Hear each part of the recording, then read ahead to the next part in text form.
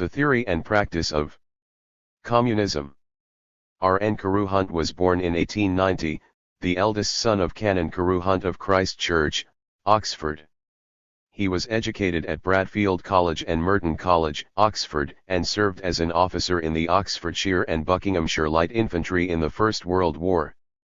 Later he was employed at the War Office and then acted as an authority on international communism at the Foreign Office. He worked in the civil service from 1919 until his retirement in 1955, when he was elected a supernumerary Fellow of St. Antony's College, Oxford. On several occasions he delivered a course of lectures on communism at the School of Advanced International Studies, Johns Hopkins University, and was visiting lecturer during one semester at Indiana University.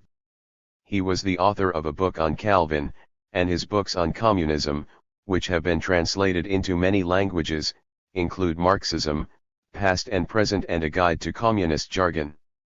R.N. Carew Hunt was married and had one son. He died in 1959. R.N. Carew Hunt, The Theory and Practice of Communism, an Introduction with a Preface by Leonard Scapiro. Contents: Preface by Leonard Scapiro. 7. Foreword. 21. Note to the 5th edition. 23. Part 1, The Marxist Basis 1. General Introduction 25-2. Marx and Engels 32-3. The Principal Writings of Marx and Engels 36-4. The Philosophic Theory of Marxism 39-1. Dialectic Materialism 39-2. The Dialectic 42-3. The Laws of the Dialectic 44-4. Dialectic and Formal Logic 47-5. Marx's Materialism and His Theory of Knowledge 54-6. Historical Materialism 61-7. The Class Struggle 64-8. Criticism of Historical Materialism 67-5. Marxist Economics 81-6. The Marxist Theory of the State and of Revolution 94-7.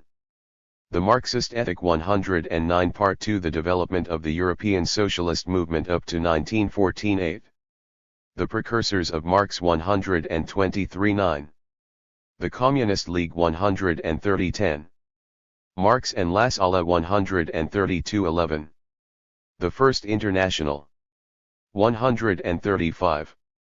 12 Anarchism I. 41. 13 The Second International. 146. Contents. Part 3, Leninism and Stalinism 14.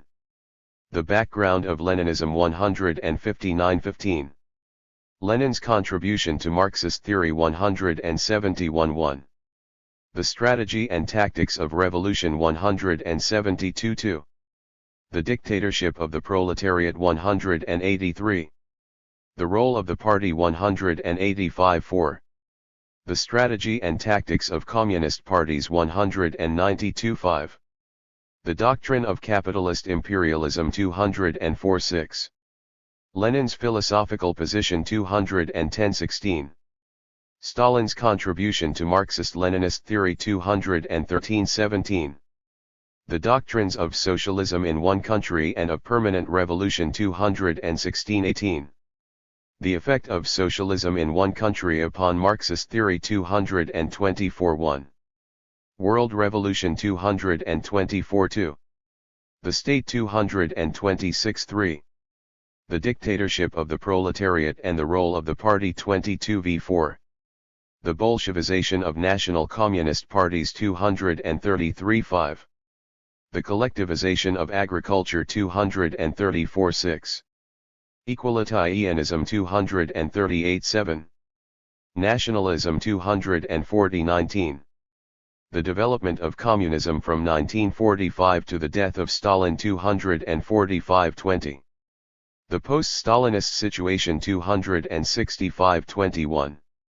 Conclusion 284. Bibliography 293. Index 307. Preface. The Theory and Practice of Communism was first published in January 1950.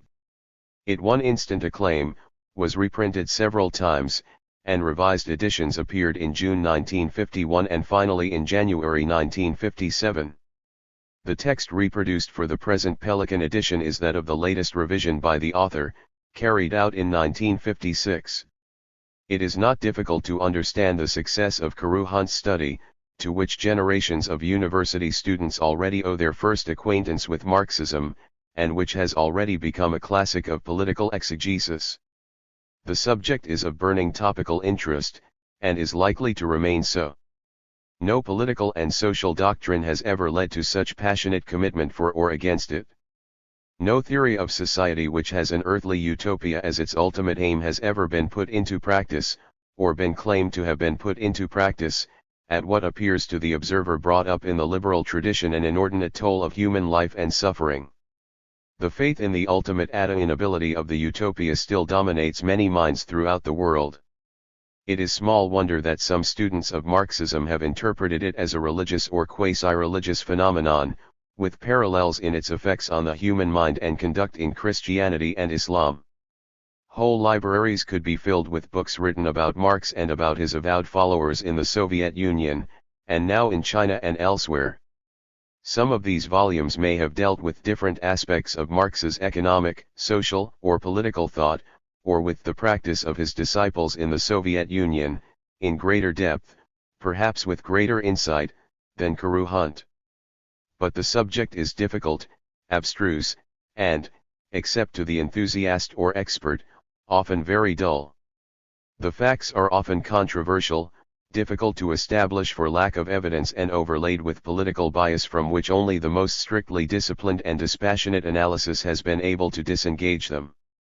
Besides, the English reader, I think, recoils instinctively from studies which are partisan, and many of the simpler expositions of Marx and the Marxists have suffered from this fault. They either accept on trust what the practical exponents of communism tell them are the facts, or else are so determined to take issue with communism that they do not fairly present the communist's case. Carew Hunt was no communist. It is difficult to think of a writer on politics who was more steeped in the liberal, empirical tradition of Locke and John Stuart Mill. I think it was because this tradition was so strong in him that he was able to expound views, many of which he did not himself accept, so fairly and objectively. He argues with Marx and Lenin, argues with them from the standpoint of one to whom no political dogma is acceptable on trust, or as a faith. It must stand up to the logic of argument, or be rejected.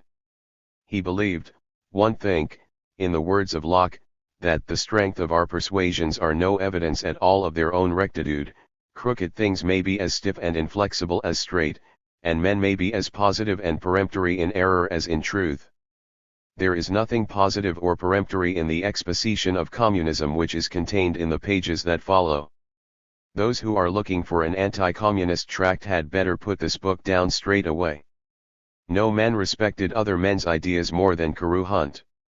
If he criticized the Marxists when he believed them to be wrong, he was equally critical of those who condemned them for what they did not do or say.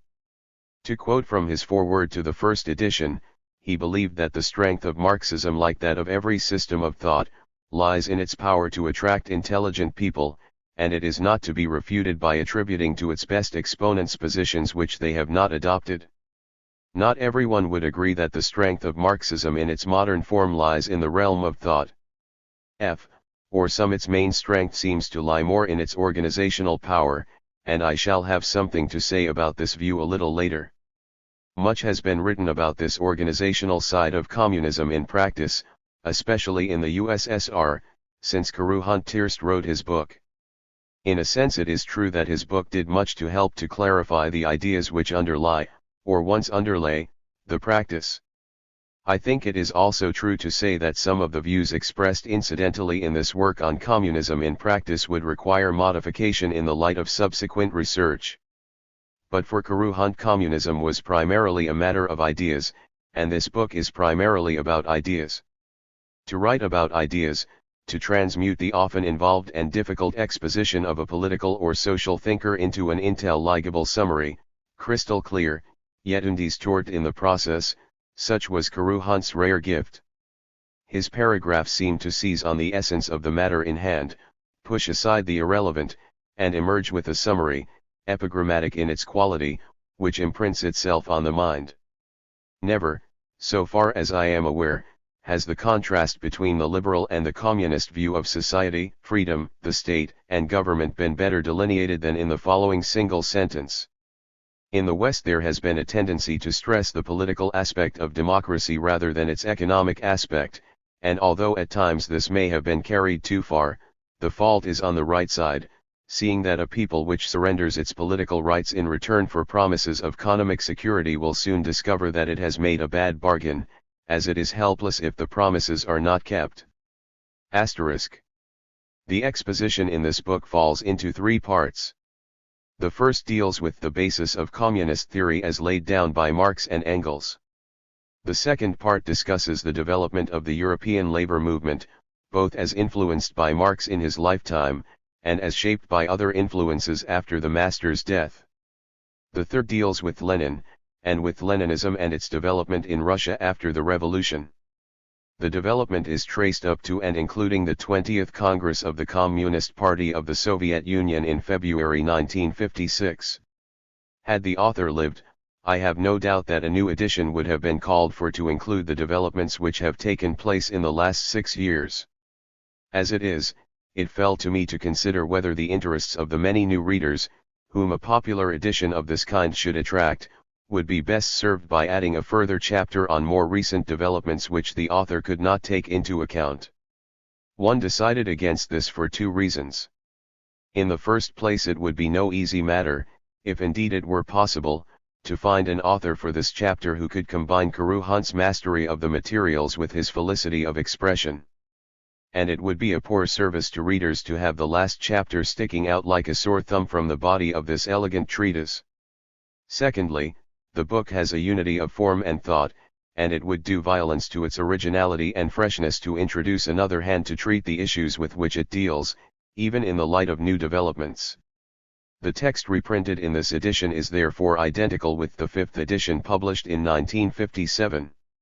All that I have done is to correct a few slips and misprints which had escaped notice, and to add to the bibliography, but without evaluatory comment, the titles of a few of the books which have been published since 1956, and which may prove helpful to those who wish to pursue some aspects of the subject. What this book oilers the reader is an accurate exposition of the theories of Marx and the Marxists in their development up to 1956, a span of over 100 years. The 6 years which have passed since 1956 have certainly produced what look like modifications of the doctrine as expounded by its adherents in the Soviet Union and elsewhere. How far a balanced assessment of their importance, or permanence, is already possible now is another matter.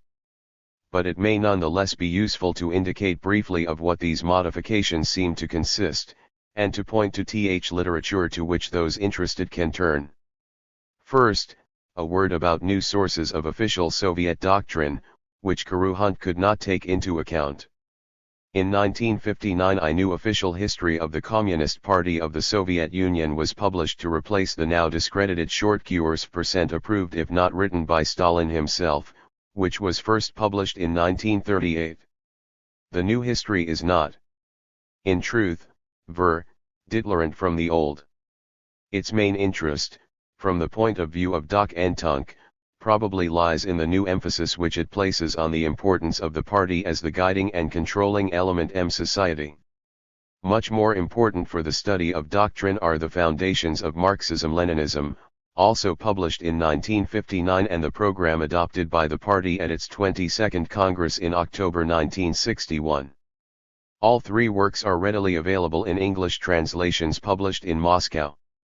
Foundations of Marxism-Leninism include sections on dialectical and historical materialism, the philosophical basis of Marxism. Carew Hunt, in dealing with the modern form of doctrine, relied on what was at that date the latest official exposition, Stalin's Dialectical and Historical Materialism, which dates from 1938. The more recent exposition, which is in some respects different, reflects the slightly more relaxed atmosphere in philosophy of the post-Stalin period.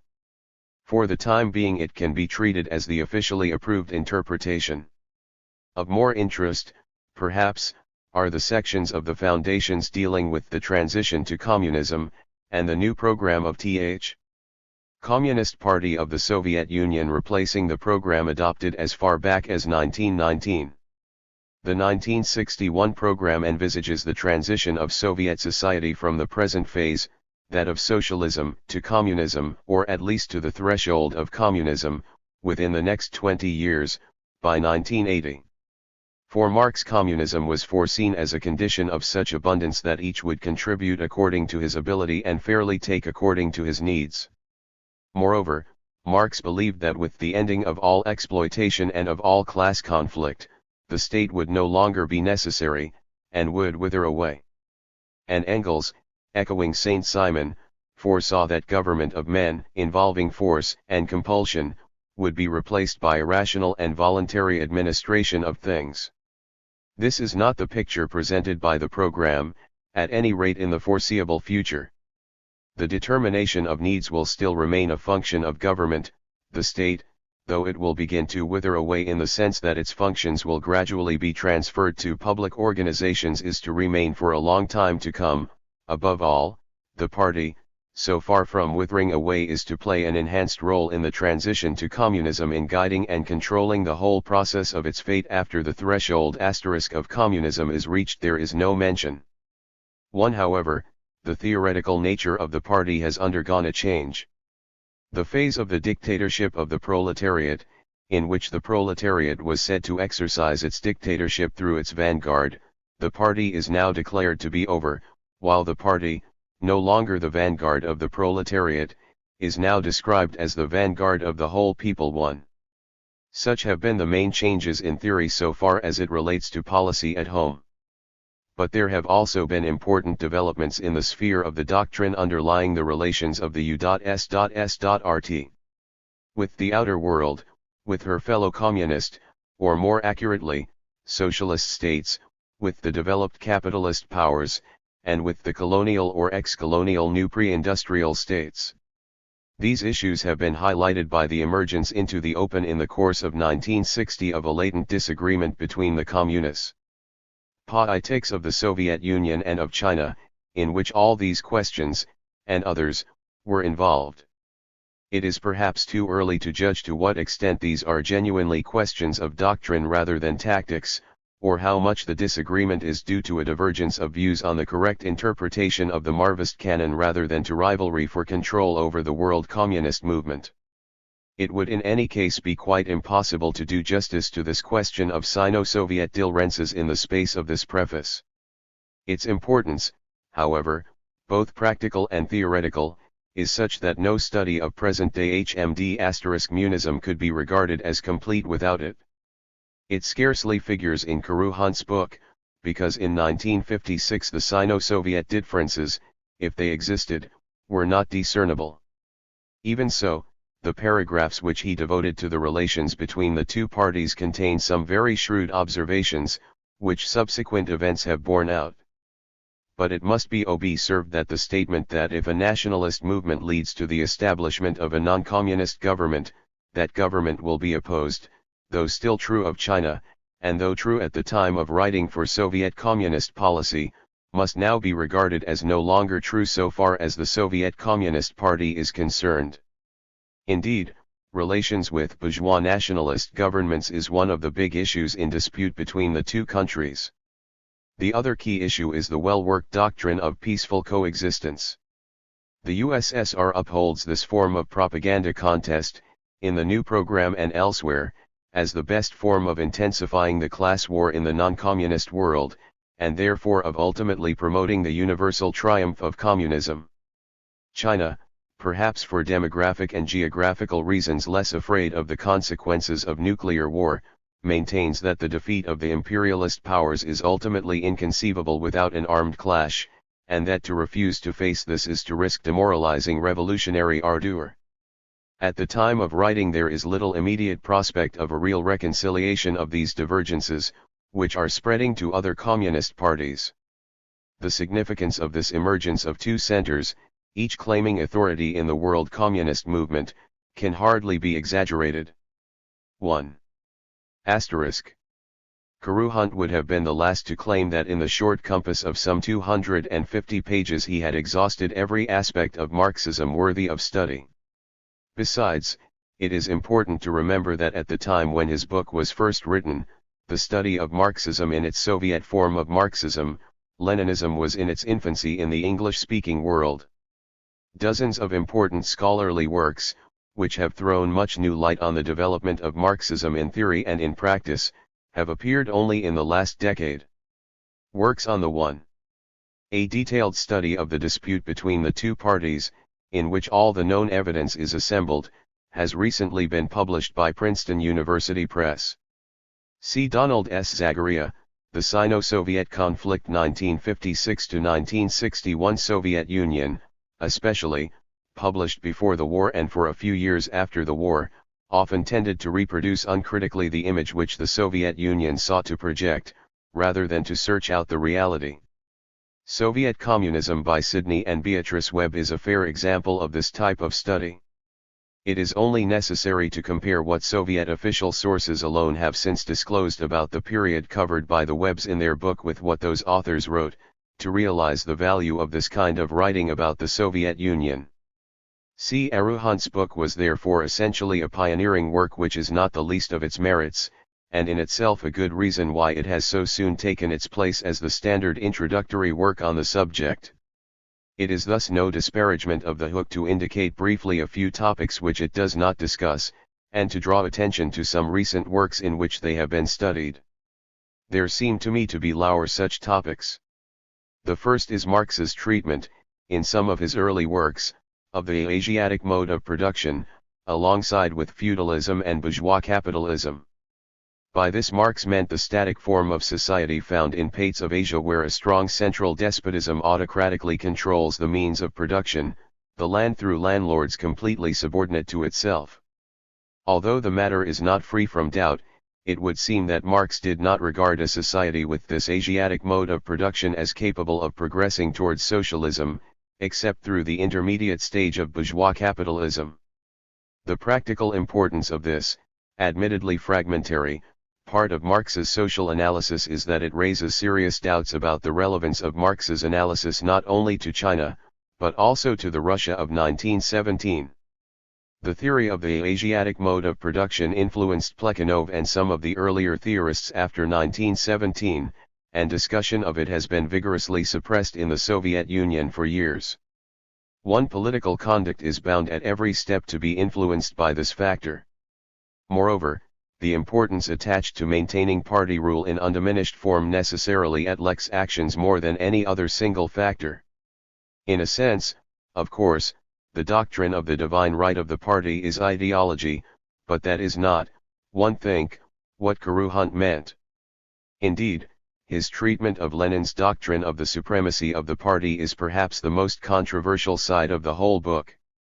The argument turns on the question whether Lenin's introduction into Marxism of the doctrine of the party as the active and indispensable leader of the proletariat is consistent with the revolution visualized by Marx as an inevitable social process, and not as a voluntatis process at all.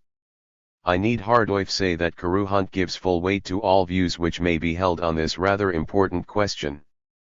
But he comes clown squarely for the opinion that Lenin's doctrine is a legitimate adaptation of Marx to Russian conditions and fully consistent with orthodox Marxism. This remained Carew Hunt's considered opinion. In a series of lectures published some years after this book, he reiterated the view that the doctrine expounded by Marx led logically to the form of dictatorship set up by Lenin. He also, in my view erroneously, argued that such dictatorship had never been Lenin's conscious intention. In fact, I think there is good evidence that Lenin was aware as far back as communist principles. Yet even Stalin never ventured to challenge these principles, however startling may have been his interpretation of them. Communism is thus a Weltanschauung based upon a closely articulated body of doctrine, philosophic, economic, political, and social, which claims alone to provide the scientific explanation of the world. It has to be studied as a whole, and it is impermissible to abstract from it certain elements which may happen to interest us and to ignore the others. It is impossible to understand communist activity without a knowledge of the system upon which it rests. Every communist who holds any important position has been well instructed in it so that he knows just where he stands, and has an answer to everything, which is far from being the case with the majority of his opponents, and to discuss any problem with an intelligent and politically developed communist is to become aware that he is living in a different climate of opinion from our own and that his values are not ours. For the communist believes that he is living in a doomed world, one which is shot to pieces by internal contradictions. Yet out of it a better world is being born in accordance with laws that are irresistible in their operation and can be scientifically demonstrated. In such a situation there are only two possible courses: to oppose the process which is heralding the new order, or to collaborate with it. I.e., wise man will choose the second of these alternates. It is this belief that he is allying himself with the forces of progress that gives the communist his assurance and his creed its astringent quality. We have seen that the four apostles of communism are Marx, Engels, Lenin, and Stalin, whose works alone possess authority, no others having ever been added to the canon of scripture. Chronologically they pair off. Marx and Engels being concerned with laying down the basis of communist theory and practice in the last century, and Lenin and Stalin with the application of their doctrines to the new conditions which arose at the beginning of the present century. Lenin developed Marxism in more than one direction, but broadly speaking it is true to say that his most important contribution was in the field of party organization and tactics, and that Stalin's contribution was his theory of socialism in one country with all that this implies. We shall therefore first deal with Marx and Engels, and then with Lenin and Stalin. Marx was born in 1818 at Treves in the Rhineland, where French influence had penetrated more deeply than in other parts of Germany. He was descended from a long line of rabbis, but his father was a lawyer. When he was 6 years old the family became Christian, and he was brought up as a Protestant, though he early abandoned religion altogether. His rabbinical ancestry is important for two reasons. First, he derived from it his peculiar sense of authority, and secondly, it was responsible for that messianic element which plays so important a part in Jewish thought. For Jewish thought has never been otherworldly and, as Nicholas Berdyaev points out, it has always insisted upon the duty of establishing an era of peace and happiness in this present world. It is no accident that so many of the communist leaders from Marx's day onwards have been Jews. During the years when Marx was a student, the youth of Germany were passing through a time of intense intellectual activity, and as philosophy played a large part in their education, it was inevitable that they should have been much influenced by Hegel, the philosopher then most in vogue in Berlin. Later we shall be considering Hegel's position. Here we need only note that behind the Kosrelic process as he conceived it was a directing force which constituted if not a personal God at least some kind of providence. But the younger generation of neo-Hegelians to which Marx belonged resented the intrusion of this abstraction, and in general the conservative conclusions that Hegel drew from it, which appeared to contradict the dynamic nature of the dialectic, and of this school the most prominent representative, and indeed its only philosopher, was Ludwig Feuerbach, who had sought to show in his Essence of Christianity that religion was the reflection of man's material conditions which created a contradiction between what he was and what he aspired to be. Yet Feuerbach was not, strictly speaking, a materialist, and it is unfair to judge him by his often quoted aphorism, Der Mensch ist was ist, in which he ascribed the failure of the 1848 revolutions to the fact that the working class lived on a diet of potatoes instead of more energizing beans. He was, rather, a humanist, concerned to assert the preeminence of man as a part of nature. He had nothing in common with the rational scepticism of the 18th century, and has been described as a pious atheist, since he gave his humanism an almost religious character. He did not deny the values of religion. What he did maintain was that man became estranged from himself by projecting into a supernatural being qualities which belonged to his own nature, and would be realized one day in a religion of humanity. Thus it was from Feuerbach that Marx got the idea that religion, and by extension all the products of the human mind, were derivatives of man's material conditions. Only whereas Feuerbach held that these conditions determined being, that is, man in the abstract, Marx held that they determined social being, that is, the life of the community.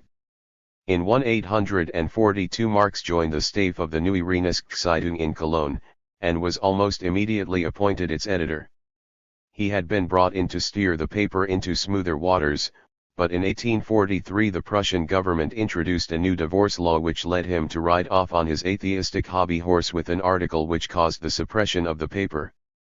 He therefore went to Paris to study socialism at its headquarters. Here he met Proudhon, who was ultimately to exercise a greater influence than any other of the French socialist leaders, and whom, as he told a correspondent many years later, in the course of lengthy debates, often lasting all night, I infected with Hegelianism which, owing to his ignorance of German, he could not properly study. He also met Michael Bakunin, later to become his bitterest enemy, who had arrived in Pans in January 1844 after expulsion from Germany and Switzerland. And here too he renewed his acquaintance with Friedrich Engels. A Rhinelander like himself, Engels was the son of a cotton spinner with factories in Westphalia and Manchester. He had arrived independently at much the same conclusions as Marx, and had visited him in Cologne, only to be somewhat curtly dismissed. But soon after he reached Paris, Marx came upon an article he had written which greatly interested him, and when the young man introduced himself a second time, he met with a very different reception. Thus, there was laid the foundation of the most important literary partnership of the 19th century, and perhaps of all time. Had it not been for Engels, Marx might have remained a purely academic thinker. But Engels had made a first-hand study of British labour conditions, on which he had published in 1845 his Condition of the Working Class in England, and he was thus able not only to show Marx how the capitalist system really worked, but also to draw his attention to the important role that Great Britain was playing in its development at a time when Marx's thought was still centered upon Germany. He combined generous instincts with an industry and versatility which had made him competent in many fields. Engels laid Marx, is always one step ahead of me / and with this went a modesty which led him consistently to underrate his contribution to their joint achievement. All these qualities he placed at Marx's disposal, and he was to be the only friend with whom that most difficult man never quarreled. Marx, indeed, always recognized his debt to him, and his famous theory was our theory. In 1845 Marx was expelled from Paris at the request of the Prussian government, and went to Brussels.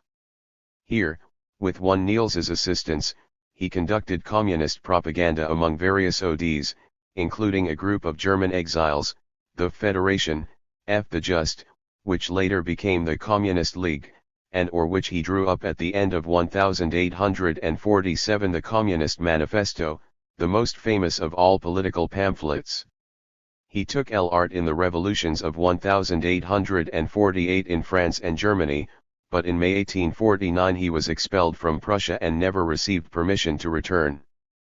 In fact, he made it the more difficult to obtain such permission by most unwisely renouncing his Prussian citizenship, with the result that when Prussia 20 years later became the center of the first workers' movement, he was only able to influence it indirectly. Henceforth, he lived in London, where he led a macabreish existence, eked out by remittances from the faithful Engels, until the latter, on his father's death in 1869, was able to settle on him a fixed income of £350 a year. He passed his time in writing, organizing the international revolutionary movement and pursuing the many feuds to which these activities led. He died in 1883, and Engels pronounced over his grave an oration in which he declared that his work in the field of social science was equal to Darwin's in that of natural science. Engels himself died in 1895. Some years earlier he had sold his share of the family business in Manchester and had moved to London, where he lived the life of that bourgeois rentier whose elimination from society he had spent his life in advocating. He left all his property to Marx's children. The Communist Manifesto, published in February 1848, is the creed of the Communist Party, and capital is its Bible, but this is an inversion of the natural order, as creeds are normally subsequent to the scriptures and are based upon them. The manifesto was a brilliant exposition of the view that capitalism was doomed to disappear, but it contained no final proof as to why it should do so, and Marx's followers at once urged him to supply it. Yet although he had developed the main lines of his thesis by the early 40s, it was with great difficulty that he could be persuaded to put it on paper. In 1s44 he had signed a contract for a work to be entitled The Critique of Politic and Economics, but he did not get on with it, and BV 1859 he had written only 2 chapters, which appeared in that year as an installment with the title of The Critique of Political Economy. It caused some disappointment, as it did not contain the long-awaited demonstration of his thesis, but was an exposition of the theory of value, though its preface, a document of the first importance, contains the most complete formulation of his doctrine of historical materialism. Meanwhile, in I6, he had written, in collaboration with Engels, the Deutsche Ideologik, in which that same doctrine had been outlined, but it was only in 1932 that it was issued by Moscow. In 1862 he made a fresh start. He decided to produce his exposure of capitalism by combining the 2 chapters of the critique with the mass of material that he had been intermittently collecting in the British Museum since 1850. But he made slow progress, and it was not until 1867 that there appeared the first volume of Capital, The Task, as he told a correspondent, to which I have sacrificed my life, my happiness, and my family. He had wished to dedicate it to Darwin, but the latter declined the honor in a cautious letter, pretexting his ignorance of economics. The book was published in German by the Hamburg firm of Msisner, and did not appear in an English translation until 1886. One the later volumes appeared posthumously, the second in 1885, and the third in 1894. In addition to the above, there are other writings that deserve a special mention. 2 of these belong to the second half of the 40s, when he was most prolific. The first is the brief thesis on Feuerbach, which Engels discovered in a notebook after Marx's death and published in 1888 as an appendix to his own Ludwig Feuerbach. Marx then took leave of philosophy for many years. But the gift from his friend Freiligrath early in 1857 of some volumes of Hegel left behind by Bakunin seems to have revived his interest in it, and may have been responsible for the dialectical method he adopted in the preface to the Critique and later in Capital. 2. The second is The Poverty of Philosophy, written in French with the title La Misère de la Philosophique by way of reply to Proudhon's La Philosophique de la Misère. He also wrote a number of extremely important pamphlets, such as The Class Struggles in France, the 18th Brumaire, and the Civil War in France, the first 2 being inspired by the Revolution of 1848, and the third by the Commune of 1871. And, finally, there are a number of works provoked by personal controversies, since Marx was abnormally sensitive to criticism, and thus wasted much time in polemics which neither added to his doctrine nor advanced his reputation. Yet there is no single book that contains a complete statement of his position, and the best general exposition of it is Engels' J. Anti-Düring, which Marx approved, and to which he contributed the chapter on political economy. It was to have appeared serially in the German Social Democrat newspaper Vorwärts, but at the annual party congress of May 1877 it was decided that its publication be discontinued as it was entirely without interest to the majority of members and, intact, repellent to them in the highest degree. With difficulty, a compromise was reached, and it was published as a supplement. Nonetheless, no single work contributed more to the diffusion of Marx's teaching. For the philosophic theory of Marxism consists of 3 elements. A dialectical philosophy borrowed from Hegel but transformed into dialectical materialism, from which in turn historical materialism derives. 2. A system of political economy, of which the dynamic part is the labor theory of value, the theory of surplus value and the conclusions drawn from them. 3. A theory of the state and of revolution. As Lenin points out, the first of these elements is taken from German classical philosophy, the second from the classical school of British political economy and the third from the French revolutionary tradition, and thus he says that Marx continued and completed the main ideological currents of the 19th century belonging to the 3 most advanced countries of mankind. 1. The above is of interest in view of the tendency that later developed in the Soviet Union to minimize the debt of communism to Western thought. Hegel's philosophy, to which Marx was so much indebted, is extremely difficult, and it is impossible to do more than indicate its general trend. What must be noticed at the outset is that it abhors the irrational, and holds the whole cosmic process to be directed by a rational principle of which world spirit, scarcely distinguishable in Hegel's thought from the will of God, is the personification. It is this that leads him to make his famous statement that whatever is rational is real, and whatever is real is rational, which comes very near to saying that whatever is right, and, indeed, in the opinion of many of his critics must carry this implication. And certainly there is a fatalistic element in his system. For if the world is sustained by reason, even the most retrograde movement would seem to be a part of reason's plan, so that a Hegelian looking back on Na/ism may reflect that, however apparently irrational, it constituted an inevitable stage in human development. Hegel develops a system of concepts, or, as he calls them, categories: quantity, quality, substance, causality, essence, existence, and the like, which resemble the Platonic world of forms, save that they are dynamic and not static, and to this dynamic world of forms, he refers collectively as the idea or the absolute. This is the ultimate reality, and the source or creator of nature, and through nature of mind. In his logic, he exhibits the operation of these concepts in their purely abstract form, and shows that the connection between them is dialectical, that is, that it is of such a kind that if any one of them is scrutinized with sufficient attention, it will be found to lead on to another, either as a reaction from its one-sidedness or as a reconciliation of its contradictions. But in Hegel's system the absolute is the totality not only of thought but of all experience, is. It includes time and all that has occurred in time. Thus the passage of events which we call history, as well as our comprehension of them, are part of it, and will exhibit that same dialectical interconnection which has been shown to be a property of the forms of thought. Hence, the dialectic not only governs thought, but also events in the temporal order, since both are conceived as aspects of a single whole. And as nothing possesses complete reality except the absolute, it is in proportion as a thing is seen in its relation to the absolute that it possesses a greater or less degree of reality, and thus of reason and truth. 5. For Hegel therefore history was a process in which the absolute progressively unfolds itself, revealing more of its true nature in later periods than in earlier, and thus more in the national three-tate than in primitive communities. I.e. dialectic provided the clue to this development. But it should be noted that Hegel confined its operations to the past, if only because he believed that the sole task of philosophy, whether applied to history or to anything else, was to arrive at an understanding of what had happened.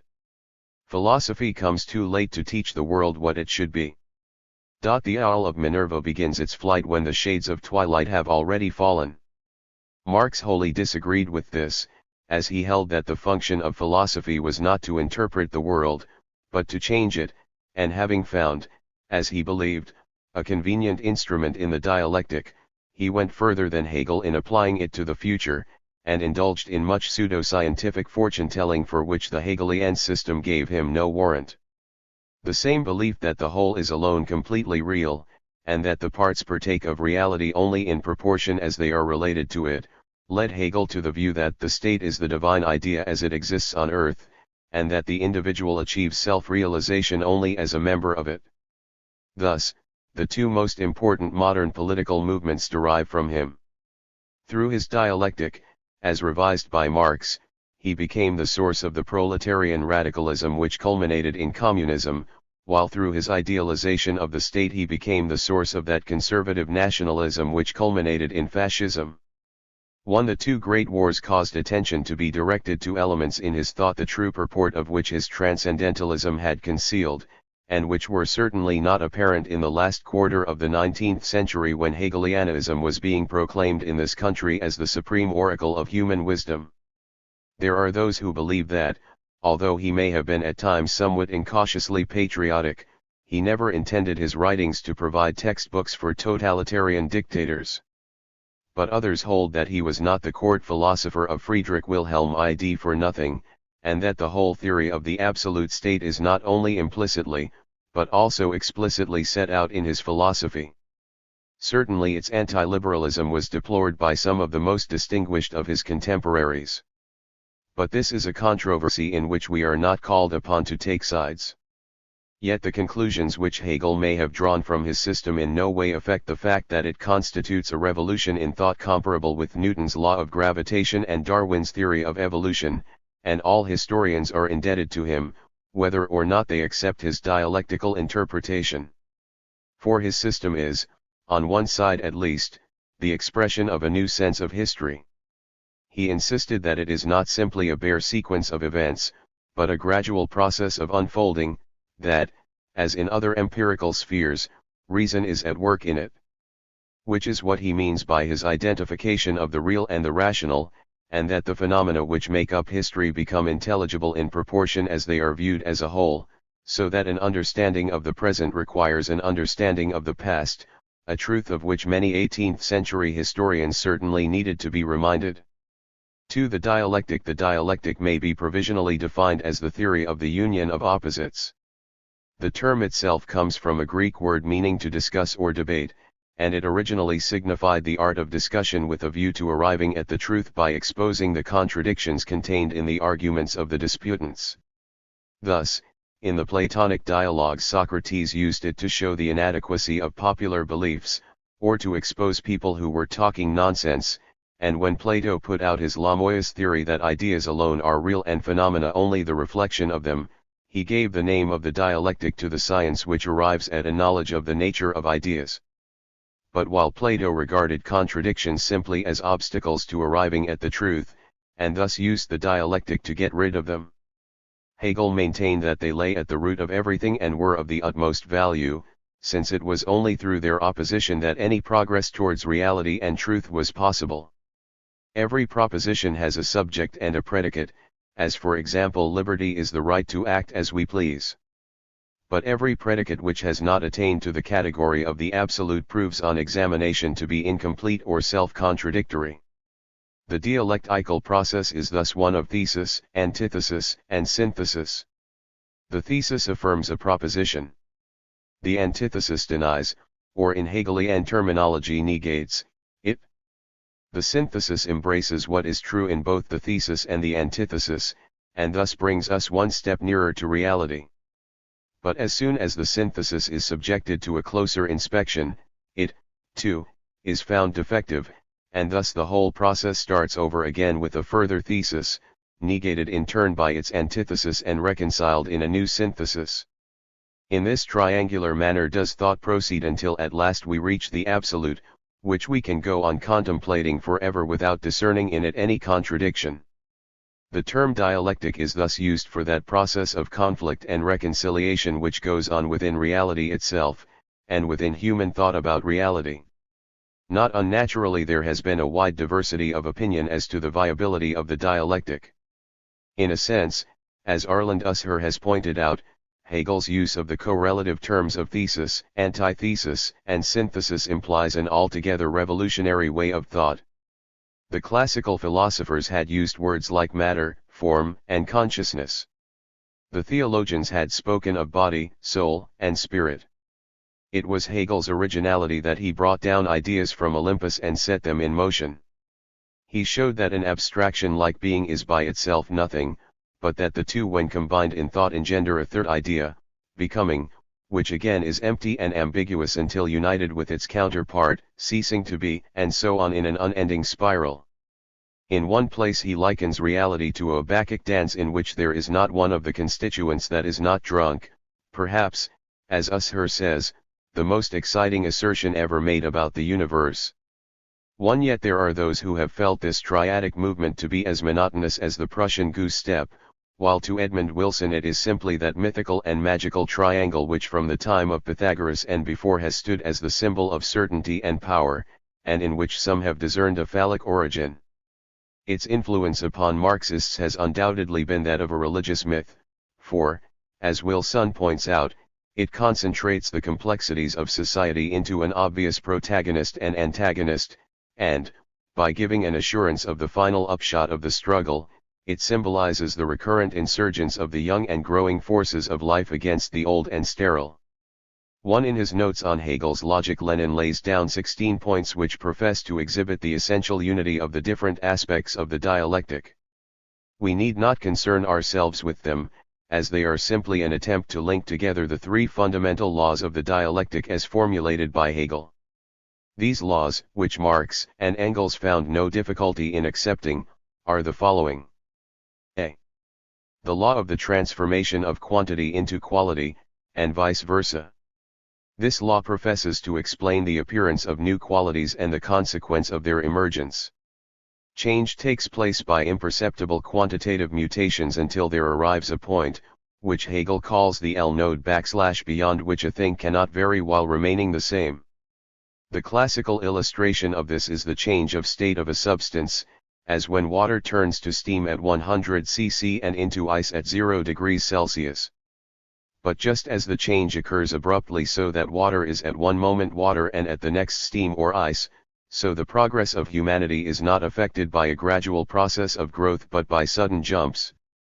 Marxists call these jumps revolutions, and use the above law to show their inevitability. Thus, the monopoly capitalism of imperialism, which they hold to represent the last stage beyond which capitalism can no longer develop, is not something that has gradually evolved out of pre-monopoly capitalism. It is qualitatively different, though the way for it has been prepared by quantitative changes. Having come into existence, it, too, will develop quantitatively until the point is reached when the dialectical leap occurs, and it passes into socialism. In his Concerning Marxism in Linguistics, Stalin laid down, Lauver, that the passage from socialism into the qualitatively different order of communism would be accomplished in the Soviet Union by a gradual transition and without any leap or revolution, as he maintained that antagonistic contradictions no longer existed in Soviet society. To any society which chooses to assert their absence, the above law therefore ceases to apply. B. The law of the unity of opposites. This asserts the essentially contradictory nature of reality, but also that the contradictions thus revealed exist in unity. Positive and negative, for example, so far from being opposites, express no absolute difference, just as a road to the east is also one to the west. And just as science has proved that every unity contains within itself polar opposites, such as the positive and negative poles of the electron, so these opposites are interdependent. In capitalist society, the bourgeoisie and proletariat are thus connected. Neither of these classes can develop without the other, as the bourgeoisie cannot exist without exploiting the labor of the proletariat, and the proletariat cannot exist without selling its labor to the bourgeoisie. Marxists thus use contradiction to explain the evolution of society, and so important a part does it play in their thought that Lenin has called it the salt of dialectics. See the law of the negation of the negation. This asserts that thesis, antithesis, and synthesis are forms or stages of development. The thesis breaks down by reason of its internal contradictions and gives way to the antithesis, which attempts to remove these contradictions. This also breaks down for the same reason, and a synthesis is developed which includes the valid elements of the antithesis, and thus, of course, of the thesis also. The synthesis negates the antithesis, and is thus the negation of the negation. The above can best be illustrated by the triad in which Marx was primarily interested, that of feudalism, capitalism, and socialism. The internal contradictions of feudalism lead to its negation by capitalism, which represents an advance upon the earlier stage. But the contradictions of capitalism then lead to socialism, which will be the negation of the negation. Yet, just as capitalism has taken up all that was worth preserving in feudalism, so will socialism take up all that is good in capitalism, its technology, etc. The dialectic is therefore an optimistic doctrine. All development takes place in a kind of spiral, since the reconciliation of every conflict always issues in a higher reformulation. Indeed, it might well be used to prove the existence of a future life. Death is surely the antithesis of life, and as the synthesis of the two must result in a higher reformulation, it is difficult to see what this can be save immortality. Now it must surely be obvious that it is impossible to found upon the above any sociological or other system which claims to be scientific unless there is a clear definition of what a contradiction or an opposition means, so that we can immediately recognize one when we see it. Yet, as we shall see, it is never made clear upon what principle one thing may legitimately be represented as the negation of another, for example, capitalism as the antithesis or negation of feudalism. For what Marxists do is arbitrarily to select any two dissimilar phenomena which it may suit them to represent as contradictions or oppositions, term them respectively the thesis and the antithesis, resolve them into a third phenomenon described as the synthesis, and label the whole process as dialectical. Thus the war communism of 1919-22 reduced Russia to utter prostration. Null forced Lenin to return to private trading under the new economic policy, a measure condemned by many of his followers as wholly retrograde, and justified by himself only on the ground of absolute necessity. But present-day Marxists hold that such objections as were made at the time revealed an inability to understand the dialectic, and that the NEF was the dialectical antithesis of war communism of which Stalin's policy from 1924 onwards represents the synthesis. Thus are the defeats of communism converted into its victories. For dialectic and formal logic, Hegel took over from Plato the conception that ideas alone possess reality, but added the notion that ideas themselves are not fixed and are in a continual state of change, and he attacked the philosophers of the 18th century on the ground that they had failed to discern the true nature of change because they had applied only the static methods of formal logic.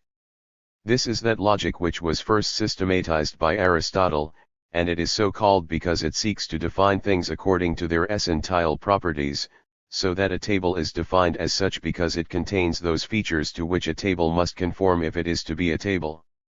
Formal logic rests upon such apparently obvious propositions as that A equals A, that A is not non-A, and that a thing is either A or non-A. Its mode of argument is the syllogism, e.g. all men are mortal, Socrates is a man, therefore Socrates is mortal. There are, indeed, those who deny the validity of this type of logic, but we cannot enter into their objections which in no way imply any preference for the dialectic which Hegel sought to substitute for it. But we are using formal logic when we say that a cow is a cow and not a horse, or if we go on to state that cows and horses are both animals as distinct from vegetables.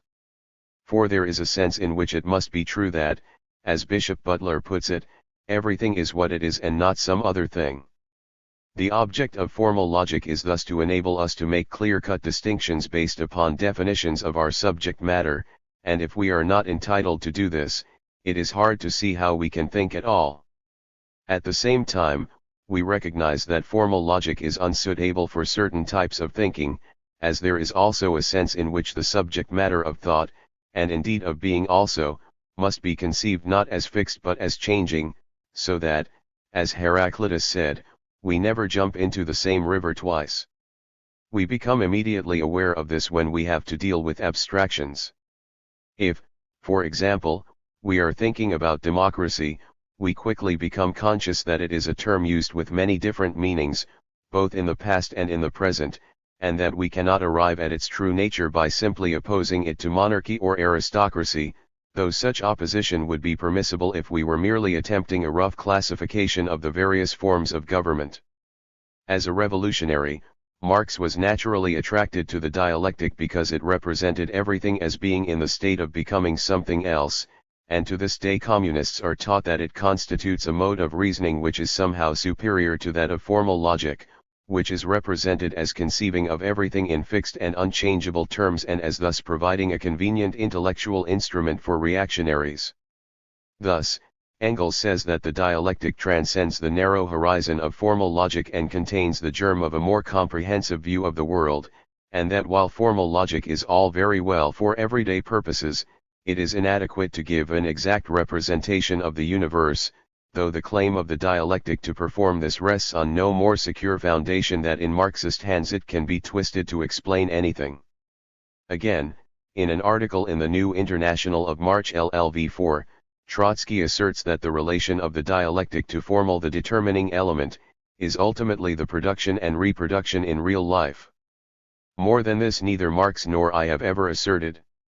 If, therefore, somebody twists this into the statement that the economic element is the only determining one, he transforms it into a meaningless, abstract, and absurd phrase. The economic situation is the basis, but the various elements of the superstructure also exercise their influence upon the historical struggle, and in many cases preponderate in determining their form. There is an interaction of all those elements in which, amid all the endless hozoo of accidents, the economic movement snail asserts itself as necessary. Marx and I are ourselves parties to blame lor the fact that younger writers sometimes lay more stress on the economic factor than is due to it. We had to emphasize this MAM principle in opposition to our adversaries, who denied it, and we had not always the time, the place, or the opportunity to allow the other elements involved in the interaction to come into their rights. 3 Marxist writers hold that the above puts the whole matter in a just perspective. Yet, in fact, Engels has to admit an interaction between the superstructure and the substructure, which is, indeed, assumed by the appeal workers of the world, unite. For if there were none, it was useless to preach revolution, and there would be nothing for the proletariat to do save passively to await the working out of the dialectical process, of which it was the ultimate beneficiary. But he does not seek to explain its nature, and repeats that the economic situation is the basis which always ultimately asserts itself. His concession, as T.D. Weldon puts it, is an elaborate attempt to have it both ways, to accept the incompleteness of the Marxist hypothesis and to pass this off as a matter of no great moment. 1. In practice, Marxists habitually write as if economic factors were the sole determinants, and rarely if ever make allowances for any others. As, however, Marx and Engels are concerned with the origin of the superstructure rather than with its influence upon the development of society, they tend to assign to it a purely passive role. In his dialectical and historical materialism, Stalin goes further, and insists that once a superstructure has arisen, it becomes a most potent force which facilitates the progress of society. Indeed, new social ideas and theories arise precisely because they are necessary to society, because it is impossible to carry out the urgent tasks of the development of the material life of society without their organizing, mobilizing, and transforming action. 2. He returned to this theme in his Concerning Marxism in Linguistics. The superstructure is a product of the basis, but this does not mean that it merely reflects it, that it is passive, neutral, indifferent to the fate of its basis, to the fate of classes, to the character of the system. On the contrary, having come into being, it becomes an exceedingly active force, actively assisting its basis to take shape and consolidate itself, and doing everything it can to help the new system finish off and eliminate the old basis and the old classes. 3. This would seem to be a more positive view than that of Marx and Engels. Yet 2 points should be noted. First, Stalin is only able to represent the superstructure as a potent force because, as all Marxists do, he attributes to the substructure or base the property of being able to produce new ideas and theories whenever the material needs of society require them, though no explanation is given as to why this should be so. Secondly, as he was himself largely responsible for the form the superstructure had assumed in Russia, he could very well represent it as playing an active role, and indeed could scarcely do otherwise. While, therefore, Marx and Engels have much to say about the power of men to transform nature and, in so doing, to transform themselves and the society in which they live, and while both maintain that it is in the knowledge of external reality and the power to use that knowledge for definite ends that human freedom consists, they never resolve the central problem. If man is to be in any real sense the master of his destiny, it can only be through his ideas and opinions. But these belong to the superstructure, and the form they take is determined by the substructure. All they will admit is that an interaction takes place between the two, though upon what principle they do not tell us. But once an interaction has been conceded, the whole thesis is undermined, since we are no longer dealing with a purely economic factor, but with one which has been itself in part determined by non-economic factors. To say after this that the economic factor must always be decisive is meaningless. The common sense view is surely this. Man is a being endowed with intelligence, and this develops as he rises in the scale of civilization. Through it he provides himself with the means of subsistence, and at the same time with the laws, art forms, and the like that he regards as necessary for his security and well-being. The two are part of the same process, and there is no occasion to bring them into opposition and to make the one dependent upon the other. If it be, and his real concern was with the kingdom of freedom, and that what he sought to show was that men can enter into it only in proportion as they bring the material circumstances of life under their control, as they can never do in a class-divided society. 2. On the other hand, G.D.H. Cole maintains that he would today have called himself a realist, that is, that he was only concerned to assert that being is independent of consciousness, while leaving it an open question as to whether the nature of being is spiritual or material, the position that Lenin later adopted, though he failed to maintain it consistently. Vet Whoc It was undoubtedly Marx's primary concern to insist upon this independence. It is hard to believe that he did not at the same time share the prevailing scientific view of the nature of reality, which was certainly materialist. At the time when he attained maturity, the prestige of the natural sciences was immense, and they emphasized the view that man is a part of nature, with the result that man's opinions soon came to be regarded as equally a part of the natural order. In the field that he made his own, Marx gave this view a greater precision by arguing that such opinions could, and indeed must, be related to economic forces, and that they changed when these forces changed, a creed which its adherents call materialism and which can hardly be described in any other terms. Marx's economic system derives from that of the classical school of British economists, which started with the publication in 1776 of Adam Smith's Wealth of Nations. The main object of this school, which came into existence at a time when society was rapidly passing from the feudal into the capitalist stage, was to remove the innumerable restrictions imposed both upon domestic and foreign trade by the mercantilist system. Under this system, a nation was regarded wealthy in proportion to the amount of gold that it was able to acquire by cutting down imports and increasing exports, although the Dutch, who lived solely by trade and whose country did not possess an ounce of gold, had defeated and bankrupted Philip of Spain, who owned or controlled all the gold mines in the world. Mercantilism thus not only imposed restrictions upon free enterprise at home, but also upon free trade abroad, and as the classical economists held with good reason that the development of the nation's wealth was thereby hampered, they were quite justified in taking their stand upon the principle of a laissez-faire, laissez-aller. The British school had adopted the theory of value first outlined by Locke, who had defended private property on the ground that a man was entitled to that to which he had given value by his labor, and they had thus made labor the criterion of value. They assumed, however, that buyers and sellers of labor operated on equal terms in a free market, and that each received what he had earned. Thus, Ricardo put forward, with certain reservations, a theory of value according to which the value of a commodity depended on the relative quantity of labor necessary to its production, and he held what Lassalle was later to call the Tron law of wages, that is, that the value of labor itself, or the rate of wages, similarly depended upon the cost of the laborer's subsistence.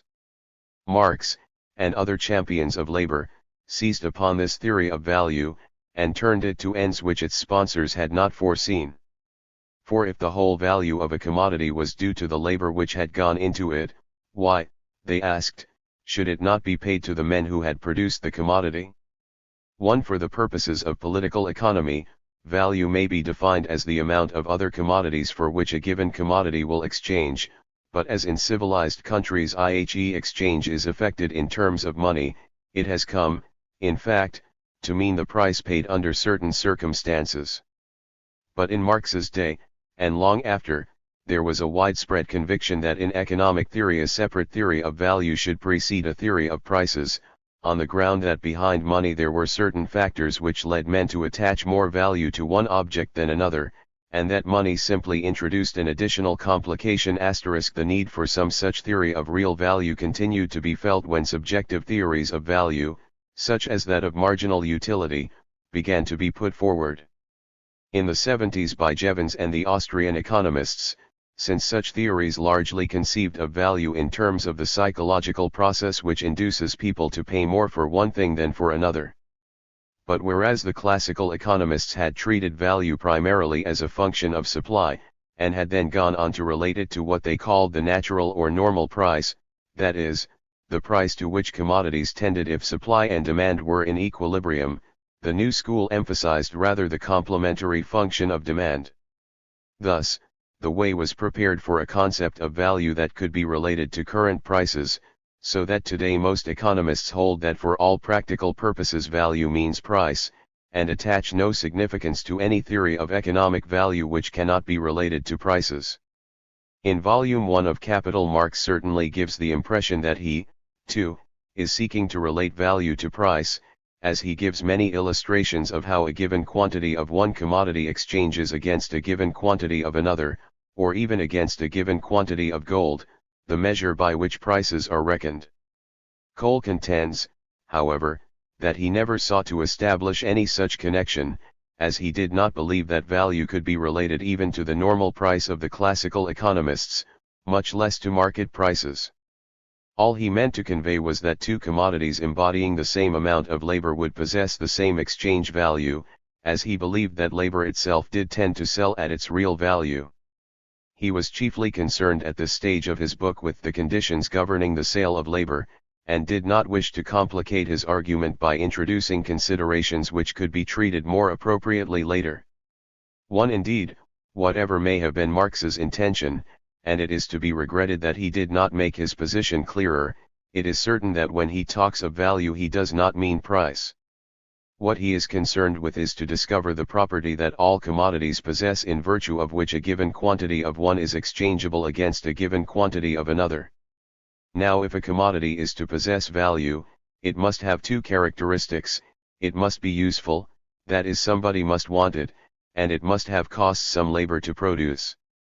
No commodity lacks value which possesses both these characteristics, and no commodity has value which lacks utility. Air, for example, has utility, but it lacks value because no labor has gone to produce it. On the other hand, an object may embody years of labor, but if there is no demand for it, it has no value. 2. But while Marx is obliged to recognize that any exchangeable commodity must be useful, he refuses to admit utility into his definition of value. The only property he is prepared to accept as common to all commodities, or at least to all with which he proposes to deal, is that they are the result of labor. At this point, however, Marx introduces a modification into the labor theory of his contemporaries. They had taught that, at any rate on a first approximation, all actual prices were determined by the value of the commodity measured in terms of the number of labor hours required to produce it. Yet it was evident that the employer, by virtue of his superior economic power, was able to make agreements with his workers which were not determined by the number of hours they worked, and that therefore wages, or the price of labor, did not correspond to values. But if the theory that labor was the sole value-producing agency did not apply to wages, might it not be that it did not apply to other prices also?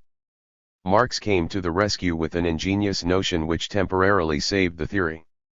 What the employer buys and pays for is, he pointed out, not labor hours but labor power, and the value of this last is the average number of labor hours required by a worker to enable him to support life and reproduce his kind. One further, to make the labor theory work, Marx was obliged to qualify his definition of labor, because the statement that the value of a commodity depends upon the quantity of labor put into it would be ridiculous if taken literally, as it would mean that the same article produced by two workers, one of whom worked hard and the other did not, would have differing values. His labor is thus not actual labor, but what he calls simple average labor, to which category all types of labor, skilled and unskilled, are held to be reducible. What the coefficient of reduction is not stated, but Marx says that it is arrived at by experience, and that there is a social process, the nature of which he does not define, which determines that a skilled worker should get so much more than a day laborer. Yet this is to argue in a circle. The value of a commodity is first stated to depend on the amount of simple average labor embodied in it, but what this amount is cannot be determined until we know the value at which the commodity exchanges. 3. On the basis of the view that labor is the only value-producing agency, Marx put forward the theory of surplus value, which is often taken to be his distinctive contribution to economic theory, though he never claimed to have invented it, as Engels points out in the introduction of the second volume of Capital. It was, indeed, almost as much of a truism in his generation as the labor theory of value, for Adam Smith had declared that the value which the workers add to their materials resolves itself into two parts, of which one pays their wages and the other is the profit of their employer. What Marx did was to call the second of these parts surplus value and to represent it as fraudulent. We have already seen that it is the Marxist contention that at some remote and unspecified period of history society became divided into two classes, one of which obtained control over the means of production, while the other possessed nothing but its labor power.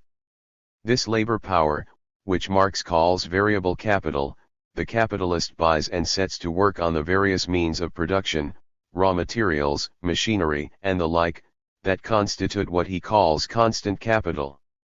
Now, labor possesses the unique property of being able to produce more than is required for its subsistence and replacement.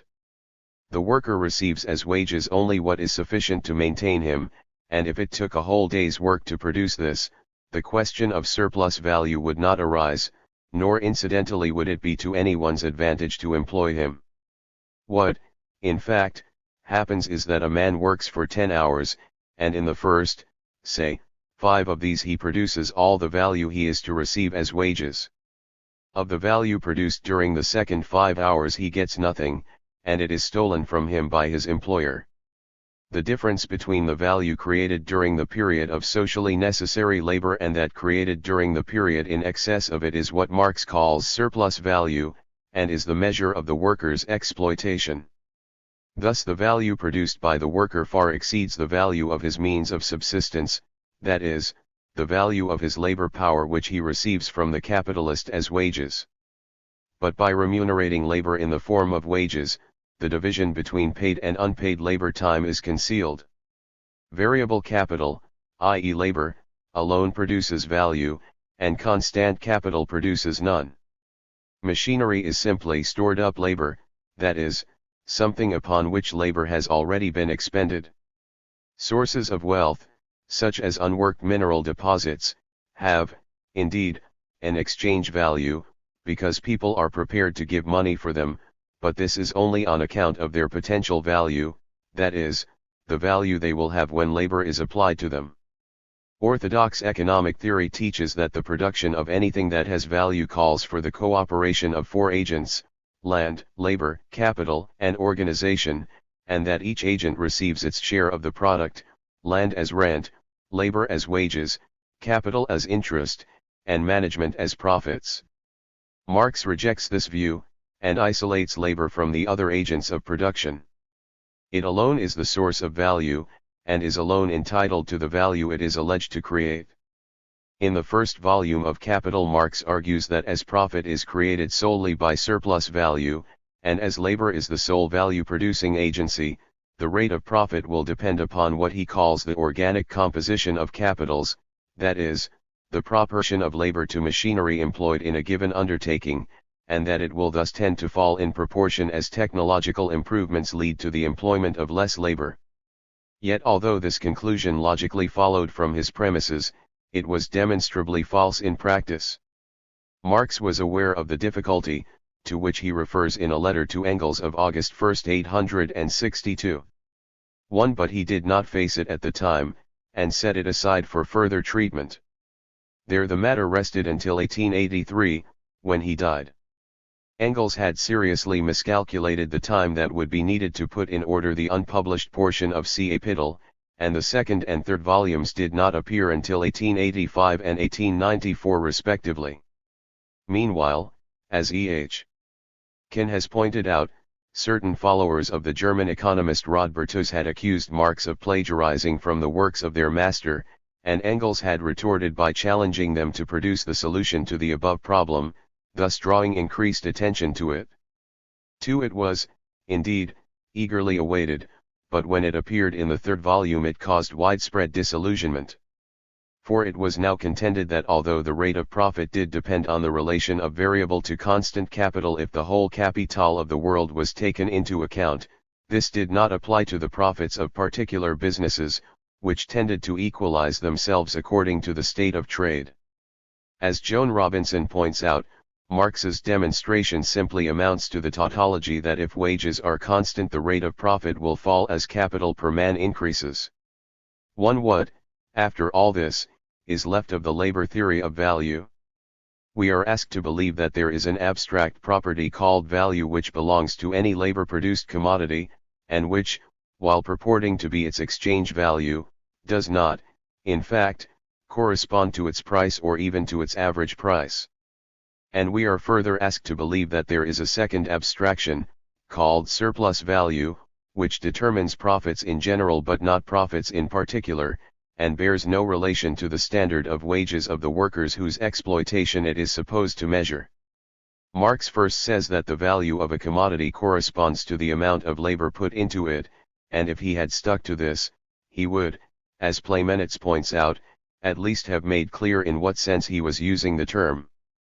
But he then goes on to call this value exchange value, and to spend many pages describing just how the value of one commodity is expressed in terms of another, thus inevitably suggesting that they do actually tend to exchange in accordance with the relative amounts of labor required to produce them. He then has to confess that they do not, in fact, exchange in this manner, and would only do so if the same proportions of capital and labor were employed in their production, and thus, he ends by confusing both himself and his readers. Actually, he is ultimately driven to admit that exchange value is governed by the market, that is, by the law of supply and demand, which makes nonsense of his theory that it is derived from labor only. From the theory of surplus value Marx deduces three laws. Duce more goods. Yet in so doing he acts to his own hindrance, because any increase in the proportion of constant to variable capital is liable to result in a fall in his profits. The law of the concentration of capital. Under competition the number of capitalists will contract, as the weaker will be driven from the field and will swell the ranks of the wage earners. As Marx puts it, one capitalist kills many. Thus capitalism inevitably leads to monopoly in the form of trusts, cartels, and the like, since these alone are strong enough to withstand the recurrent economic crises. The law of increasing misery. As a result, the misery of the workers will continually increase. The individual capitalist is not to be blamed, for he is subject to a pressure that he has to pass on, and is forced to compensate for the decline in his profits resulting from the replacement of labor by machinery by intensifying his exploitation of the worker from whom he extorts more and more hours of unpaid labor. Meanwhile, the unemployed worker is driven into what Marx calls the industrial reserve army, and this enables the employer still further to force down wages. Hence, the more capital there is in circulation, the greater will be the production, but the less will be the labor employed and the wages it receives. Yet Marx nowhere explains how this degradation of the proletariat is to be reconciled with its development as a class, which, according to the dialectic of history, will eventually render it more competent than the bourgeoisie to direct the productive forces, and provides the justification for its doing so. Marx had no sympathy with anything inefficient, and he was quite prepared to concede that by increasing production capitalism had rendered a service to mankind. Yet he contended that on account of its internal contradictions the system was bound to break down, and that the superstructure of laws and institutions which had arisen to safeguard it had long since become fetters upon the productive forces. Capitalism could not be reformed and must be destroyed. But this was impossible without a revolution, if only because the dying order would strive to the utmost to prevent the emergence of the new order that was being born. When, however, the revolution had been accomplished, the productive forces would be liberated, and would henceforth be directed to their proper end, to give to every man the work of his own hands. It is on this note of prophecy that Marx ends his chapter on the historical tendencies of capitalist accumulation in the first volume of Capital. Along with the constantly diminishing number of the magnates of capital, who usurp and monopolize all advantages of this process of transformation, grows the mass of misery, oppression, slavery, degradation, exploitation, but with this too grows the revolt of the working class, a class always increasing in numbers, and disciplined, united, organized by the very mechanism of the process of capitalist production itself. The monopoly of capital becomes a fetter upon the mode of production, which has sprung up and flourished along with, and under it. Centralization of the means of production and socialization of labor at last reach a point where they become incompatible with their capitalist int-egumment. This int-egumment is burst asunder. The knell of capitalist private property sounds. The expropriators are expropriated. Marx's economic doctrine may therefore be summarized as follows. Labor alone creates value. All profits are derived from unpaid labor time. Capitalists are driven by competition to accumulate capital, which becomes concentrated in fewer and fewer hands, with the result that the smaller businesses disappear and their owners are driven back into the working class. The accumulation of capital in the form of labor-saving devices reduces the use of human labor and at the same time the profits of the capitalists, who are therefore compelled to offset their losses by intensifying the exploitation of their workers, over whom the increase of unemployment has given them an even stronger hold and who are now prepared to work on any terms. Hence the misery of the workers, eventually almost the entire population, will progressively become more and more unendurable. This will lead them to combine for their own protection, and so create a force which will eventually destroy the whole system. It has been necessary to dwell upon Marx's theory of value at some length because he regarded it, as do all Marxists, as the cornerstone of his system, though it only introduces an element of confusion, and he has nothing of importance to say which could not have been expressed equally well without it. We have seen that it is not a theory of value at all, and that his value and surplus value are pure abstractions. It is in fact a theory of exploitation, designed to show that the propertied class has always lived on the labor of the non-propertied class. It is therefore on the assumption that labor, by which is meant wage labor, is the only value-producing agency, that the theory stands or falls. But it is a false assumption because, as is characteristic of Marxist dogmas, it concentrates upon one single factor in a highly complex situation to the exclusion of all others. Thus capital is itself a product of labor someone has labored to produce it, and has then decided to forego the immediate consumption of the value created in order to create further value, as it is clearly in the interests of society that he should do. As, however, not everyone is willing to do this, the owner of capital finds himself in possession of something that has a scarcity value and thus commands its market price. The Marxist argument that capital produces value only when labor is applied to it is simply that of the medieval schoolman: labor without capital is equally unproductive. The capitalist system is open to abuses like any other. Yet those who desire to abolish it would do well to reflect that the only alternative to the profit and loss motive that has so far shown any indication of being equally effective is the fear of punishment imposed by a totalitarian state. Moreover, as Popper points out, the whole of Marx's theory of value is redundant. If we assume, as is fundamental to his case, a free market in which there is always a greater supply of labor than there is a demand for it, the law of supply and demand becomes sufficient to explain all the phenomena of increasing misery without bringing value into it. Marx was on strong grounds so long as he restricted himself to the conditions prevailing under laissez-faire capitalism at the time when he was writing, and his analysis of these conditions was an important contribution to the study of social relations. He was quite right in pointing out that labor was not receiving its fair share, but he failed to see that there might be other ways of dealing with the problem than by revolution, and that he himself had provided one of the most effective of these by calling upon the workers to unite. The organizations of labor, collective bargaining, and state intervention in its various forms were to revolutionize the situation and to make nonsense of the law of increasing misery, save in so far as it applies to Russia, where the promise of the millennium remains unfulfilled and all verbs, it has been said, are conjugated in the future tense.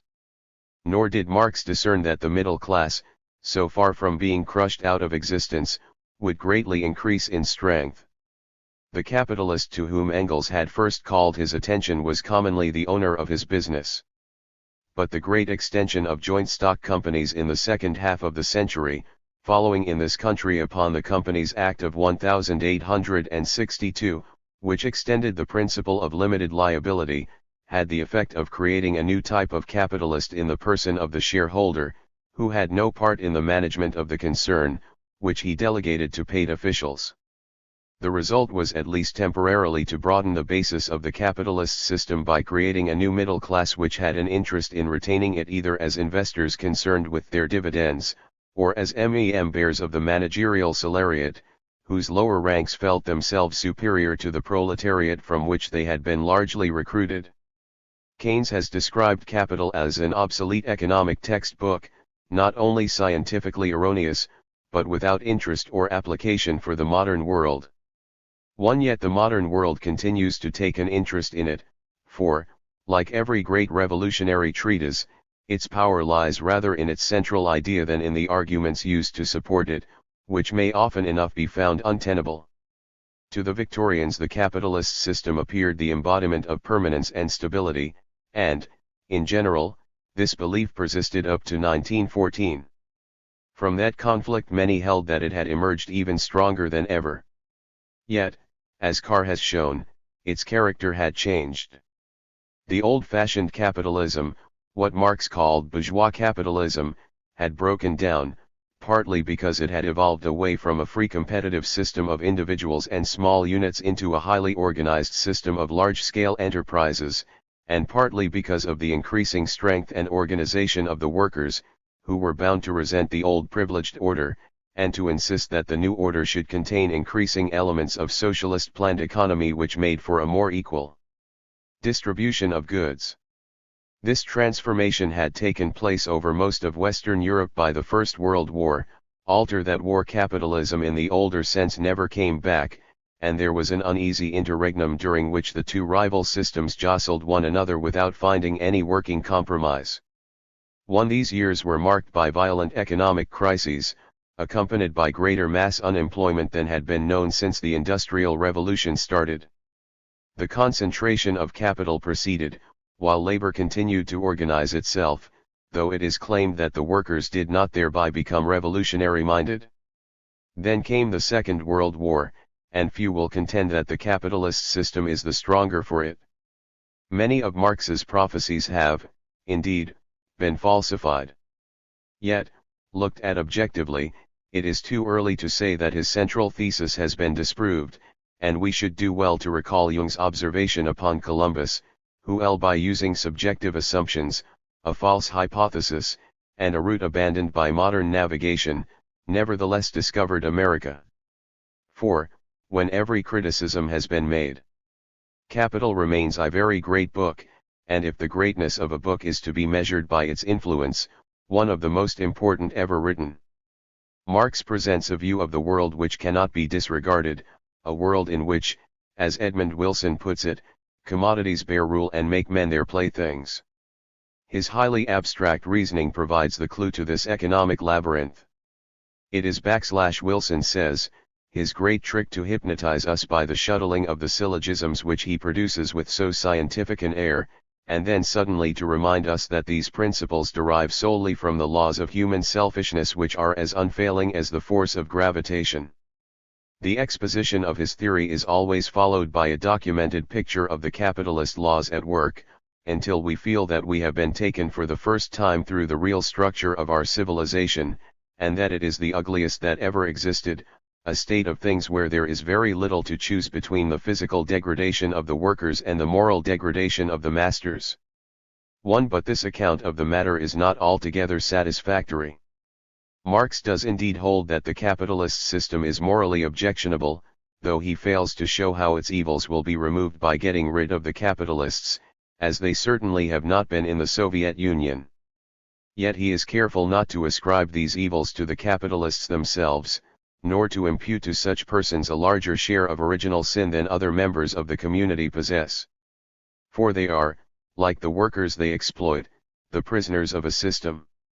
They have to operate in accordance with its laws, and these are not laws of human selfishness, but the laws which govern the development of the productive forces, and which demand that it must inevitably take the particular historical form it has done, though they will equally inevitably end by destroying it. It is true that communist propaganda is designed to convince the workers that capitalism is simply the expression of the selfish interests of a minority which deliberately exploits the majority for its own advantage. But this was not Marx's teaching, at least when he was writing seriously. 6. The Marxist theory of the state and of revolution. The history of political theory reveals wide differences of opinion as to the origin and nature of the state, the limits of its authority and the degree of obedience to which it is entitled. But behind these divergencies there has been a general recognition that it exists, or should exist, to promote the welfare of its citizens, and that with the development of civilization it has become more conscious of its mission and nearer to fulfilling it. Marxist theory, however, denies this. The Communist Manifesto declares that the state is the executive committee of the bourgeoisie. 9. In his Anti-Die Engels maintains that it is not a natural institution, that it only arises when society is cleft into irreconcilable antagonisms which it is powerless to repel, and that as it is simply the product of the class struggle, it will disappear, or to use his famous phrase will wither away when a classless society has been established. At the end of his introduction to the 1891 edition of Marx's Civil War in France, he resumes his attack. The state is nothing more than a machine for the oppression of one class by another. He adds that this is as true of a democratic state as of a monarchy, and that when the proletariat comes to power it will be thrown upon the scrap heap as useless lumber. At first sight this hostility to the state appears singular in men who were not only Germans but disciples of Hegel. But it was, in fact, a matter upon which they felt deeply, as is shown in their correspondence with one another when they are expressing their views without an eye upon the public. If all they had wished to convey was that the class that owns the means of production will tend to control the state, and will use its apparatus to safeguard their ownership and repress any ideas which challenge it, their position would have been reasonable enough. But their theory of the state went much further than this, and was to prove so embarrassing that Soviet ideologists have long since abandoned it. 1. For Marx and Engels concentrate almost exclusively upon those coercive functions which can be represented with a certain plausibility as the conscious or unconscious expression of class interests at the expense of those other functions into which such interests do not enter. In any civilized community murderers are arrested without inquiry into their class status, nor is there any class discrimination in the postal service. They are indeed obliged to recognize the necessity, even in a classless society, for an organization which will discharge such functions, but they maintain that it will no longer be a state, because the state is, by definition, an instrument of class oppression. Thus in an article which Engels wrote against the anarchists in 1873 he explains that what all socialists understood by the disappearance of the state was that public functions would lose their political character and be transformed into the simple administrative functions of watching over real social interests, or as he put it in his Anti-Die %K, the government of persons is replaced by the administration of things, though how the one is possible without the other he does not tell us. 2. What then is fundamental to the Marxist doctrine is that states are essentially evil because they are class products, and that they will therefore disappear with the classless society. Marx and Engels were strengthened in this conviction by their study of the work of an American anthropologist, Lewis H. Morgan, published in 1877 with the title Ancient Society. Researches into the lines of human progress from savagery through barbarism to civilization, which professed to show that primitive man had lived under an order which was both communal and stateless. Marx had made extensive notes of this book, and at the time of his death was intending to publish an account of it in which the author's views would be combined with his own, and this task Engels discharged in his Origin of the Family, Private Property, and the State, a work of the first importance for an understanding of the doctrine of historical materialism, and the most complete exposition of the Marxist theory of the state. Lenin devoted to its interpretation the first chapter of his State and Revolution. If, however, the state is simply an organ of class oppression. The assertion that it will wither away when there are no more classes is a tautology, whereas if it is something more than this, the establishment of a classless society will not guarantee its disappearance. In any case, there can be no assurance that the victory of the proletariat will bring such a society into existence, or that the individuals who form the proletariat will retain their class unity once the struggle against the common enemy has been won. On a priori grounds, it would seem probable that the leaders will soon come to constitute a new class, reinforced by the technicians and specialists whose services they will require if they are to maintain themselves in power, though they will attempt to conceal this by retaining as much as possible of the revolutionary ideology, and by appealing to the danger of counter-revolution. But for Marx and Engels, the state belongs preeminently to that superstructure which is created by the productive forces of society, and reflects the relations of production as defined by the class struggle, and thus it stands guardian over the economic order, which it protects with its army, legal system, police, and other organs of physical or moral compulsion. In any society which is divided, as capitalism is represented as being, into two antagonistic and irreconcilable groups, the state cannot be democratic. Indeed, a democratic state is a contradiction in terms, seeing that a true democracy would be classless and would need no state. The exploited masses do indeed succeed in wringing certain concessions from their oppressors, but these are so contrived that the real power always remains in the hands of the dominant class, so that, as Marx puts it, the franchise only gives the people the right to decide, once in every 3 or 6 years, which member of the ruling class is to misrepresent them in Parliament.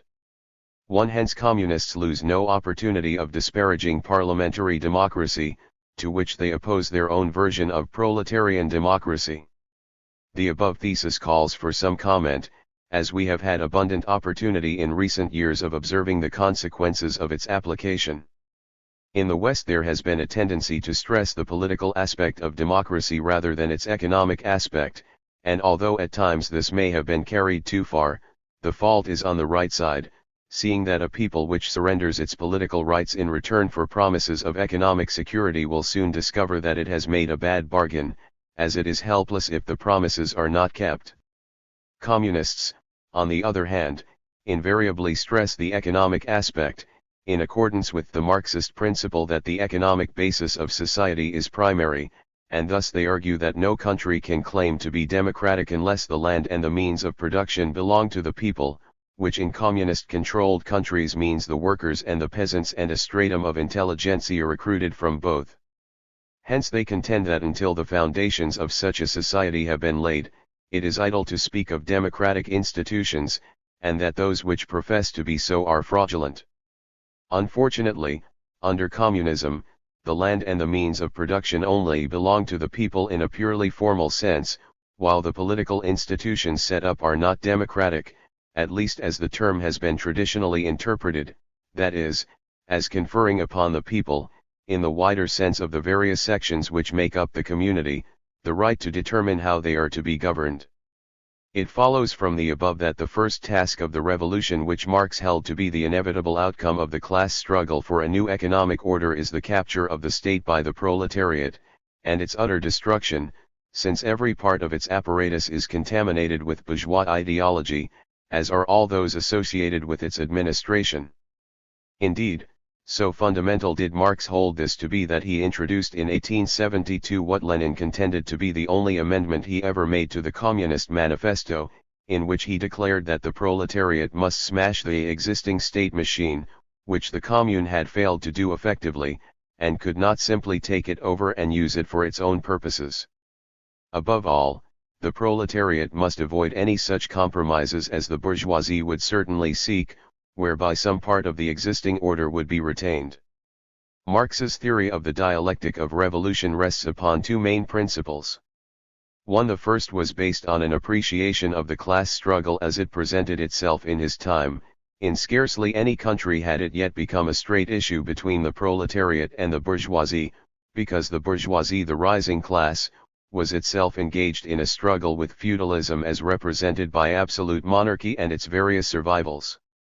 He foresaw therefore that the revolution would develop in two phases.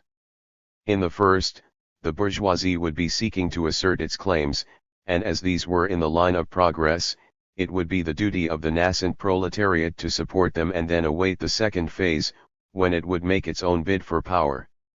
He held that it was unlikely that the two phases would be accomplished in a single revolution, and his statement that this might be possible in the case of Germany was probably made with an eye to the Communist League, most of whose members were German revolutionary workers.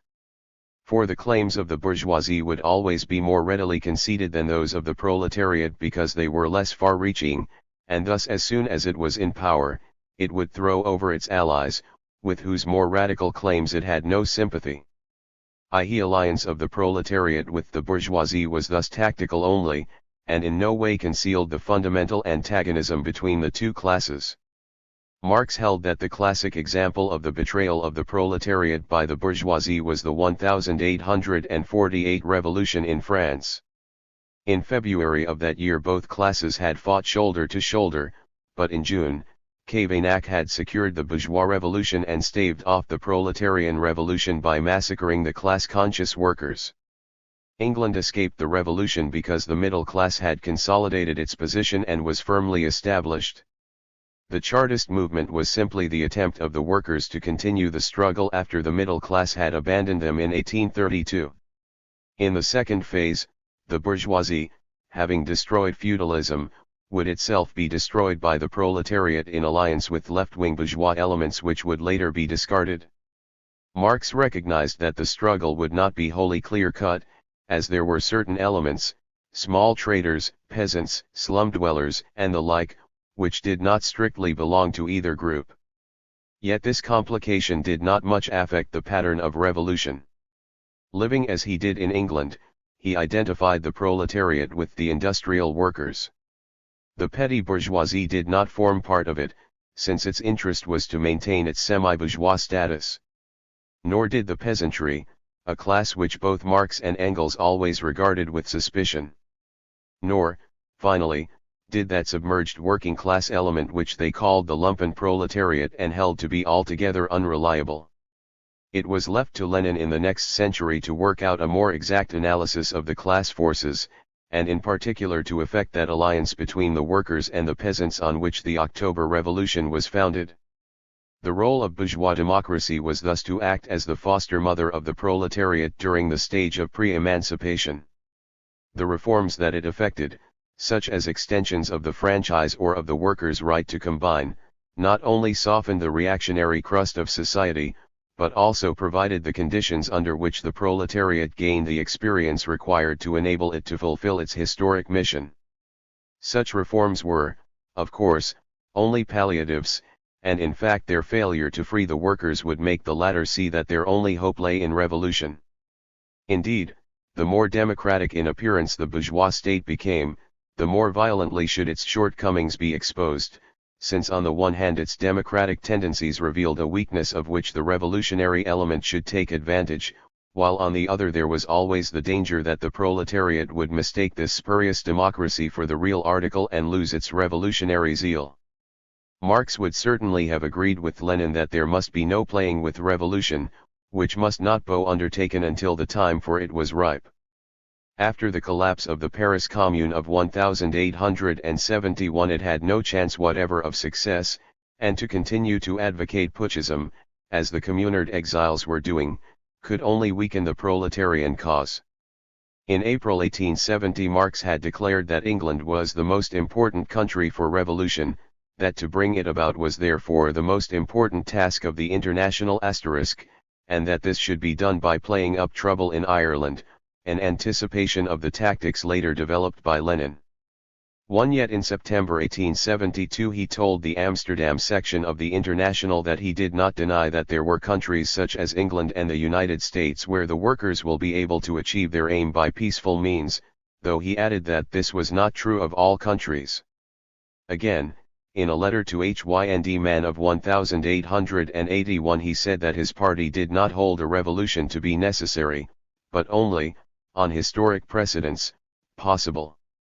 3. In his introduction to the English translation of Capital in 1886 Engels repeated the first of these statements, though he somewhat weakened its force by pointing out that while Marx's lifelong studies had led him to this conclusion, he never forgot to add that he hardly expected the English ruling class to retreat without a 4% pro-slavery rebellion against this peaceful and legal revolution.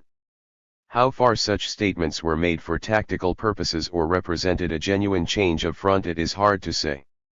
Certainly Marx and Engels had lived long enough to have seen reforms brought about which should have been impossible according to the law of increasing misery, and were in fact a challenge to their theories. Thus Engels attributes the failure of a workers' movement to develop in England to the fact that the ruling classes have set themselves the task of carrying out, parallel with other concessions, one point of the Chartists' program after another, and he declared that since 1848 the English Parliament had been the most revolutionary body in the world. Such judgments are scarcely consistent with their elsewhere wholesale condemnation of governments in general and of bourgeois governments in particular. It may be argued, of course, that the transition from capitalism to socialism constitutes a revolution however it is effected, and that neither Marx nor Engels absolutely commit themselves to the view that it must involve a popular uprising. Yet it is towards violence that the balance is inclined, especially in their early writings. Indeed, Engels never abandoned his belief in its inevitability. In 1895 he contributed an introduction to a new German edition of Marx's Class Struggles in France, which appeared with certain excisions in the Neue Zeit, and has been called his testament, as he died in the same year.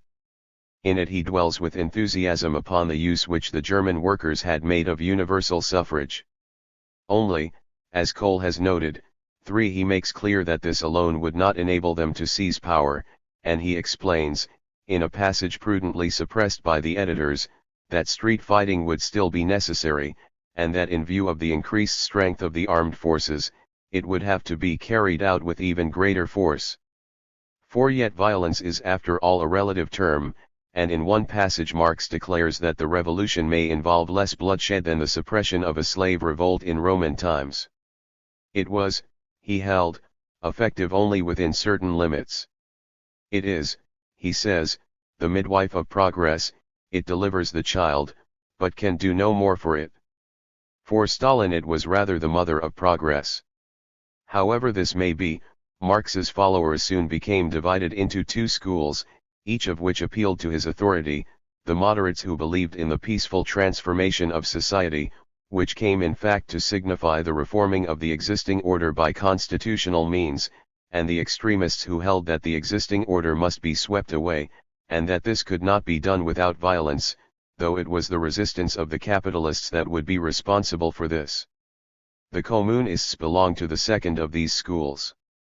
They deny that Marx ever modified the position he adopted in the Communist Manifesto and continued to maintain in the Civil War in France and elsewhere, and they assert that the fact that a contrary opinion came to be entertained towards the end of the last century was due to the opportunism of the Social Democrats, seeing that, as Marx puts it, the peculiar character of Social Democrat / is that for it demands democratic republican institutions not as a means of doing away with two extremes, capital and wage labor, but of weakening their antagonism and transforming them into harmony.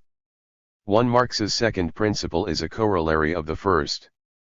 Just as the establishment of bourgeois democracy is a prerequisite of the proletarian revolution, so also must be the full development of capitalism, which is the essential expression of bourgeois society, since, as he says in the Critique of Political Economy For a social system never perishes before all the productive forces have developed for which it is wide enough, and new, higher productive relationships never come into being before the material conditions for their existence have been brought to maturity within the womb of the old society itself.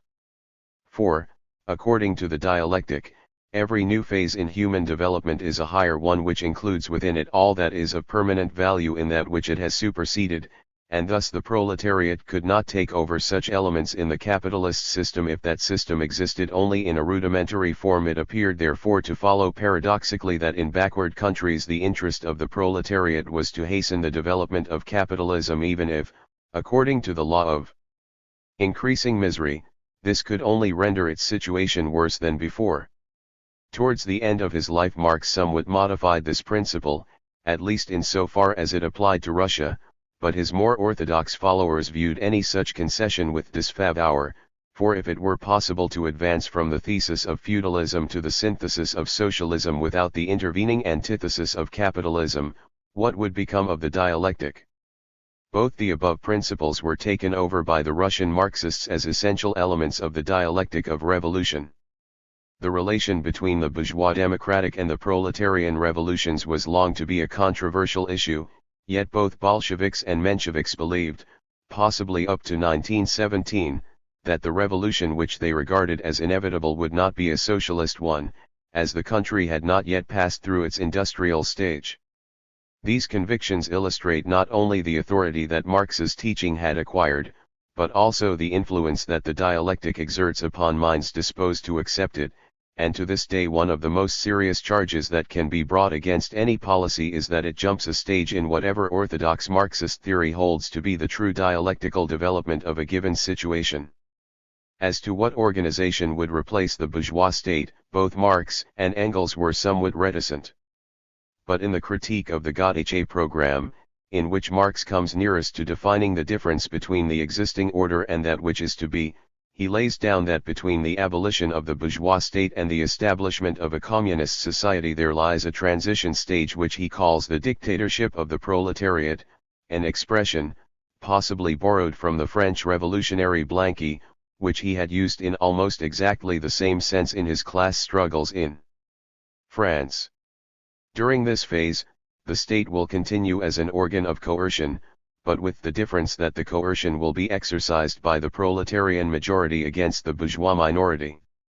Hence, it will not constitute a free society, and certain features of the old order, including inequalities of pay, will continue. We shall see later how Lenin eagerly fastened upon this when he was trying to find some authority in Marx's teaching for the regime set up after the October Revolution. In his introduction to the 1891 edition of Marx's Civil War in France, Engels identified the dictatorship with Lenin condemned terrorism because the Bolsheviks held at the time that it weakened the proletarian movement by encouraging the masses to believe that the revolution could be won for them by a few heroic individuals, whereas it was their duty to carry it out for themselves. But he was careful to point out that his objection was of course only based on considerations of expediency, and Marxists have long since been permitted to use such methods if they are likely to be successful. Nor, indeed, had Lenin himself hesitated to make use of them in his earlier years. This attitude has disturbed many persons otherwise sympathetic to much that Marxism stands for.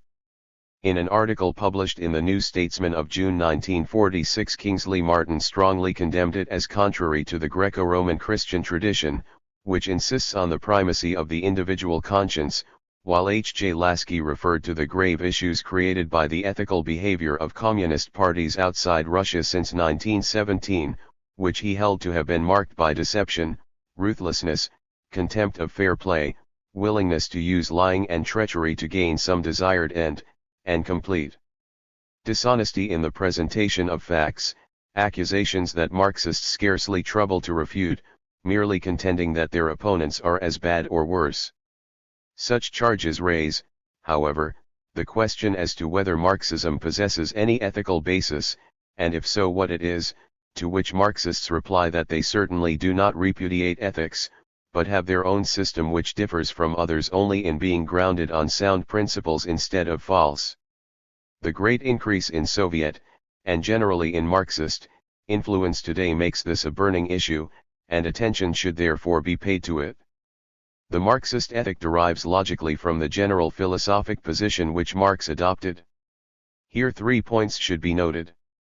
First, the Hegelian dialectic denied the existence of any eternal and immutable principles upon which a system of ethics or of anything else could be founded, since ideas themselves were in a continual state of change.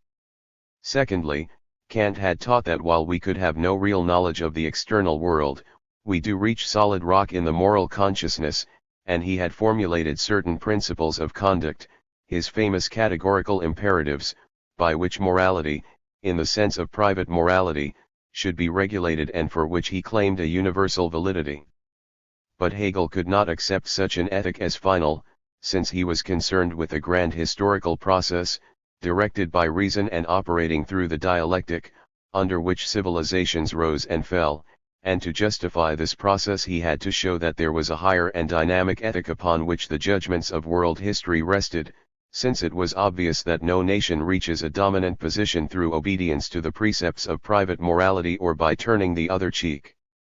The Norman conquest, for example, cannot be justified by ordinary moral standards. But historians do not therefore condemn it, but agree that it was of the utmost benefit to this country. It could, of course, be argued that this only proves that in certain cases good may come out of evil. But that would not have satisfied Hegel, as it would have introduced a fortuitous element into a process which he wished to exhibit as wholly rational. He therefore held that Kant's imperatives were vapid when they were not actually dangerous, and that many of the moral injunctions of Jesus were inapplicable to a bourgeois society, and would speedily bring about the ruin of any state that attempted to apply them. Thirdly, Marx agreed with Hegel in rejecting what is called abstract ethical idealism, that is, the view that there exist certain principles of right and wrong which are universal. He held that there was no such thing as human nature in the abstract, and that men's ideas of what is good and bad were determined by the economic structure of the social organism of which they formed a part.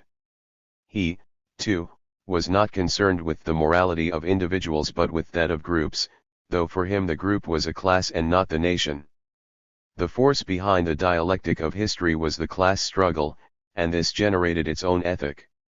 Here, however, Marx went farther than his master. Hegel had pointed out that actions which could not be justified by the moral standards of the police court might ultimately be approved by world history, which adopted a different standard. But he never said that nations or their leaders were free to act as they pleased on the chance that their actions might be thus approved. Marx teaches that the ethical system of any community, like its religion and laws, is simply a part of the superstructure created by the conditions of production, and always reflects the interests of the dominant class. Its values are thus no more than expressions of class morality *, and as long as the class system persists, no useful purpose is to be served by discussing them. When that system has been destroyed and not before, it will be possible to put ethics on a sound basis.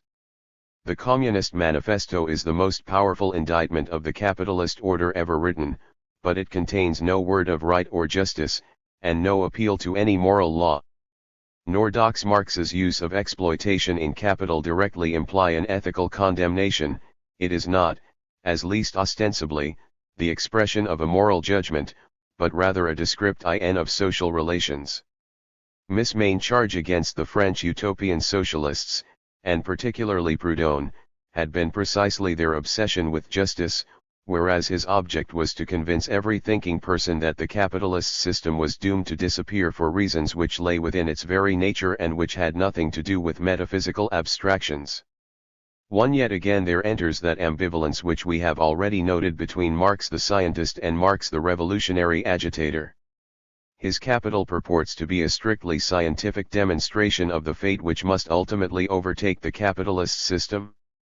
Yet every page reveals Marx's abhorrence of that system. Capitalists may be obliged to act as they do, but this is only because they are operating within a system which is inherently corrupt. Indeed, if Marx had held it to be otherwise, his demonstration could have aroused only an academic interest, and would have not stirred men's passions as it was intended to do. Yet his moral indignation raises an awkward question. For if the capitalist system is evil, it can only be because it is in conflict with some objective moral principle. But the existence of any such principle has been denied. The two classical formulations of the Marxist ethic, to which all apologists invariably refer, are those of Engels and Lenin. The first is in the Anti-Die Ring. We therefore reject every attempt to impose on us any moral dogma whatsoever as an eternal, ultimate, and forever immutable moral law on the pretext that the moral world too has its permanent principles which transcend history and the differences between nations. We maintain on the contrary that all former moral theories are the product, in the last analysis, of the economic stage which society had reached at that particular epoch. and as society has hitherto moved in class antagonisms, morality was always a class morality. It has either justified the domination and the interests of the ruling class, or, as soon as the oppressed class has become powerful enough, it has represented the revolt against this domination and the future interests of the oppressed. That in this process there has on the whole been progress in morality, as in all other branches of human knowledge, cannot be doubted. But we have not yet passed beyond class morality. A really human morality which transcends class antagonisms and their legacies in thought becomes possible only at a stage of society which has not only overcome class contradictions but has even forgotten them in practical life. Lenin's contribution is contained in his address to the Third Congress of the Russian Young Communist League of October 2, 1920, not the most inspired of his writings. Is there such a thing as communist ethics? Is there such a thing as communist morality? Of course there is. It is often made to appear that we have no ethics of our own, and very often the bourgeoisie accuse us communists of repudiating all ethics. This is a method of throwing dust in the eyes of the workers and peasants.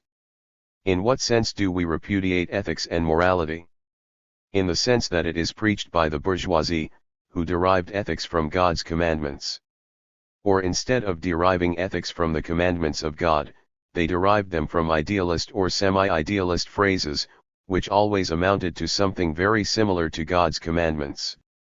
We repudiate all morality derived from non-human and non-class concepts. We say that it is a deception, a fraud in the interests of the landlords and capitalists. We say that our morality is entirely subordinated to the interests of the class struggle of the proletariat. Our morality is derived from the interests of the class struggle of the proletariat. The class struggle is still continuing. We subordinate our communist morality to this task. We say, morality is what serves to destroy the old exploiting society and to unite all the toilers around the proletariat, which is creating a new communist society. We do not believe in an eternal morality.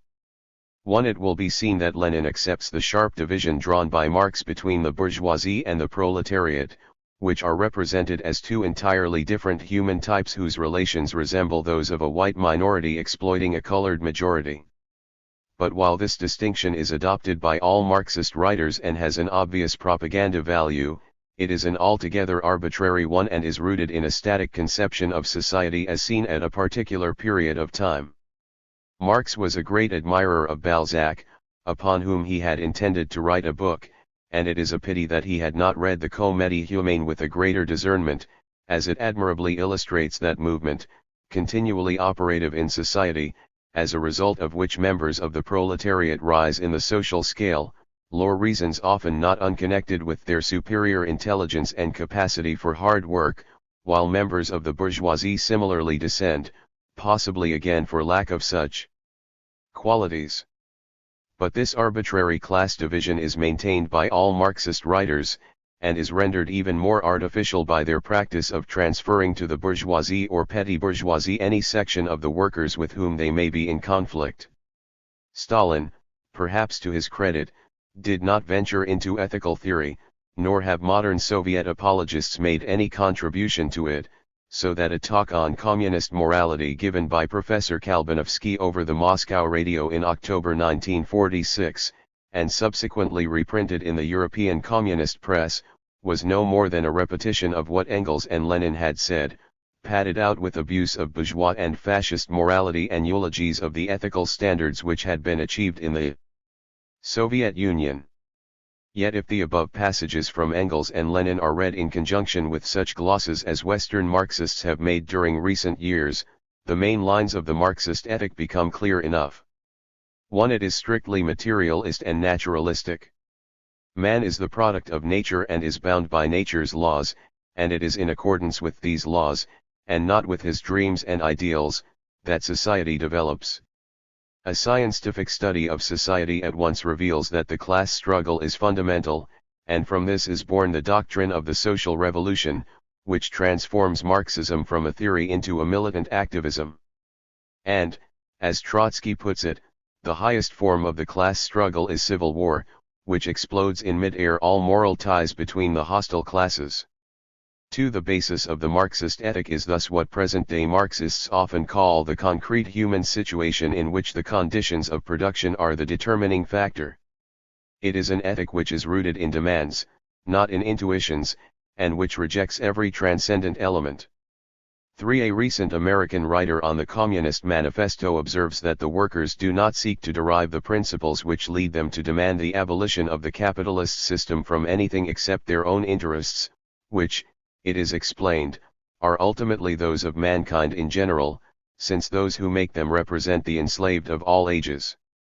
Hence he declares that the Marxist ethic is simply the expression of the desires of the workers, but that these are justified because they accord with the inevitable course of social evolution.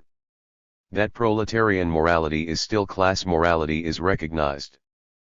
But it is an advance on bourgeois morality, because it is that of the class dialectically predestined to triumph and ultimately to create a society the ethics of which will possess an absolute value because class distinctions will have disappeared. 4. Indeed, as J.D. Bernal pointed out in an article in the Modern Quarterly of December 1945, the new planned society into which we are now entering already calls for a radical change in ethical values. Some of the old virtues will remain, but virtues such as thrift, which have their roots in an outmoded individualism, will be replaced by others based on a livelier sense of social relations. It should be noted, finally, that Marxists use the term proletarian morality one with a certain ambiguity. At times it is held to mean the morality of the proletariat during the transition period which lies between the revolution which abolishes the bourgeois state and the creation of a classless society, that is, the phase of the dictatorship of the proletariat which Lenin characterized as one of violence unrestricted by law, while at others it is used to denote the morality of the classless society of that higher stage of socialism which lies in the future, but to which the dictatorship of the proletariat will eventually give rise. Asterisk. It is only possible to make a few brief comments on the foregoing. 1. We do not need Marx or Engels to tell us that standards of behavior vary from age to age and that every generation has to work out its own moral problems. If this was all they wished to say, they could only be charged with uttering a commonplace. In fact, however, as appears clearly in the Communist Manifesto, their intention was to invalidate all ethical criticism of their teaching by denying that it could rest upon any universal principles and by representing it as no more than the expression of class interest. But this is to reject the existence of any objective standard. Every great work of literature reflects the social condition of its age, but it also contains aesthetic values which are universal.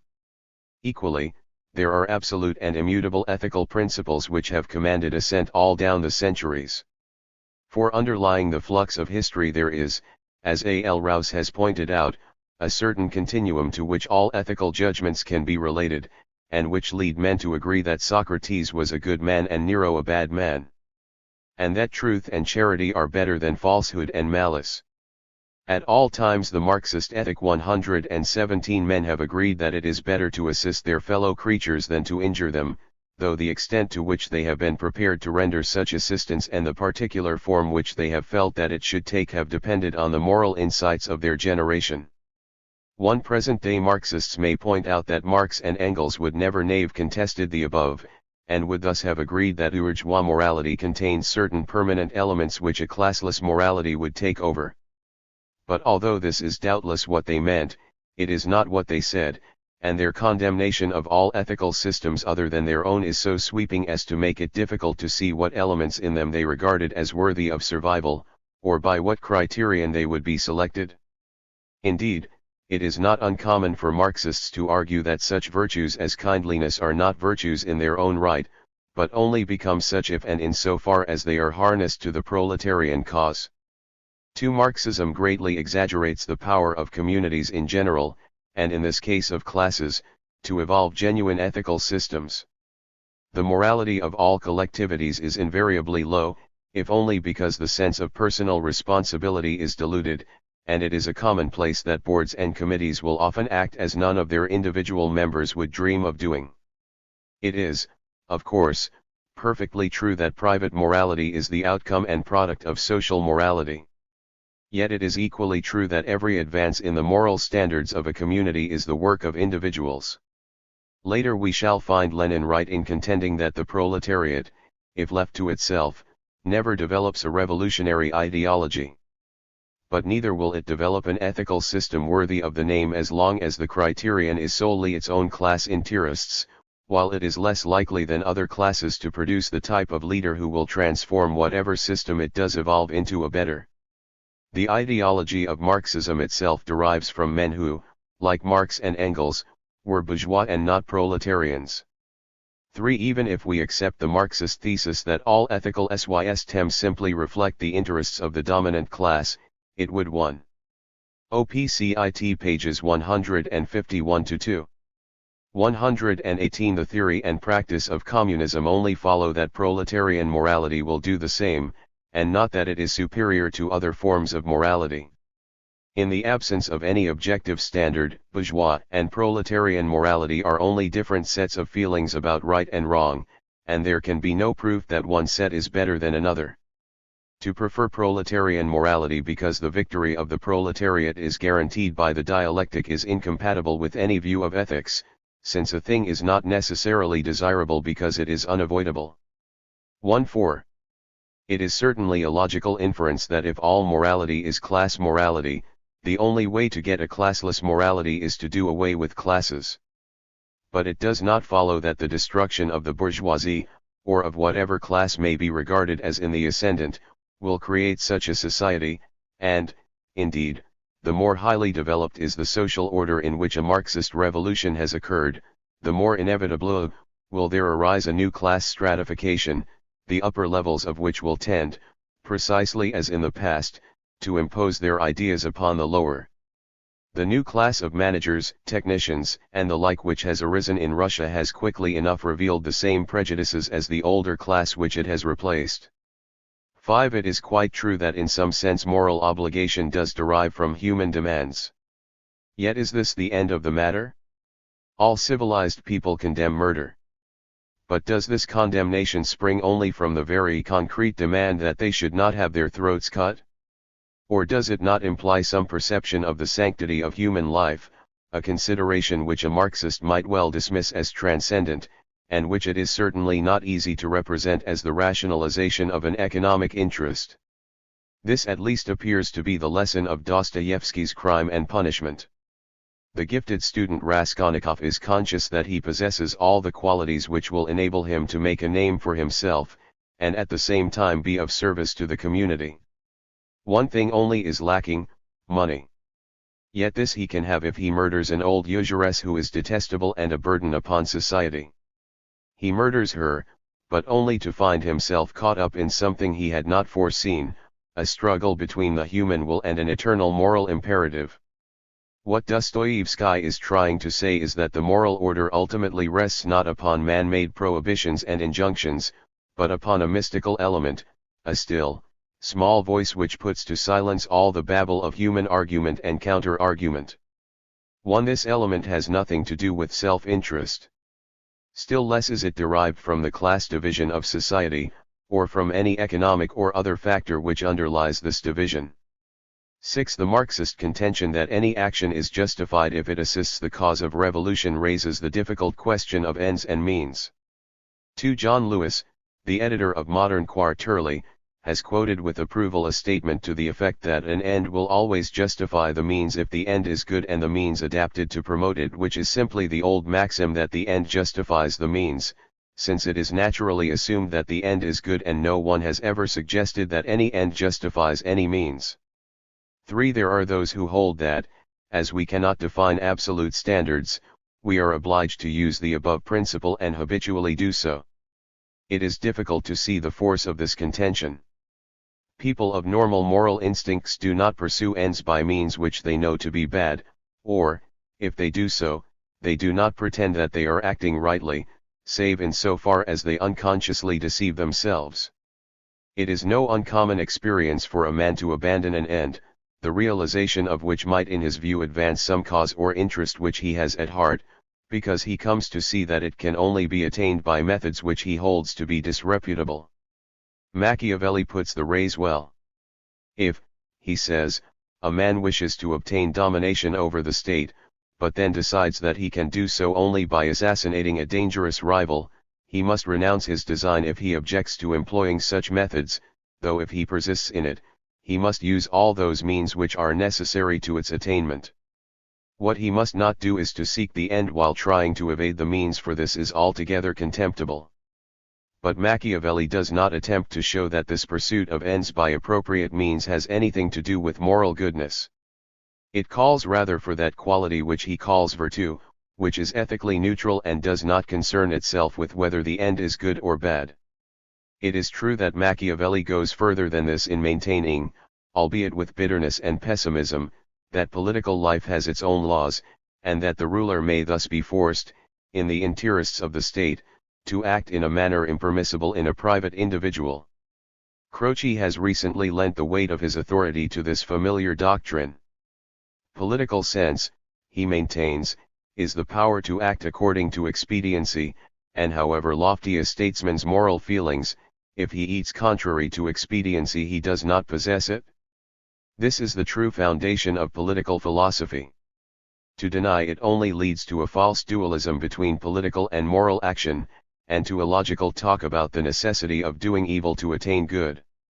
Such men as Frederick the Great and Cavour might, he holds, have spared themselves their misgivings, seeing that, as may be assumed, they were not acting from ambition but for the sacred protection, the development, or the rebirth of the state. For the struggle for liberty does not object to rebellions and wars when they are necessary, and does not shrink from the blood that man has always shed in order to make the history of mankind bear fruit. Yet this is to concede everything to the Marxists, who may interpret liberty with as good a right as Croce himself.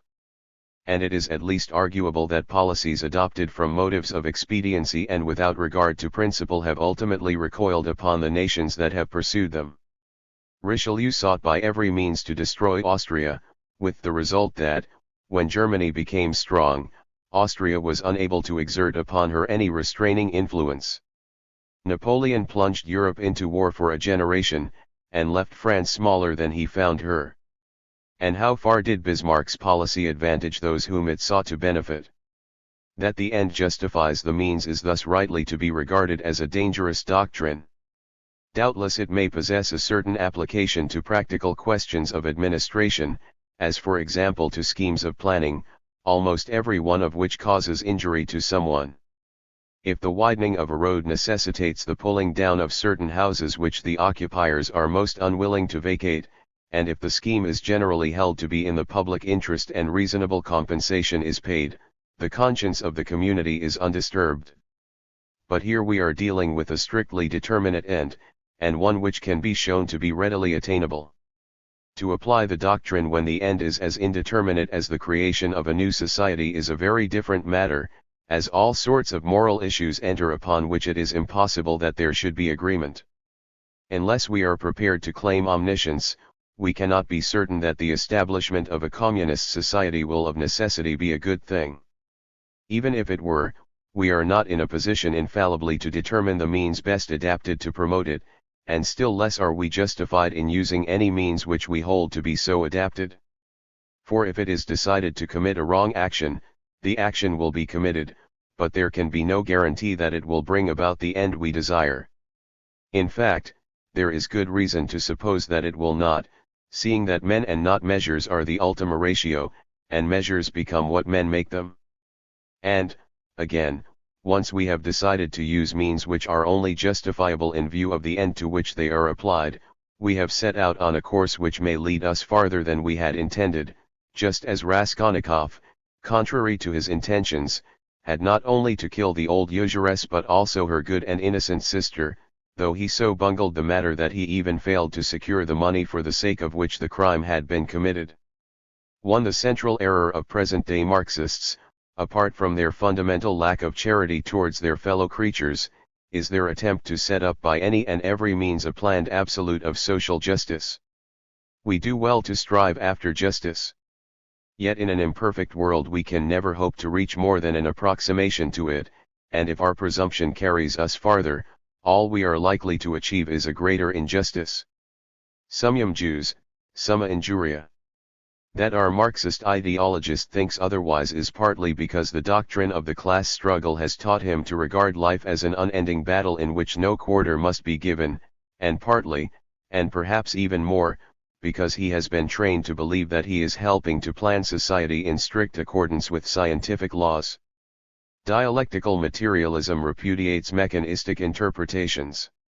Yet in practice Marxists accept them. Society, they hold, is like a machine which will only work properly if it is put together in the right way.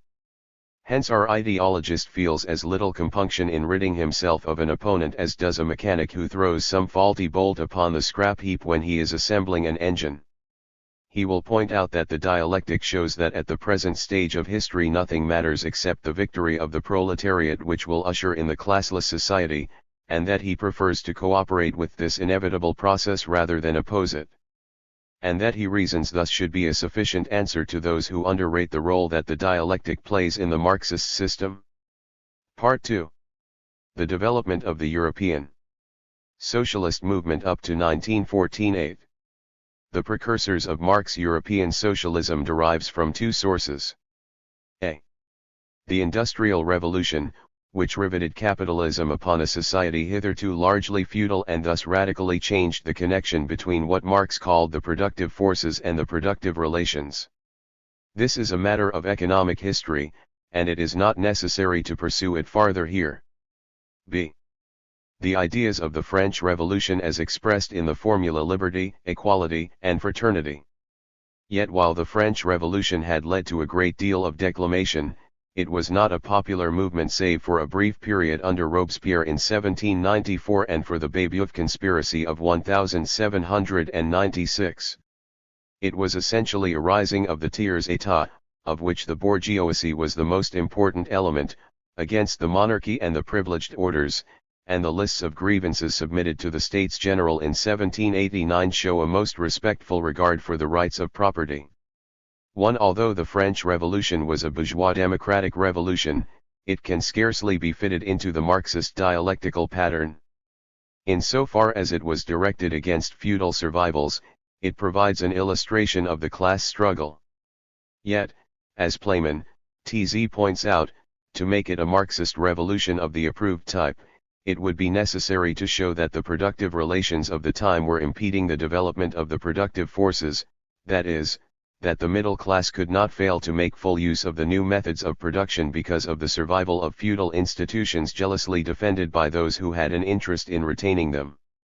In fact, however, the Crown had not only done much to stimulate trade and industry, but had also rigidly excluded the nobility from the administration of the state, in favor of members of the middle class. The inefficiency of the administration was, indeed, a great hindrance to commerce, but it was not a feudal administration, and there was no reason why the country should not have been as well governed as Prussia, where there were many more feudal survivals. In France the nobility were rather a class of hereditary pensioners than of rulers. That they paid no taxes was an economic grievance, but the fact that the middle class had to pay for expenditure of which it disapproved did not mean that its economic activity was being seriously hampered. But while the French Revolution ended by establishing the domination of the bourgeoisie, it taught the lesson that it would never again be safe for any government wholly to disregard the workers, and it further caused a number of intellectuals to feel dissatisfaction with the capitalist system and to look round for ways of ending it, or at least of mitigating its evils. Thus there arose a school of socialist thinkers, of whom the most important were Saint-Simon, Fourier, Louis Blanc, and Proudhon. They exercised considerable influence over Marx, who borrowed a number of their ideas while dissociating himself from the specific remedies which they recommended. Saint-Simon, the founder of French socialism, is the apostle of the business government, though in a form which would make little appeal to those who ordinarily demand one. He believed that economic problems were more important than political problems, and that the French Revolution had failed because, while putting an end to various forms of privilege, it had neglected the most important of them all, the privilege of wealth. He had been deeply impressed by the industrial and financial developments of his time and was enthusiastically in favor of them. He called therefore for a government of industrialists, bankers, and technicians, though these high priests of the new order were to be appointed by the state and be responsible to it. All the means of production should belong to a social fund, as he held the view, later developed by Marx, that society was moving inevitably towards socialism, and that it was the duty of the state to establish it. But he was not a communist, because he did not believe in a classless society, and he had no objection to anyone making a large income provided he earned it, though if the income was derived from inherited property it was exploitation. Fourier was a perfectionist who believed that all evils were due to restraints imposed by society, and that once these were removed men would work together in a spirit of cooperation. This constituted his principle of the harmony of passions, the enunciation of which set him, as he believed, upon the level of Newton. Society should be organized in phalanges of 1,600 persons, each group occupying a phalanstère, and in 1832 an unsuccessful attempt was made to start one of these near the forest of Rambouillet. He applied to Rothschild for support, just as Robert Owen sought to interest the Tsar and Metternich in his socialist experiments, and he was as far removed from the realities of life as though he had been the inhabitant of another planet. He is of interest, partly as an extreme representative of the sort of utopianism which Marx had to combat, and partly as one of the principal channels by which French socialist ideas reached America. Further, he had a considerable influence upon the precursors of Russian Narodnik socialism, and particularly upon Chernyshevsky. One Louis Blanc, the historian of the French Revolution, was a more practical thinker, and his ideas are set out in his Organisation du Travail of 1839, which, despite its superficiality, had a vogue in its day. He held the evils of society to be due to competition, and the remedy for them to be the control of industry by the state, regarded as a beneficent institution, which set up ateliers nationaux in which the workers would be guaranteed employment at a fair wage, an experiment later attempted under his direction with disastrous results. But no one before him had so clearly taught that the state must be used to set up a new social order. He was the first to see the close interconnection between political and social reform. It was not enough to lay down general principles, the real problem was to give effect to them, and this was a question of power, that is, of the state. Unfortunately he accepted office in the Provisional Government of 1848, and is therefore regarded by Marxists as a renegade. Proudhon was a prolific writer with a natural gift of style, who assembled an immense number of contradictory propositions, leaving his readers to reconcile them as best they could. He came to the front with his quest Cec la propriété with its celebrated answer La propriété, reste l'Éval. But while it might be supposed from this that he was opposed to property, he was, in fact, wholeheartedly in favor of it. For the basis of his system, if it can be so described, was a thoroughgoing individualism which led him to reject the state and a fortiori all forms of collectivism, and he thus held that property was a bulwark against the power of the state. His particular brand of socialism was for mutualism / and its most distinctive feature was an exchange bank at which the worker would deposit the fruits of his labor, and receive coupons which would serve as money. What was to happen if no one wanted the particular type of product deposited was a difficulty which he did not face, and which led to the speedy collapse of such banks of the kind as were set up by way of experiment.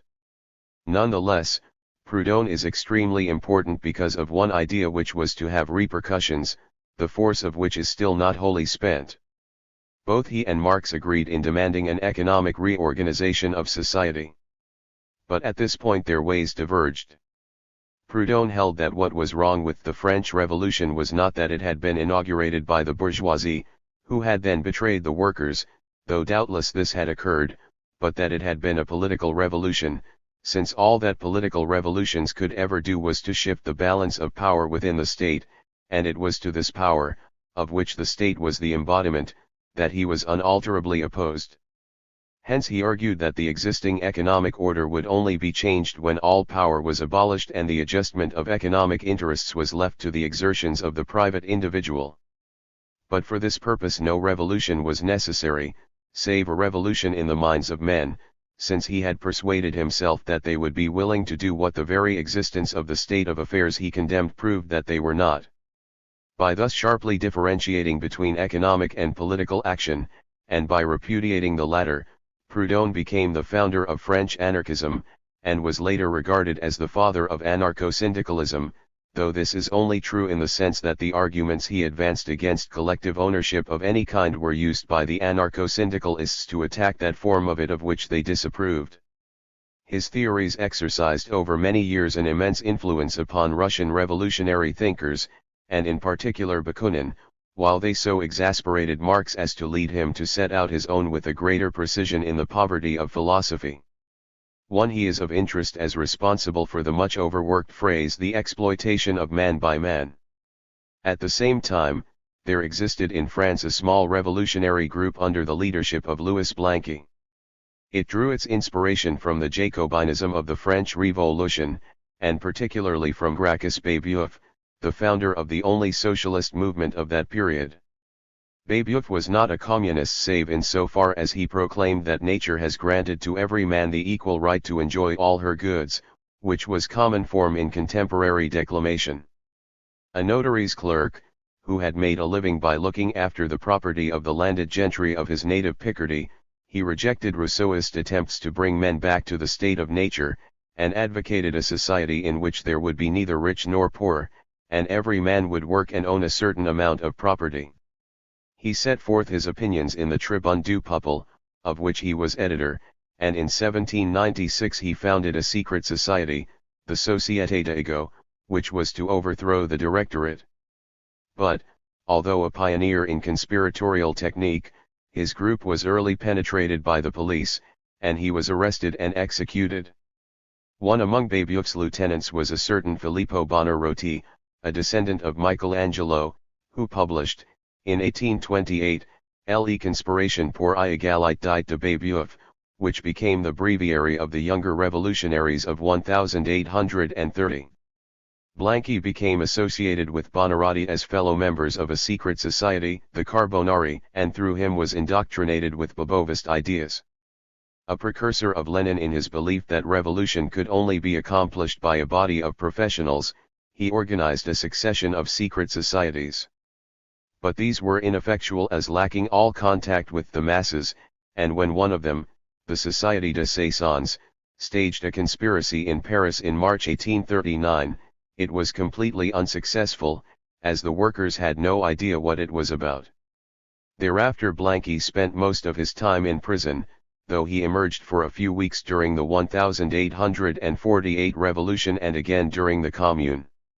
In 1879 he was amnestied as a result of an agitation for his release, and was at once elected deputy for Bordeaux. But this was not what the government had intended, and his election was declared invalid, though he was defended in the chamber by Clemenceau. He now became a public figure, touring the country and being everywhere received with ovations. But he was an old man, and in 1881 he died, appropriately enough from an apoplectic fit while addressing a meeting. A revolutionary pure and simple, he had no scientific basis for his theories, nor any power to deal with situations as they arose. He despised trade unions, and held every form of working-class activity other than revolution to be suspect. Essentially an individualist, he came near to anarchism, and if he did not accept anarchist theory it was only because he ignored all theoretical questions. As he told the Paris correspondent of the Times in 1879, "For one have no theories. I am not Br. Professor of Politics or Socialism. What exists is bad. Something else must take its place, and gradually things will come to what they ought to be." Above all he held the destruction of religion to be essential. One yet fantastic as Blanqui was, he kept alive the Jacobin tradition, though the technique of conspiracy was to be revolutionized by the Russians, and in particular by Lenin, who solved the problem of how a secret organization could also maintain contact with the masses. Further, however unrealistic their treatment of the future, the utopian socialists, by whom Marx and Engels meant Saint-Simon, Fourier and Robert Owen, but not Proudhon, with whom they differed fundamentally, had made none the less an important and positive contribution to socialism. They were the first to make it a genuine public issue, while their criticism of the existing order, their analysis of history and their insights into social psychology provided Marx with much valuable material. He might attack them, but he would not permit others to do so, and reminded his readers that, for all their shortcomings, they were among the greatest men that history had produced, since, as Engels explained, they were utopians only because they could be nothing else at a time when capitalist production was so little developed. Not long before Marx paid his first visit to Paris, there had come into existence there a small society of German exiles, the League of the Just, of which the most prominent member was Wilhelm Weitling, an eager disciple of Blanqui. It was a very small affair, and its meetings consisted of from 10 to 20 artisans who met in a back room in the suburb of Vincennes. But its members took part in Blanqui's coup, and after its failure some of them came to London and founded the German Workers' Educational Society, which was non-revolutionary and resembled one of those mutual improvement societies which were a feature of early Victorian England. When Marx came to England in 1845, Engels introduced him to this group. Marx was favorably impressed, and on his return to Brussels he founded a German Workers' Association on similar lines, in connection with which Engels organized a Paris committee. In the summer of 1847 a Congress of the Brussels, London, and Paris committees was held in London, and it was decided to form an international communist league, and to approve its constitution and program at a second Congress to be held in November. Marx had not attended the first Congress, but he now felt that it was time to take a hand. He did not regard the constitution as of much importance, but it was most desirable that the program should follow the right lines. He therefore joined the subcommittee set up to prepare it, and as he was far abler than any of its members, he was soon asked to draft it himself, which he and Engels did. The result was the Communist Manifesto, which was printed in German in February 1848. It is one of the outstanding political documents of all time, and has exerted an influence comparable to that of the American Declaration of Independence of 1776 and the French Declaration of Rights of 1789. It is still accepted as the classic formulation of the Marxist creed, and on the occasion of the centenary of its publication in 1948 the British Socialist Party acknowledged its indebtedness to it by issuing an officially sponsored edition. The events of 1848 made the Communist League a proscribed society in France and Germany, and London became its center. But its executive was divided, its president Karl Schapper calling for immediate revolutionary action in accordance with the tactics which had been laid down for the especial benefit of the German workers in the address to the Communist League of March 1850, whereas Marx, though bitterly resentful of the defection of the bourgeoisie, had now come to see that there was no immediate prospect of a successful revolution, and that a long period of preparation would be necessary before the masses would be fit to seize power. The issue came to a head at a meeting on the following September 15, when Marx accused the extremists of being idealists rather than materialists in representing will by itself as the motive force of revolution, and declared, "We tell the workers, you have to go through 15, 20, 50 years of civil wars and international struggles not only to change the international situation, but to change yourselves, and make yourselves fit for political power." Marx won a nominal victory. But as he recognized that the rank and file were against him, he carried a resolution transferring the executive to Cologne, where he possessed a group of secret adherents, and this marked the effective end of the League. The German Workers' Educational Society persisted, and Marx gave its members popular lectures on political economy. This was to be for many years his only contact with any proletarian movement.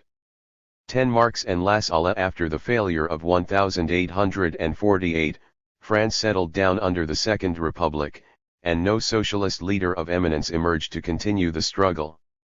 In England the Chartist movement was undermined by the anti-Corn Law agitation. A large part of the working class accepted the middle-class leadership of Cobden and Bright, and abandoned its dream of winning political power in favor of the ideology of free trade. but in Germany there began to grow up a type of socialism which Marx was able to influence, though by no means to the extent he would have wished, or indeed to which he might have aspired had he not so long delayed to publish a full exposition of his doctrine. The leader of this movement was Ferdinand Lassalle, the founder of the first working-class political party, whose relations with Marx form one of the most curious episodes in their lives. Lassalle was a Jew from Eastern Germany. He was born in Breslau, and had attached himself to Marx's group in 1848 when the latter was editing the Nukriniske Zeitung in Cologne. At the end of the year he had been imprisoned for revolutionary activity, and by the time he was released Marx had settled in London. Thus the two did not meet again for more than 10 years, though Lassalle performed a number of services for Marx, and in particular obtained a publisher for his critique of political economy. But although Marx could never withhold an involuntary admiration for Lassalle's energy, he entertained an intense dislike for him, as is shown by the epithets, Jewish nigger and the like, under which he referred to him in his correspondence with Engels. The cause of this was partly jealousy that Lassalle, whose abilities he accounted far inferior to his own, should cut a figure in Berlin, while he himself lived in exile, poor and neglected, and that he should be under financial obligations to him was an additional aggravation. The result was that, as Mering points out, he was unjust to Lassalle, persistently underrating his very real ability, and contemptuously throwing aside his writings which had given new life and new hope to hundreds of thousands of German workers. In 1863 Lassalle founded the Allgemeine Deutsche Arbeiterverein, but in the following year he was killed in a duel, and after an interval the leadership passed into the capable if authoritarian hands of Johann von Schweitzer. In 1863 there was also founded, at Leipzig, the Arbeiterbund, of which Marx's pupils August Bebel and Wilhelm Liebknecht were the principal leaders, and this affiliated to the International of 1868. In 1869 it changed its name to the Sozialdemokratische Arbeiterpartei at a congress held at Eisenach, and its members thus became known as the Eisenachers as opposed to the Lassalleans. The two movements amalgamated as the Sozialistische Arbeiterpartei Deutschlands at the Gotha Congress of 1875, on a program to which Marx vainly objected.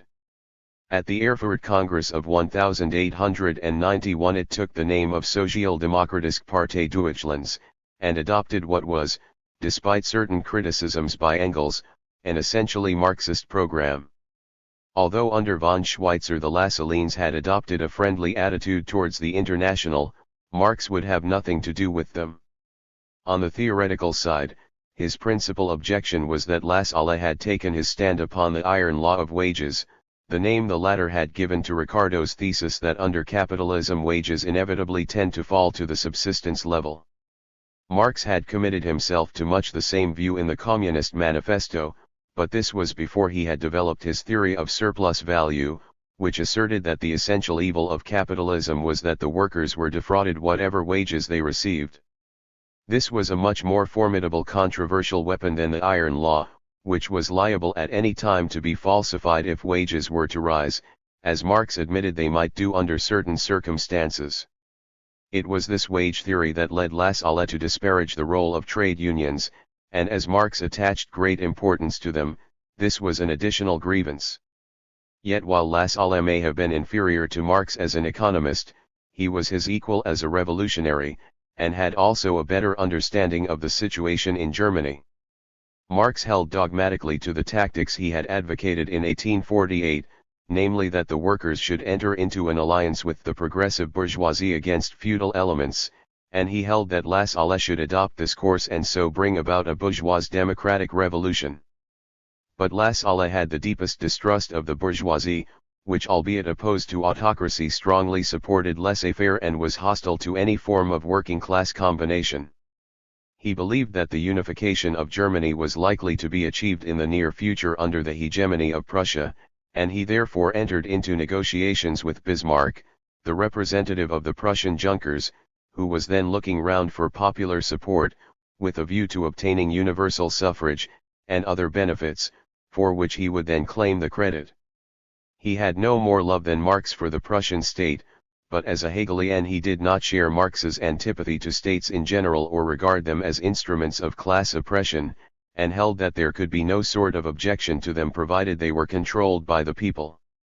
He argued that were there a German parliament to be set up, it would at first be weak, but would nonetheless provide a basis upon which the socialist movement could develop, and here the event was to prove him right, for although when Bismarck did eventually introduce universal suffrage the workers were not immediately the gainers, they profited by it in the end. It is true that the outcome of this policy was the emergence of a brand of socialism that was non-revolutionary, at least in the Marxist sense, and it sought to work through the state and not by destroying it, but Lassalle can hardly be blamed for this, seeing that the destruction of the bourgeois state was never practical politics.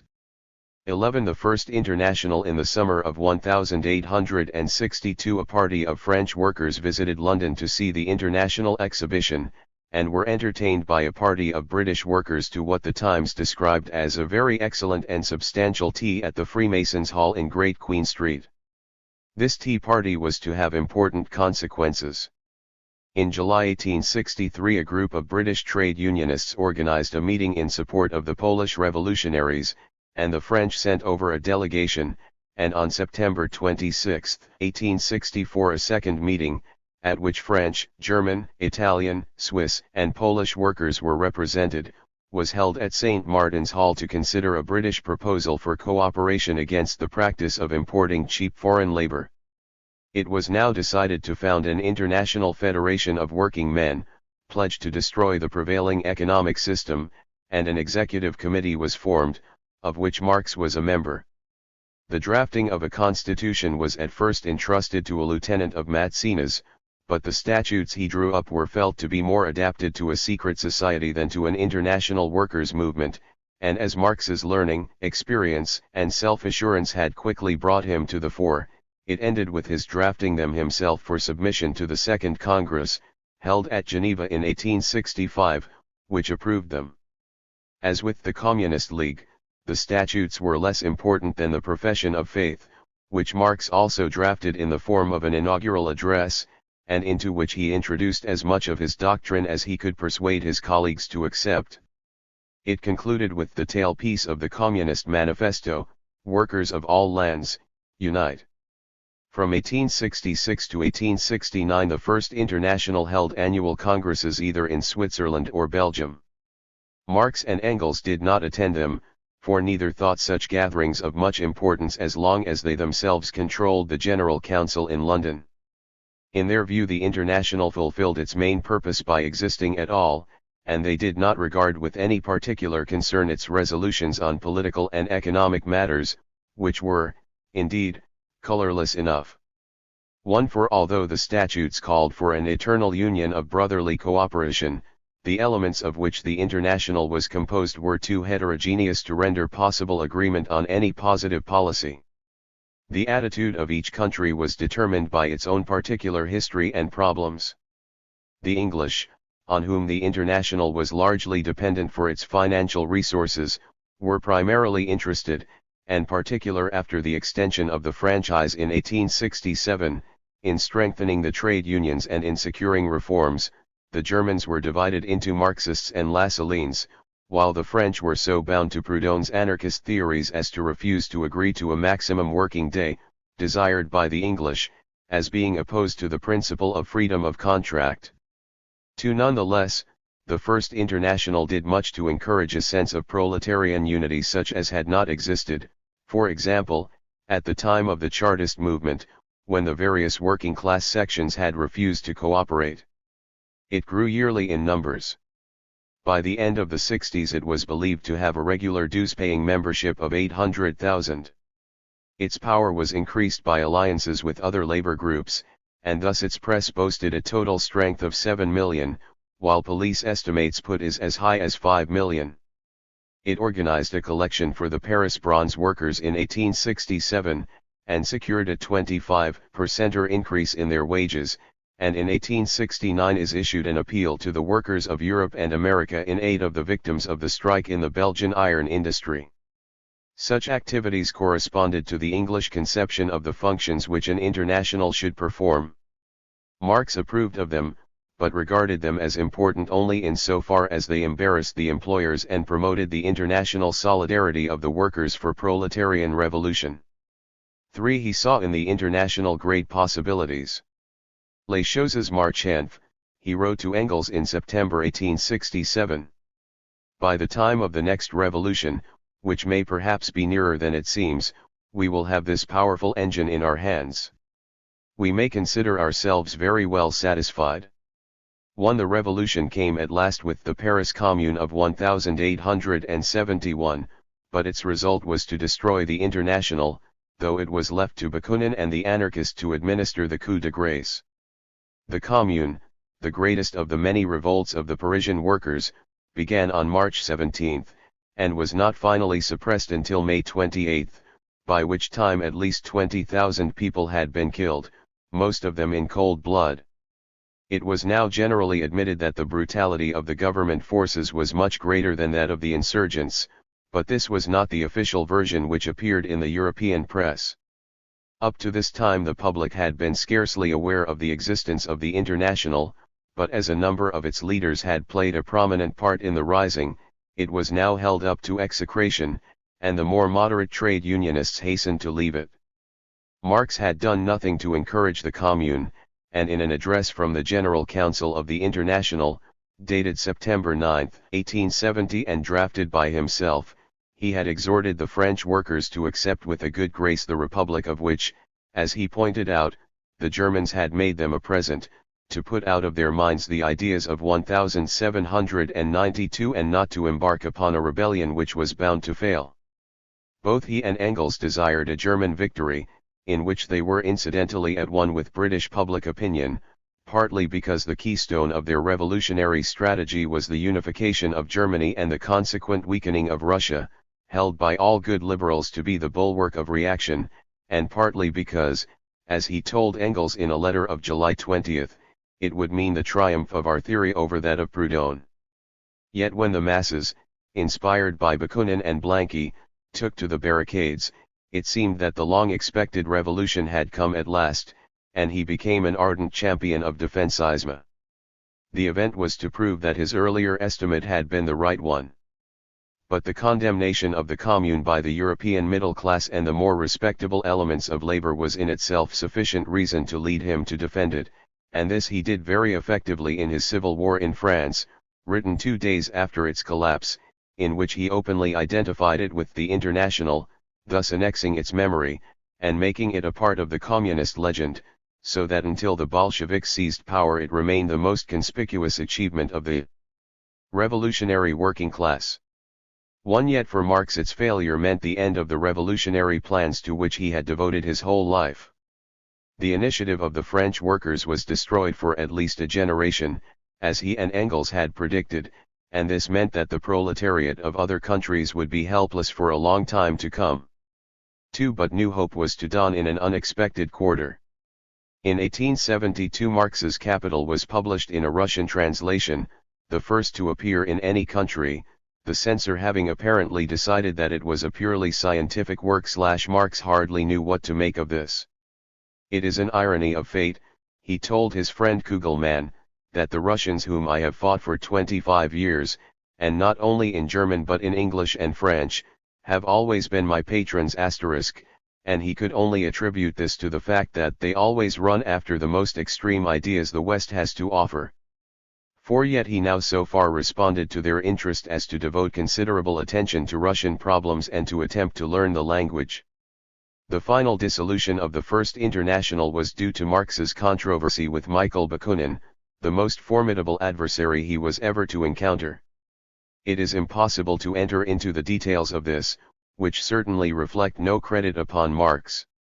As Herzen noted, the tragedy of Bakunin was that he possessed immense latent powers which he could not use in his own country, and which drove him, by way of frustration, into the crack-brained extremism of his later years.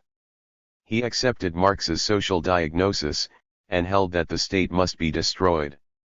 But this was the limit of their agreement. For while Bakunin held exploitation to be an evil, he regarded it as only part of the greater evil of tyranny.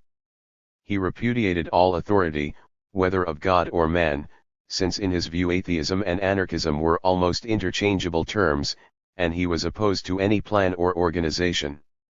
Such opinions, and the chaotic form in which he expressed them, or allowed them to be expressed by others, appeared outrageous to Marx, who held, as a German, that there should be order and system in revolution as in everything else, and it was impossible that the two should ever have worked together on any terms. Marx had first met Bakunin in Paris in 1844, and they were again associated in Brussels on the eve of the 1848 revolution. Then their ways fell apart, and Bakunin embarked on the adventures which were to take him to Siberia and thence round the world. In 1864 he was passing through London on his way to Italy, and the two men had an unexpectedly friendly meeting. In 1867 he left Italy for Switzerland, where he became a member of the executive committee of a radical bourgeois organization at Geneva known as the League of Peace and Freedom, and by Marx as the Geneva Windbag, which combined the advocacy of peace with that of the Union of Europe under a republican government.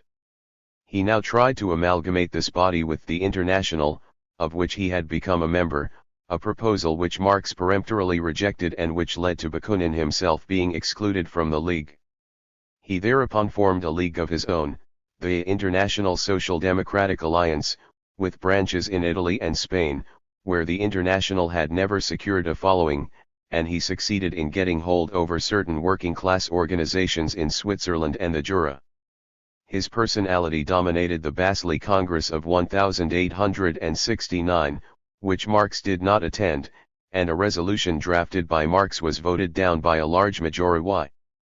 Marx therefore became persuaded that Bakunin was out to capture the International, and thus he and Engels attended the next Congress, held at The Hague on September 2, 1872, when they succeeded in getting him excluded.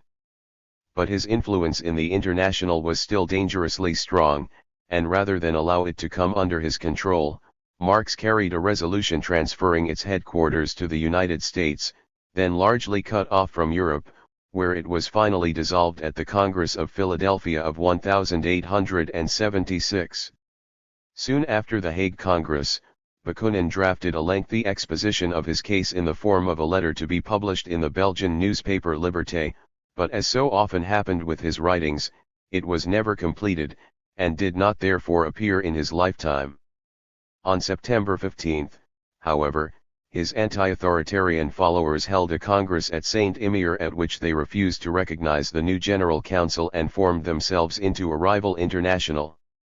Both organizations held congresses at Geneva in September 1873, but when Marx realized that convened by the General Council, now established in New York, would be a failure, he declined to have anything to do with it.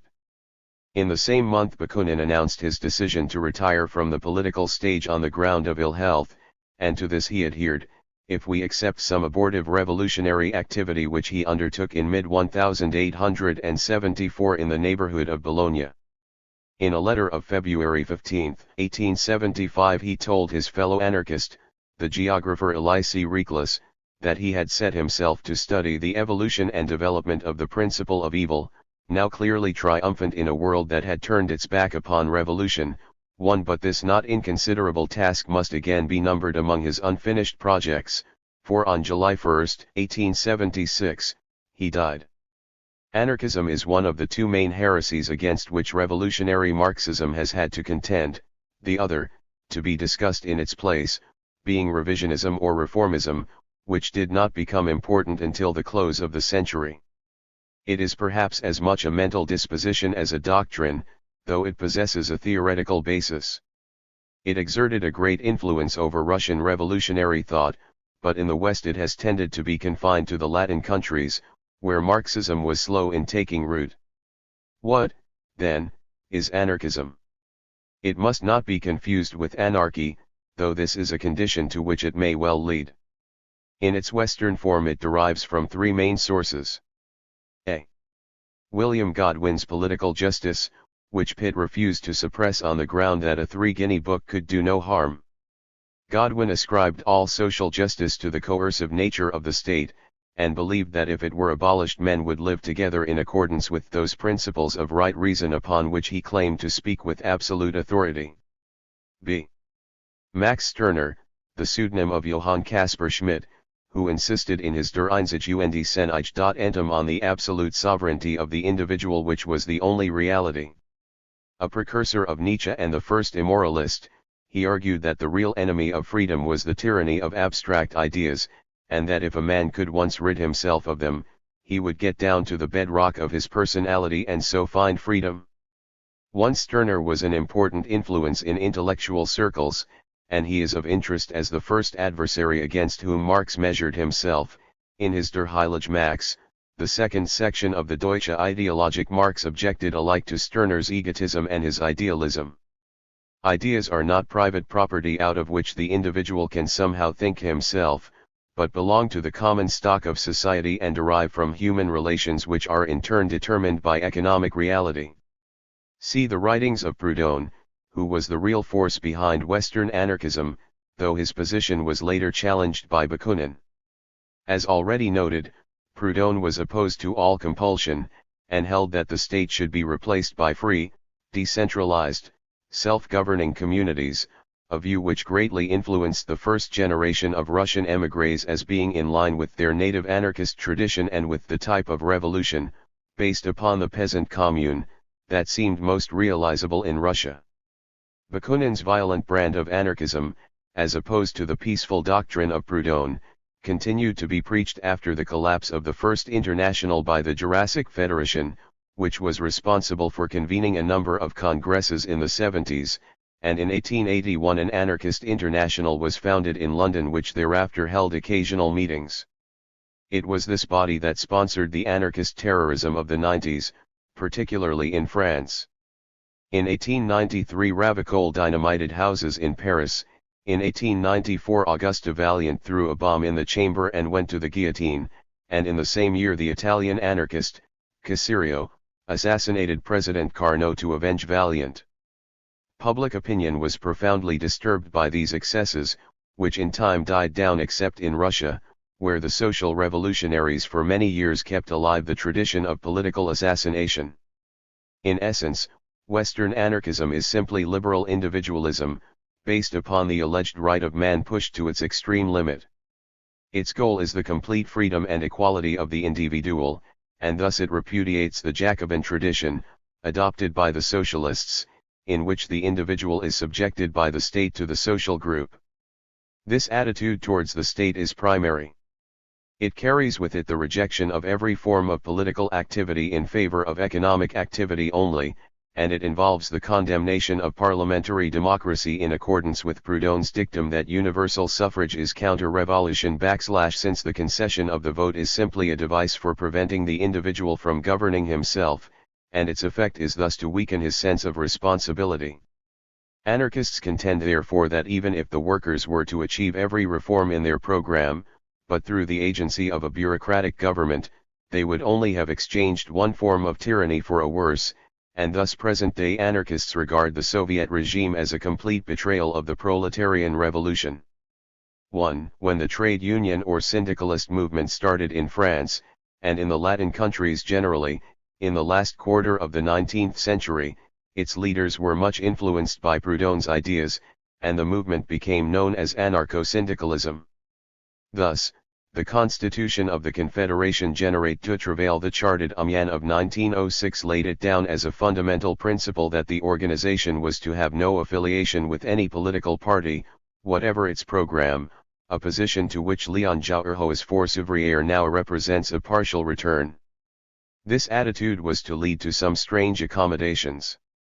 When, for example, the CGT excluded the Communists after the German-Soviet Pact of September 1939, a group known as the Syndicates and led by René Bellin protested on the ground that such action on a political and not an economic issue was contrary to the Charte d'Amiens. It was therefore no accident that it was Bellin and his followers who later accepted office under the Vichy government and tried to enforce the labor charter. It was they who had been the exponents of planning within the pre-war CGT. And the particular framework into which the plan would be integrated counted for little with men who had always scorned political action.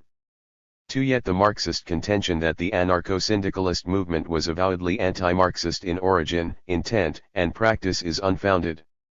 Anarchism, in general, repudiated the class struggle, but anarcho-syndicalism accepted it, and in so doing held itself to be the true heir of the Marxist revolutionary tradition, and deplored the manner in which it was everywhere becoming compromised by reformism.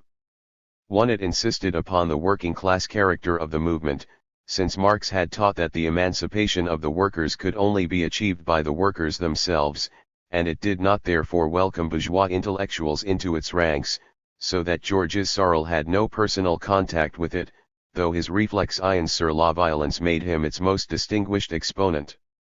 But its leaders never faced the problem of how the revolution was to be brought about.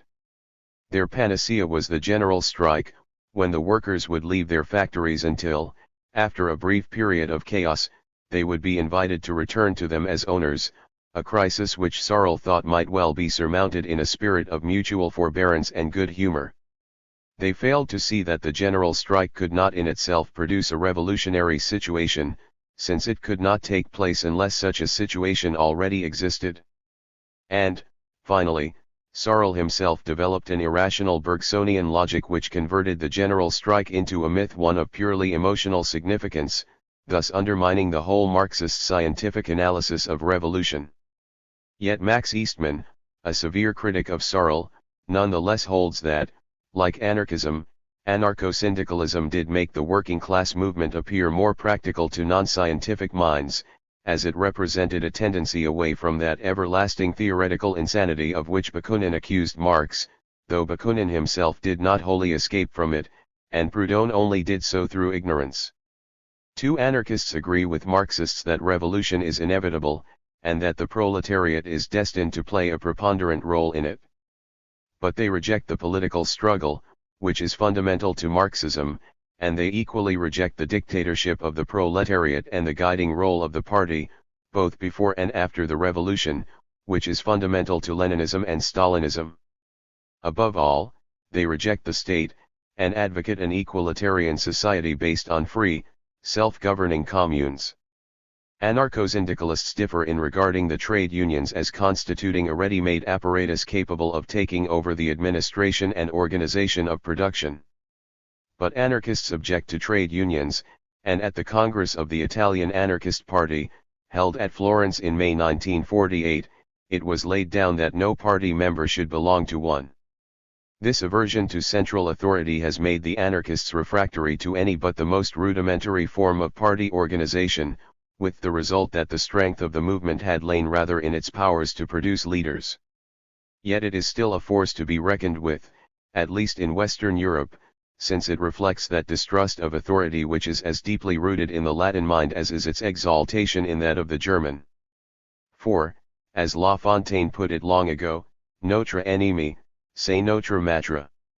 The prime and everlasting duty of the citizen is to resist the central power, for unless he does so, it will always become a tyranny, whether you have a king by divine right or a prime minister elected by parliament. Power is itself evil, and corrupts all men who wield it, that is the ultimate lesson of moral psychology. But the ordinary man can watch this and stop it? Thus, at least, do most Frenchmen reason. It does not make for internal stability.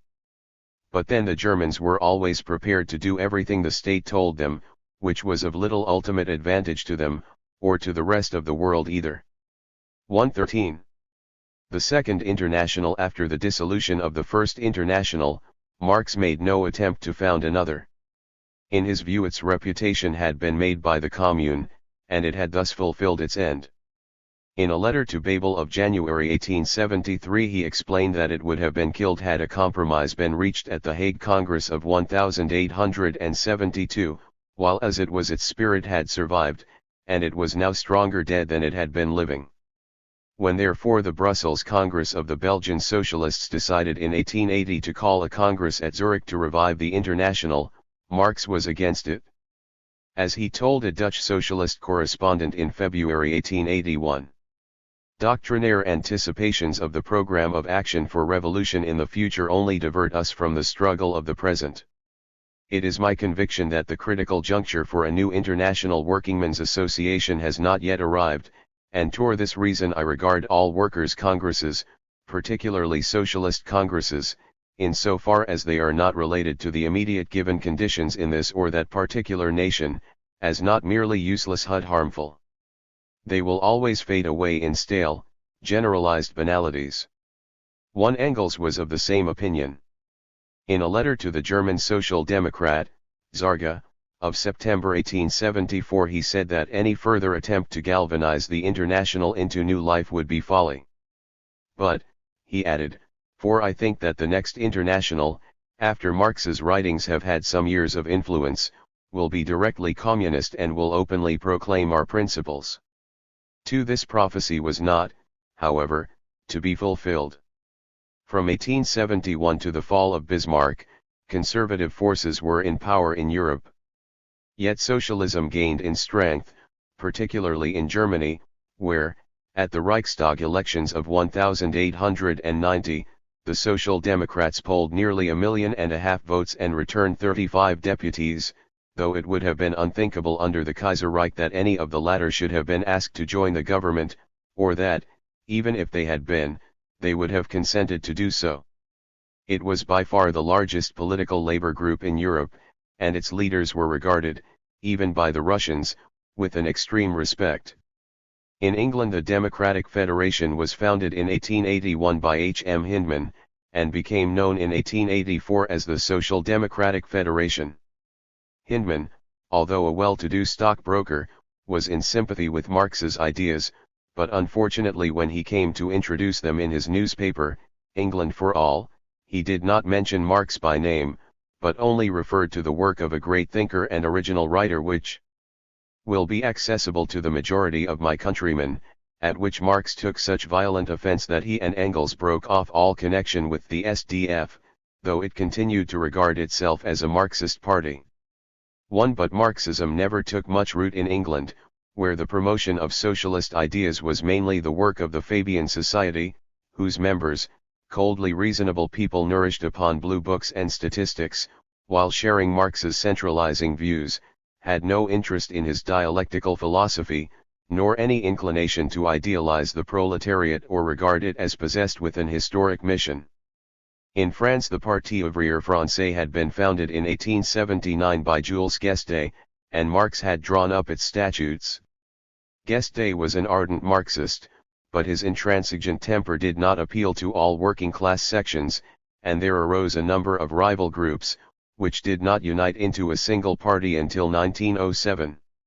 In 1889 two congresses were held in Paris, the one attended by Marxists, and the other by non-Marxists.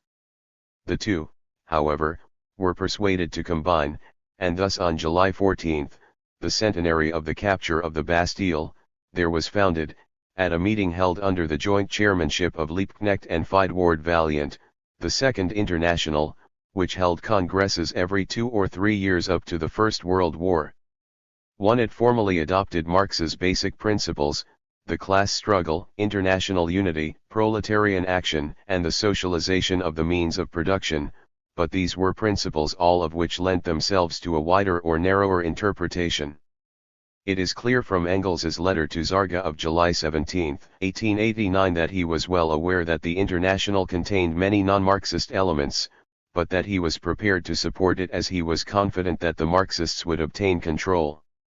What must be recognized is that Marxism had not become the rigid creed into which the Third International, under Russian influence, was to convert it, and that the Second International neither was, nor could be, a Marxist body. As its communist historian, Lenz, points out, to have admitted only these organizations which took their stand on the basis of the revolutionary class struggle would have meant excluding the mass organizations of the proletariat at a time when the real need of the day was not direct revolutionary action, but rallying the masses and winning them to socialism.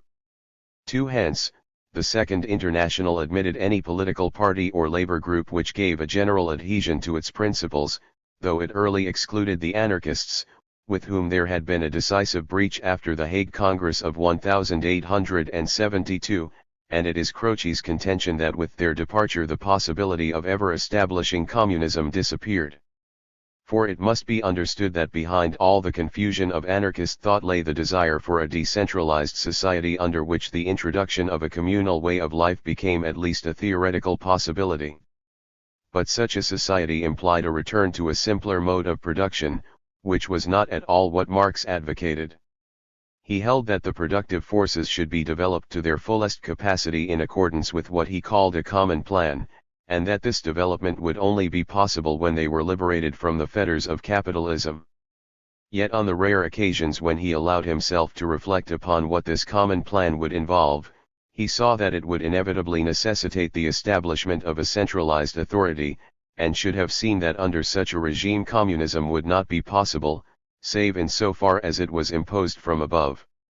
It may be remarked, in parenthesis, that it was his conviction that the capitalist system could not be reformed and must therefore be completely abolished that led him to condemn all experiments in social planning conducted within its framework as foredoomed to failure, and calculated to weaken the revolutionary fervor of the masses.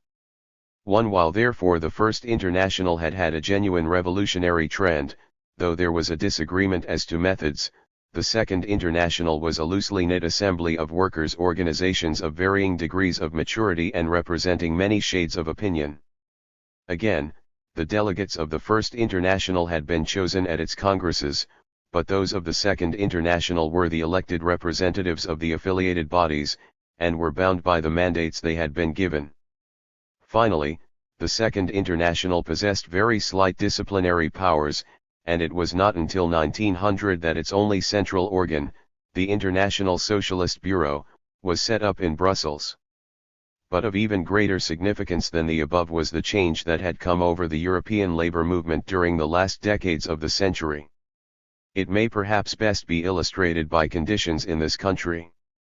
To the early Victorian economists, as Graham Hutton puts it, the Industrial Revolution was no time for easy living or wide social benefits. It was, on the contrary, a time for austerity, saving, and investment, so that within a generation the machines, railways, ships, and the like should get built and start producing consumer goods. Then would come what the Americans call the payoff. They were right. The period from the hungry 40s to the 60s of the cotton famine were the lean years. But between 1865 and 1875 there took place an immensely rapid accumulation of capital, and the people began to reap the benefit of a generation of hard living. The beginning of the Great Divide of the Victorian age coincided almost to a year with the appearance of Marx's Capital, and it falsified his prediction that the lot of the worker would continually worsen. Between 1873 and 1895 there was a steady fall of prices, estimated at 45% while average money wages over all trades rose by 5%, thus constituting a rise of real wages of 35 to 40%. From 1896 onwards the price trend was reversed, but up to 1900 wages kept pace with it, and it was calculated in that year that they were 15 to 16% higher than in 1873, and that their purchasing power was 42 to 43% higher. It followed therefore that the employed worker had only to avoid wage reductions to enjoy a steady rise in his standard of living. Further, capitalism was changing its character, as the principle of limited liability assisted the divorce between the ownership and the business administration of capital. Wealth became less individual and more impersonal, and thus increasingly a matter for state action and intervention. And the demand for such action was supplied by the workers, who had now organized themselves in fields of industry in which organization had been once thought to be impossible. Hence the Second International inevitably found itself committed to defending and improving the economic interests of the workers by demanding reforms within the framework of the existing order, rather than with attempting to destroy that order in accordance with its principles. And it was the less inclined to revolutionary action as it was in substantial agreement with liberal bourgeois democracy in demanding peace abroad, legal ity at home, free trade, universal suffrage, and the extension of parliamentary institutions. It may be taken as a universal principle that no labor organization, whatever its professed creed, will seek to overthrow the capitalist system so long as this is making large profits, since the leaders are well aware that the rank and file are mainly concerned with obtaining that higher standard of living which they know that the system can well afford to give them. A different situation arises when capitalism has been sufficiently weakened, either by war or by other causes, as to be no longer in a position to make concessions, as the worker will now readily support the practical application of those doctrines which he has hitherto contented himself with applauding when uttered upon the platform. Marx was perfectly aware of this, and held that it was the duty of socialist parties, always provided that they were aiming at revolution, to continue to extort concessions until the limit had been reached. Then there would come about that change from quantity into quality which would introduce socialism. But the leaders of the Second International could not conscientiously pretend that their policy was Marxist in this sense, as few of them had any desire to see capitalism abolished in their time. As Sidney Hook says, they salved their consciences by accepting socialism as an objective science. Marx had proved that the class struggle was as objective a fact as the law of gravitation, and that socialism was inevitable. If you welcomed it, it might come a little sooner. If you did not, it would come anyway, perhaps a little later. In neither case did your attitude make much difference. Thus was the will to revolutionary action still further paralysed. One in particular did this apply to the German Social Democrats, whose party was by far the largest and the one most unreservedly committed to revolutionary Marxism, at least after the adoption of the Erfurt program of 1891. Its membership was, indeed, overwhelmingly proletarian. But numerous non-proletarian elements had entered, and these, by virtue of their technical skill or social connections, made their way to the top as functionaries, theoreticians, or political representatives. Parallel with the party was the trade union movement, which had greatly extended, and in so doing had created an immense administrative machine of officials whose higher standard of living cut them off from the workers, and who tended, with every additional year of office, to acquire the mentality characteristic of the German bureaucrat.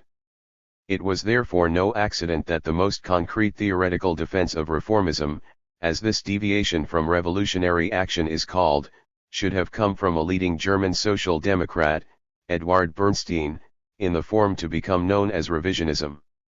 One Bernstein was the editor of the Social Democrat, which had been founded at Zurich during the period when the Social Democratic Party was proscribed by Bismarck, but had been transferred to London, whence copies had been smuggled into Germany. While in London, he had been converted to communism by Engels, but he had also been much impressed by the progressive ideas of the Fabians, and it was this influence that eventually prevailed.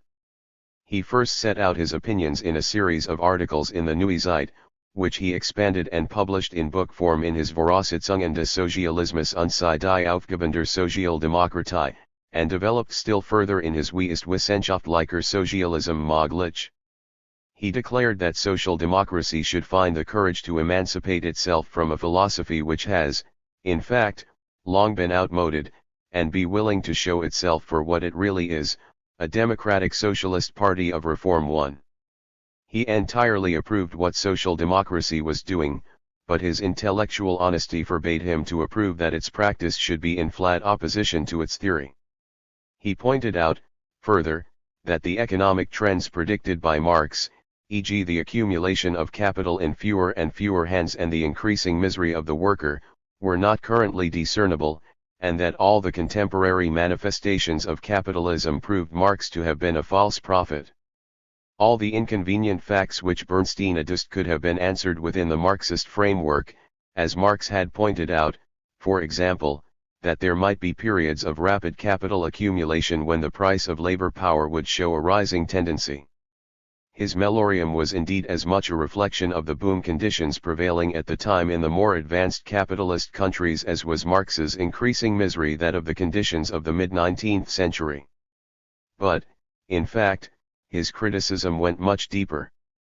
The irreconcilable element that he introduced into the controversy was his condemnation of the material philosophy of socialism. He maintained that socialism as a science gave an explanation of the causes and conditions of the socialist movement, but that it could offer no justification of it, as this depended on ethical motives which it excluded.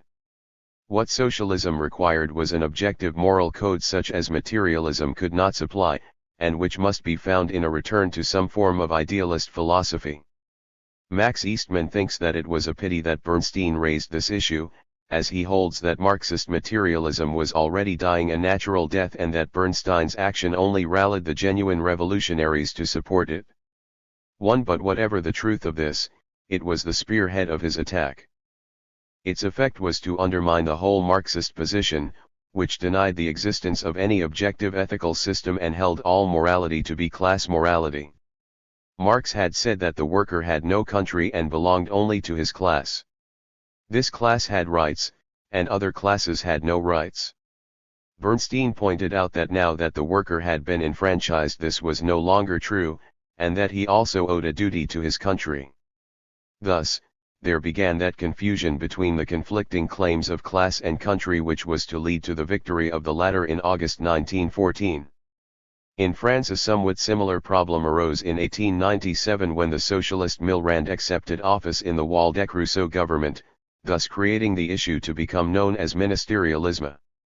His action was particularly galling to the socialist extremists, as Waldeck-Rousseau's war minister was that General Galifet who had made himself notorious in 1871 by his treatment of the communards. The socialist leader, Jean Jaurès, regarded Millerand's acceptance of office as a victory for democracy, but Guesde carried a resolution that the class struggle forbids the entry of a socialist into a bourgeois government, and Lenin stigmatized Millerand's acceptance of office as for an excellent example of practical Bernsteinism. Millerand resigned from the party, but the controversy dragged on until 1904, when Guesde appealed to the Amsterdam Congress, which condemned ministerialism, and with it the revisionism of Bernstein. Thereafter no socialist was a member of any French government until Guesde himself, and that enfant terrible of the party, Marcel Sembart, joined the government of national defense at the end of August 1914. Yet Marxist ideology was slow to establish a hold over French socialist opinion, always jealous of its own revolutionary tradition. When Lenin visited Paris in 1895 and told Marx's son-in-law Paul Lafargue that the Russian revolutionaries were studying Marx's writings, the latter replied that even after 20 years no one in France understood them. His materialism failed to appeal to that sense of justice and fraternity which was dear to French socialism, and with the turn of the century ideas similar to those of Bernstein began to circulate. In his Les Origines du Socialisme en Allemagne, Charles Endler stressed the ethical side of the movement as opposed to its scientific aspect, maintaining that socialism could not be scientifically demonstrated and called for adhesion du Xur. Similarly, in his Paroles d'Avenir, Georges Renard, while affirming the naturalistic and non-metaphysical nature of socialism, relegated its scientific demonstration to the background by declaring that if it was contrary to reason and justice there would be no grounds for supporting it even if it could be shown to be economically inevitable. Again, French socialism contained a large admixture of individualism, and was wholly opposed to that centralization of authority which was implicit in the Marxist system. In his Esquisse d'une organisation socialist, Jaurès advocated a decentralized collectivism which would be respectful of personal liberty, and would thus effect a synthesis between the individualism of Proudhon and the communism of Marx.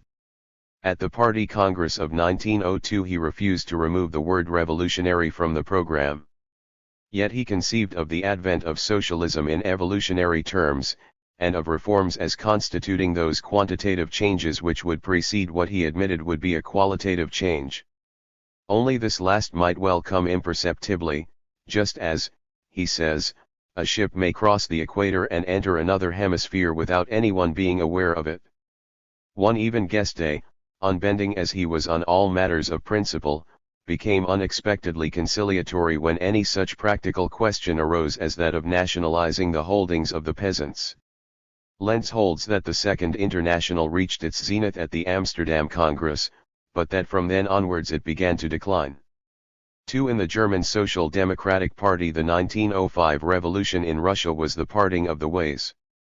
The leader of the Marxist faction was then Karl Koski, within a few years to be branded by Lenin as the arch-renegade, and in January 1906 he published an article in Vorwärts suggesting that the Russian barricades pointed to the necessity of a change of tactics within the party.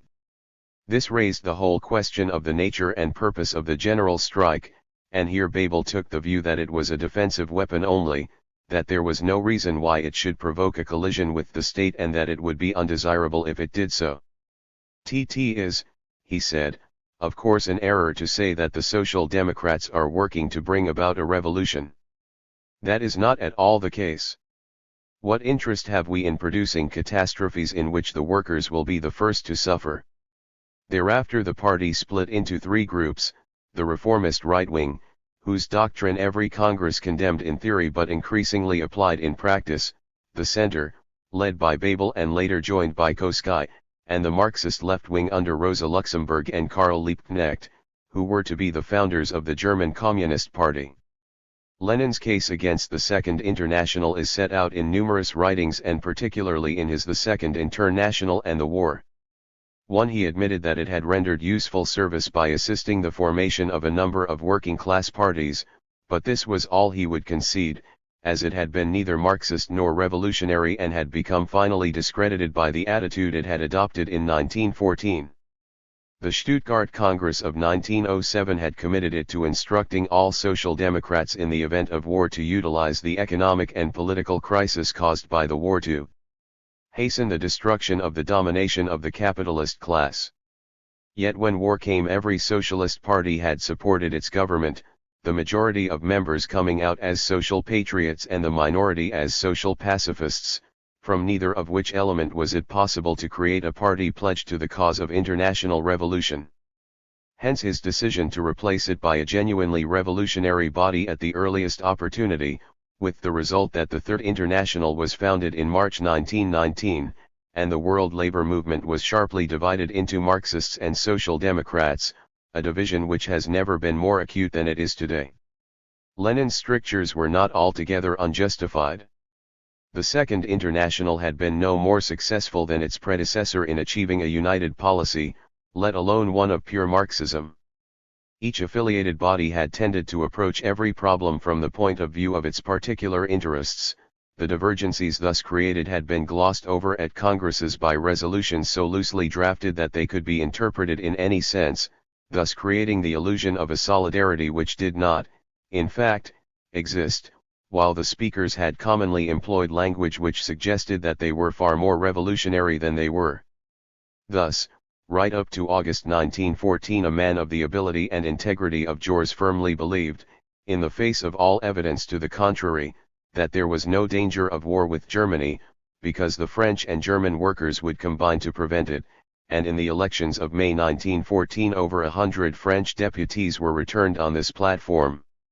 It is in the light of the above that Lenin's insistence that the parties which affiliated to the Comintern should submit to rigid discipline becomes intelligible. Again, the former German communist, Arthur Rosenberg, points out that insofar as the Second International did accept Marxist principles, it failed to interpret them in a Marxist sense. Its suspicion of the capitalist state led it to refuse to allow its members to collaborate with bourgeois governments, which Marx would certainly have held to be permissible, provided that it served the cause of revolution. It accepted free trade as a dogma because it made the workers' food cheaper, whereas Marx had held the question of free trade versus protection to be one of expediency only, since each was equally a form of capitalist exploitation. Further, Marx had always regarded war as an instrument of policy, but the Second International made no distinction between wars of capitalist aggression and wars of national liberation, and at one Congress after another passed resolutions advocating peace under all circumstances. Yet the fundamental divergence was that the Second International was reformist and not revolutionary, and it was the heresy of reformism that eventually destroyed it, just as the heresy of anarchism had destroyed the First International. It only remains to add that after the founding of the Third International, those parties which would not affiliate with it but had withdrawn from the Second International in disgust formed themselves into the 2½ or Vienna International. Efforts to bring about an inclusive organization were made during 1921 and 1922, and in the latter year representatives of all three bodies met at Berlin. The attempt failed on account of the objections raised by the Third International. But in December 1922 representatives of the Second and Vienna Internationals met at The Hague, and it was resolved to issue invitations to a conference to be held in Hamburg in May 1923. At this conference, attended by 620 delegates from 30 countries, it was decided to dissolve the Second and Vienna Internationals, and to form in their place the Labour and Socialist International. This body continued in existence until 1945, when its place was taken by the International Socialist Conference, which established a consultative committee, replaced in 1947 by the Committee of the International Socialist Conference, consisting of one representative of each member party.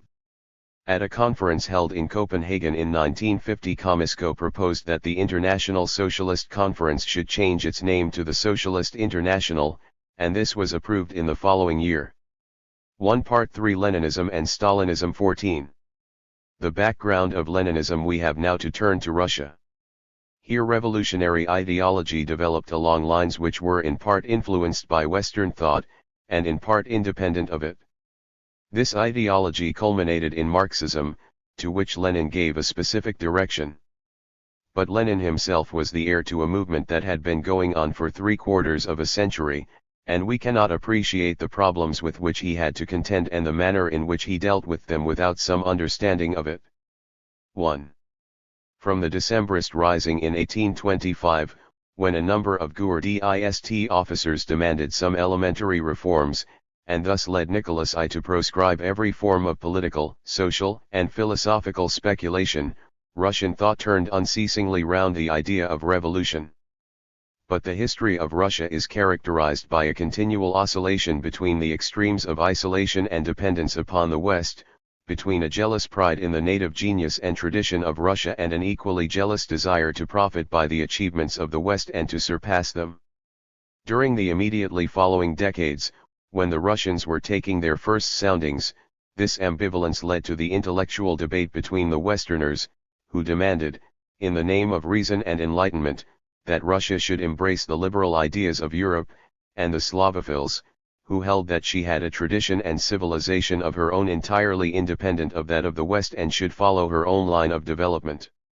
In this early stage the predominant influence was the philosophy of Hegel, which Bakunin had been largely responsible for introducing into Russia. The Russians took for granted all that Hegel had to say about the development of nations. But they could not agree that the end of the dialectic had been to make the Germans the leaders of humanity, for if this were so there was no place for the Slavs. Yet they, too, must have their idea which would be realized in history. This led the Slavophiles in particular sharply to criticize the civilization of the West and to emphasize the mission of Russia, and from this there developed in turn a strong sense of Slav nationalism. Thus, Bakunin himself was a pan-Slav nationalist before he became the leader of the international anarchist movement. The two most prominent thinkers of this first period, Belinsky and Herzen, maintained a foot in both camps. Each had gravitated, like Marx, through Hegelianism to the rationalism of Feuerbach. Belinsky, oppressed by the backwardness of Russia, looked for salvation to the West, and his famous letter of protest to Gogol of 1847, which circulated widely in manuscript and was printed abroad by Herzen in 1855, became the testament of the revolutionary youth for 2 generations. Yet he never lost faith in a specific and triumphant Russian destiny. Herzen had been in Paris at the time of the 1848 revolution, and he drew from it the same conclusions as Proudhon, that political action was worse than useless. Its failure, due as he believed to the refusal of the West to accept the gift of freedom when it was offered, plunged him into a despair from which he confesses that he was saved only by his faith in Russia. Gradually he reached the conclusion that Russia was destined to fill the vacuum created by the breakdown of the decadent civilization of the West, that the Russian peasant was a potential socialist and revolutionary, and that the structure of the new order existed ready to hand in the peasant commune which would appropriate the functions of the state, and discharge them on a basis of mutual and voluntary agreement. Thus, Russian socialism would regenerate the New World as Christianity had regenerated the world of antiquity. In the 60s the reforming movement began to pass from the sphere of philosophy into that of action, largely under the influence of Chernyshevsky, the first revolutionary publicist actively to participate in one of the new secret societies which were then springing up. The change is depicted in Turgenev's Fathers and Sons with its hero, Bazarov. The men of the 40s, the fathers, had been aristocrats. The sons, the men of the 60s, were democrats. Characteristic of this period was nihilism, a mental disposition peculiar to Russian thought. Its creed was derived, like that of anarchism, from Western ideas.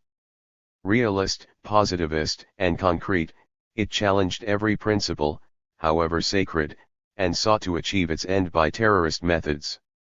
Yet it must not be confused with anarchism, though it was to a large extent anarchistic. For anarchism is a much wider conception. In essence it is individualistic, and thus, in order to escape from the dangers inherent in individualism, it stresses those impulses which make for harmony among men as opposed to those which call for restraint. Hence its rejection of the state, or of any kind of centralized coercive authority. Masaryk rightly claims that it is not peculiar to Russia, and points out that its most notable Russian exponents, Bakunin and Kropotkin, learned their doctrine from the West. Yet Berdiyev holds it to be endemic in Russian thought. The Russian has never accepted the state, he had always regarded it as something foreign and unnatural, and has been far more conscious than the West of the evil involved in the idea of authority. Anarchism has thus powerfully influenced Russian political thinking. It has taken many forms. It has looked to the establishment of a kingdom of the spirit in which all men will live together in unity, and it has issued, as it did with Bakunin, in a creed of destruction which makes violence the creative principle of life. The new spirit of the 60s found its expression in the land and freedom movement, for his connection with which Chernyshevsky spent 20 years in a Siberian fortress. Its collapse led to the emergence of the most remarkable figure of the decade, Nechayev, a disciple of Bakunin, whose revolutionary catechism lays down all the qualifications required by the professional conspirator, the renunciation of every interest, feeling, and attachment for the sake of the single end of revolution, and the assertion that morality is what assists the revolution and immorality what does not. In 1869 he started an organization among the Moscow students, and in order to knit them together, he murdered one of their number, and leaving the rest to their fate, fled to Switzerland, whence he was later extradited. Bakunin, whom he had at first taken in, ended by breaking off all relations with him. Dostoevsky represents the extreme Slavophile reaction to the above, and his hatred of it finds expression in Prince Mishkin's outburst in The Idiot, in which he reveals his horror of the West, especially of Catholicism, the source alike of atheism and socialism, and his belief that Russia alone can give to the West that Christ whom we have preserved and whom they have never known. So likewise did Dostoevsky abhor the revolutionary movement precisely because it drew its inspiration from liberal Western thought. The younger Verkhovensky of the possessed is Nechayev, and his helpless and ineffective father has been identified with the St. Petersburg liberal professor Granovsky, a close friend of the Westerner Belinsky, who had done everything in his power to injure Dostoevsky and disparage his work. The book is a polemic against Turgenev's Fathers and Sons. Its moral is that liberal parents can only beget monsters. Similarly, Dostoevsky took the Slavophile side at the time of the Polish Rising of 1863. Herzen and the European émigrés warmly approved it, as they viewed it through Western eyes, and their opinion was shared by many high-placed members of the government, but for the Slavophiles it was an act of treason against Slavdom, prompted by those Western influences which it was Russia's mission to hold in check. Hence, they supported the government's fight against the Poles. The first occasion on which any action it had taken was backed by a more or less organized body of social opinion. The present wave of Russian nationalism has a close affinity with Slavophilism, and it is doubtless for this reason that Dostoevsky's works were so long tolerated, although he stood consistently for a type of theocratic regime as far as possible removed from that which prevails today. In the 70s there arose the Populist Party, which sought to combine the Westerners' enthusiasm for science and education with the Slavophiles' belief in the genius of Russia. It took over from Herzen the specifically Narodnik doctrine that the Russian commune, with its communal property, could be made the basis of the future socialist order, and that Russia would thus escape the evils of capitalism which had corrupted the West. It still aimed at an agrarian revolution in accordance with the then accepted belief that a political revolution would only give power to the bourgeoisie, and to this extent was anarchistic, but it did not agree with Herzen that it would be brought about by peaceful evolution. In the summer of 1874 it staged the celebrated Go to the People movement, when some 2,000 young members of the intelligentsia clad themselves in homespun garments and went to live among the peasants, emancipated since 1861, only to find that they were not at all interested in socialism and only wanted more land. The lesson of the crusade was that the peasants were not only not ripe for revolution, but that they never would be as long as communal property existed. Yet the populists continued to look to the villages, and although there were organizations in the town, they were regarded as secondary and their members as inferior types of peasant. After the failure of the experiment of going to the people, a new revolutionary party was founded, called once again the Land and Freedom, which split in 1879 into two groups, the one advocating terrorism and the other the education of the peasants by propaganda. The first of these groups took the name of the People's Will, and was responsible, under the leadership of Zhlyabov, whom Lenin called the perfect conspirator, for the assassination of Alexander II in 1881. The People's Will represented a decisive breach with anarchist theory. Zhlyabov declared at his trial that he was not an anarchist and was for the state, and it was thus a step in the direction of that political action of which the populists disapproved. Yet it was no more successful than populism. The assassination of the Tsar led to pitiless police repression and to a revulsion of feeling among the public. It became clear that a new start would have to be made. In 1883 George Plekhanov, with Paul Axelrod and Varazay Sulich, all exiles in Switzerland, started a group, the Emancipation of Labor, with a Marxist program. Plekhanov was its leader, and it was under his influence that the transition from populism to Marxism was accomplished. The bankruptcy of the policy of terrorism after 1881 led him to re-examine the basic tenet of the populist creed, the belief that the peasantry was the coming revolutionary force in Russia. His outstanding contribution was his perception, remarkable indeed at that early date, that capitalism would eventually evolve a Russian proletariat, and that it was this proletariat, and not the peasantry, which would ultimately lead the revolution. The peasantry was fundamentally unrevolutionary. The peasant commune could only develop into petty bourgeois capitalism. The revolution would end in the seizure of power by the workers, but the final step could be undertaken only after a bourgeois democratic revolution, the achievement of which was the immediate revolutionary objective. So far removed from reality did these ideas appear that, provided they were not expressed in openly provocative language, they were passed by the censors, who welcome this division of opinion in the revolutionary camp. Plekhanov's writings thus not only converted Lenin but also, as the latter said, reared a whole generation of Russian Marxists. For by the middle of the 90s what he had foretold had come to pass. Under the powerful impulse of wit, capitalism had begun to make rapid strides, and although, even by 1914, there were not more than 3 million factory workers, Russian industry had been organized on modern lines in large concerns, with the result that the workers provided both the 1905 and 1917 revolutions with a determined vanguard of the proletariat. How Marx and Engels viewed these developments may be seen from the correspondence between them and their Russian contemporaries published in Moscow in 1947. Russian was the first language into which Marx's Capital had been translated from the original, and a few years later the censor had passed the second volume, though he had just confiscated the works of Adam Smith. But even before the translation of his book, Marx had received a striking proof of Russian enthusiasm for his ideas, as a group of Russian revolutionaries had asked him in March 1870 to represent them on the General Council of the First International. As we have noted, Marx viewed the situation with a certain irony. Yet he ended by acquiring a deep respect for the intellectual achievements of the Russians, though certain of their eccentricities always amused him, and nothing enraged him more than Slavophilism, with its belief that it was the mission of Russia to regenerate the West. But the main issue of the correspondence was Russia's road to socialism.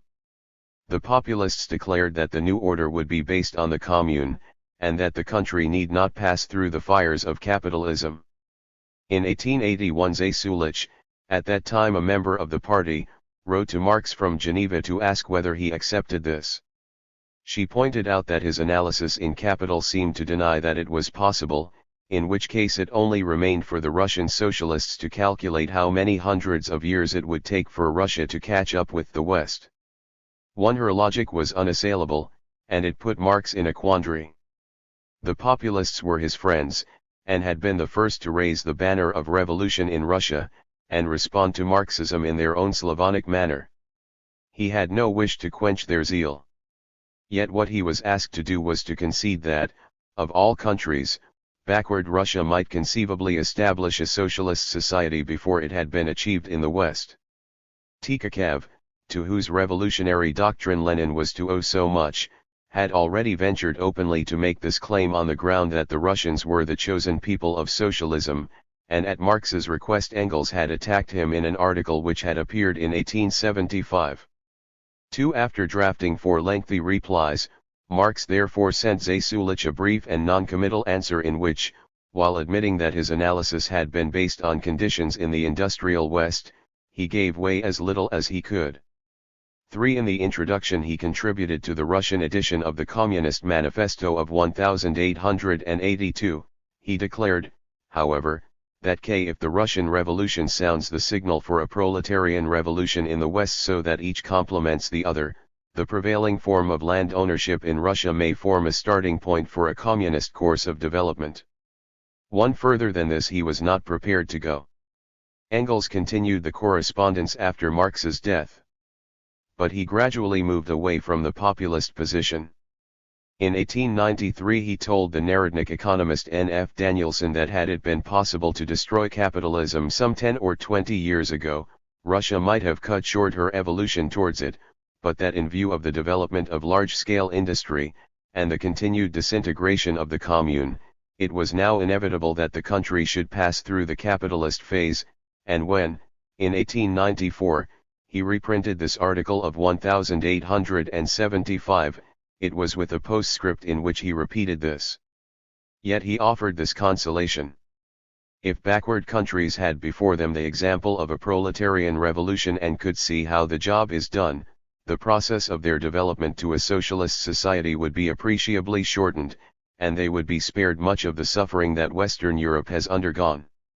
This, he declared, applied particularly to Russia because here a part of the indigenous population has already acquired the intellectual achievements of capitalist development, and it will thus be possible there, in a revolutionary period, to accomplish the social transformation almost simultaneously with the West. This conclusion seems equally inconsistent with the point of view of the populists and of the Russian Marxists, but doubtless Engels was anxious to let the former down as gently as he could. He had, in fact, come round to the side of Plekhanov, and in a letter to him of 1895 he confessed that discussion with men of Danielson's generation was impossible, adding that under the conditions prevailing in Russia it was not surprising that the most peculiar and extravagant ideas come into being. 2. In 1893 Lenin came to St. Petersburg and made his first appearance on the political scene. In 1895 he succeeded in uniting a number of small Marxist groups into a league of the struggle for the emancipation of the working class, but he was arrested in December and sent to Siberia. According to the official history of the Communist Party of the Soviet Union, it was this league that organized in 1896 the strikes that took place in St. Petersburg textile factories. Meanwhile, similar leagues had been founded in other cities, and in 1898 the representatives of 9 of these met at Minsk, issued a famous manifesto, and founded the Russian Social Democratic Labor Party. Lenin was not present at this Congress. but in 1900 he returned from Siberia, and with two young Russian Marxists, Patrusov and Martov, conceived the idea of founding an illegal paper on an all-Russian scale. For this purpose he went to Geneva, where, not without difficulty, he reached agreement with Plekhanov and his group, and started Iskra, the first number of which appeared in December. It had a large clandestine circulation in Russia, and it made Lenin's brand of Marxism an effective force. Although the manifesto issued by the Minsk Congress had announced the formation of the RSDLP, no real party yet existed. There were neither rules nor a program, nor was there a central committee, since its members had been at once arrested and had never been replaced. The period immediately following 1898 was therefore one of great confusion. At the time of Lenin's visit to Geneva there existed a rival foreign center in Paris, the League of Russian Social Democrats *, which was seeking to make its journal, Rabotchi Dialo, the official party organ.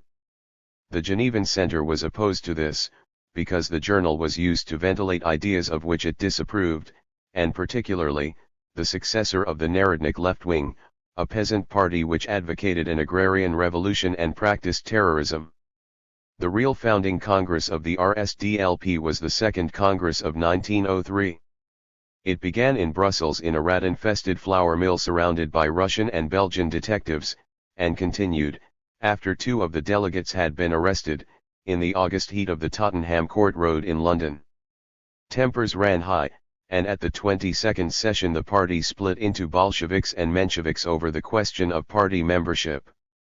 Lenin insisted upon a narrow party to be composed as far as possible of trained revolutionaries, as opposed to an open party of mere sympathizers. Both he and Plekhanov wished therefore to restrict membership to those who personally participated in one of the organizations of the party, rather than, as Martov had originally proposed, to those who work under the control and guidance of one of the party organizations. On the particular issue Lenin was defeated, but he succeeded by a narrow majority of 2 votes in securing the election of a central committee made up of his supporters. Yet, what seemed at the time a minor disagreement concealed 2 distinct conceptions of the role of the party in action, and fundamental differences of temperament.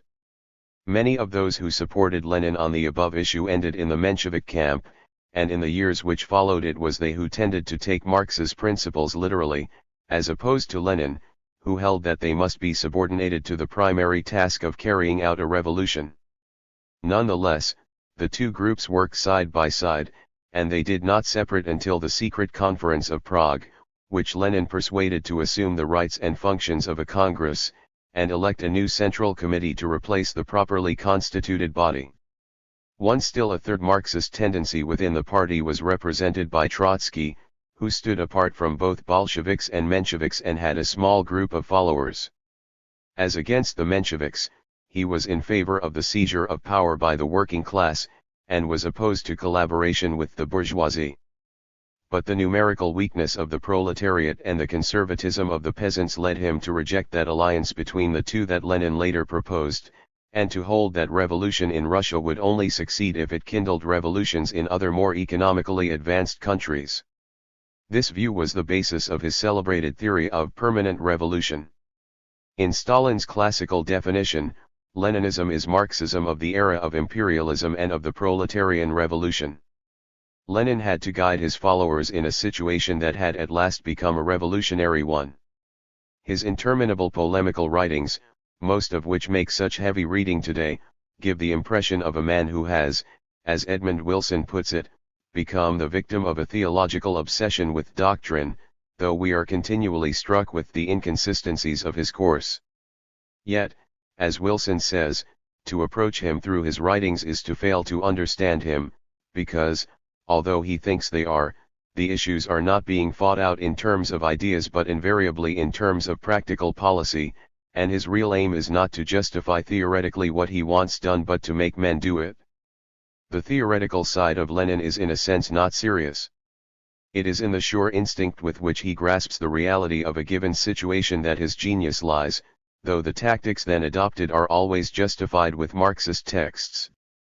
Yet we must not underestimate the influence of Marx's ideas on Lenin, and fall into the error of supposing that he simply made use of them to cloak his power complex. In fact, he firmly believed in Marx, and above all in the most fundamental of the Marxist principles, that if a workers' movement is not revolutionary, it is nothing. Only while Marxism acted as a powerful solvent for discrediting liberalism, it offered, as Lenin was to discover, no clear guidance as to what was to replace it. Marx never explained how his revolutionary objectives would be actualized, and seems to have supposed that this was a matter for which the revolution itself would provide the solution. That Lenin, faced with practical problems of administration which had never entered into Marx's orbit, should have found himself obliged to adapt the classic theory accordingly was natural enough, and whether we regard this as a distortion of it will depend upon how far we regard Marxism as providing the basis of a genuinely democratic society, which it is very doubtful that it does. Lenin's main contribution to Marxist theory can best be considered under the following heads. 1. His theory of the strategy and tactics of revolution as shown in 1905, and in 1917. The Revolution of October 1917 is particularly important, as all subsequent communist revolutions have been modeled on it, and the leaders of national communist parties were to be constantly upbraided for their inability to apply the tactics which Lenin successfully adopted, though under wholly different conditions. 2. His version of the theory of the dictatorship of the proletariat, with which are connected the views which he held immediately before the October Revolution as to how the socialist state should be administered. 3. His theory of the party as the vanguard of the proletariat which guides the masses both before and after the revolution. This was carried even further by Stalin. 4. His theory of the strategy and tactics to be adopted by communist parties with a view to bringing about world revolution. This still constitutes the basis of Communist Party action in all countries. 5. His theory of capitalist imperialism, which he held to constitute for the final stage of capitalism and thus to have created a new revolutionary situation. 6. His restatement of the philosophy of dialectical materialism, which is still accepted as authoritative. A. The Revolution of 1905. The disasters which befell Russia in the Russo-Japanese War led to the abortive Revolution of 1905. It started with the massacre of Bloody Sunday, when a peaceful demonstration before the Tsar's palace was fired on by the police, and this was followed by a wave of strikes, and by the mutiny in June on the battleship Potemkin. In August the Tsar, Nicholas II, announced the creation of a parliament, and later in the year he promised to grant a constitution. But in October the first Workers' Soviet was formed in St. Petersburg, a second being soon after set up in Moscow, not, indeed, with the object of taking power, but only of preparing for a constituent assembly to be elected on the widest possible franchise. Lenin did not get back to Russia until November, and this was too late to enable him to influence the course of events. For in December the Moscow workers came out on the streets. The garrison troops were unreliable, but a regiment was dispatched from St. Petersburg, and the revolution was soon crushed. When therefore the Duma met in April 1906, the powers granted it by the government were very limited, and in 1907 it was dissolved. A large loan from France assisted the Tsar to rule without it, while Stolypin's law of November 2, 1907, giving every peasant the right to demand his land in a single consolidated holding, contributed to staving off revolution for the time being. In the following December, Lenin was obliged to leave Russia, and he remained in exile until his return in April 1917.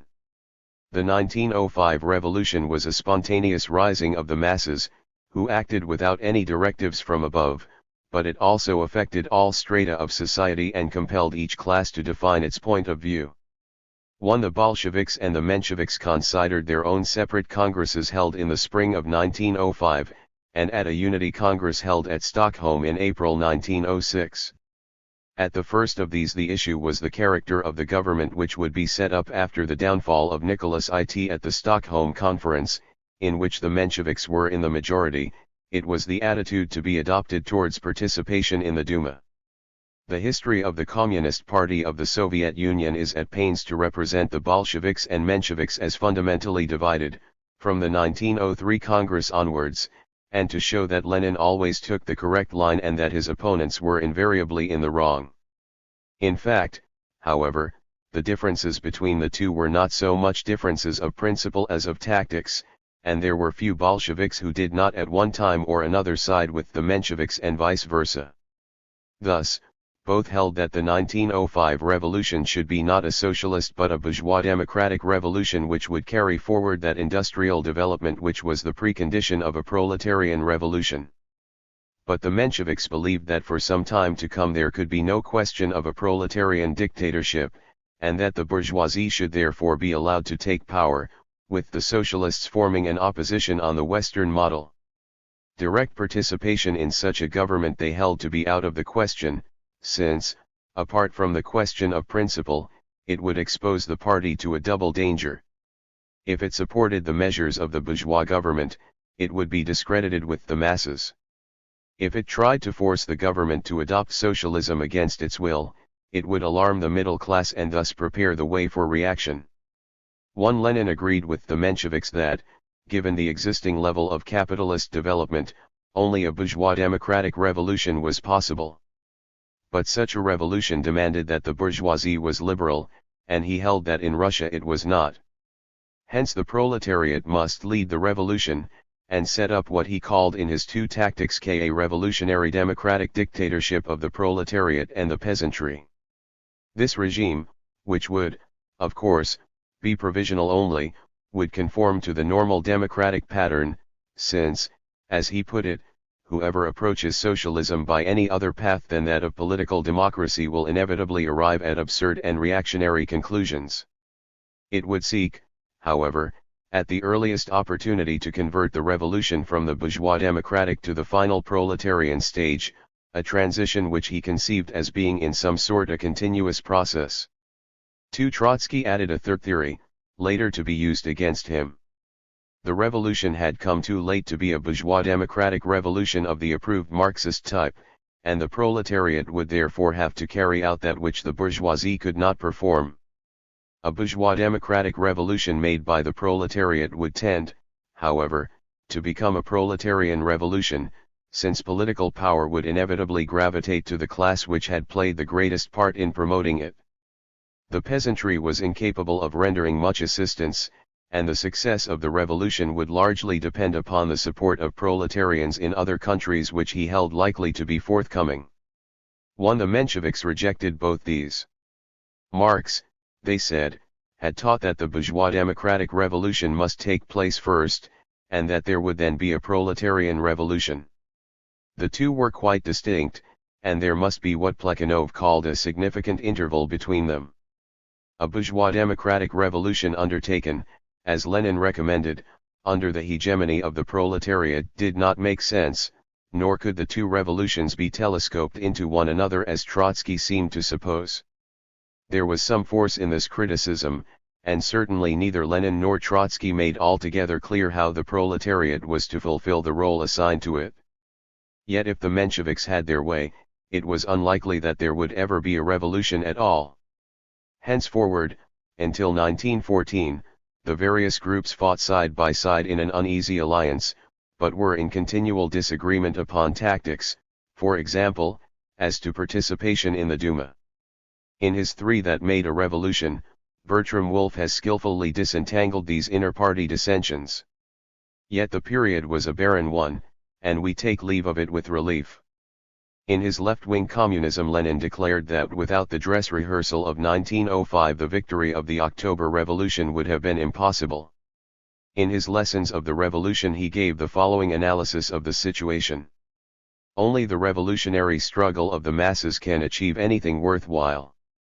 It is not enough to undermine Tsarism, it must be destroyed. The action of the proletariat during the revolution was magnificent, but it needed the support of the less advanced sections of the workers. The peasantry came in later, but was much weaker. The liberals kept a foot in both camps, and when it came to fighting they betrayed the workers. But when at last the proletariat rises and is properly supported, no power on earth will be able to resist them. 1b. The Revolution of February and October 1917. The sequence of events which brought the Bolsheviks into power in October 1917 will be described only insofar as this is necessary for an understanding of Lenin's strategy and tactics.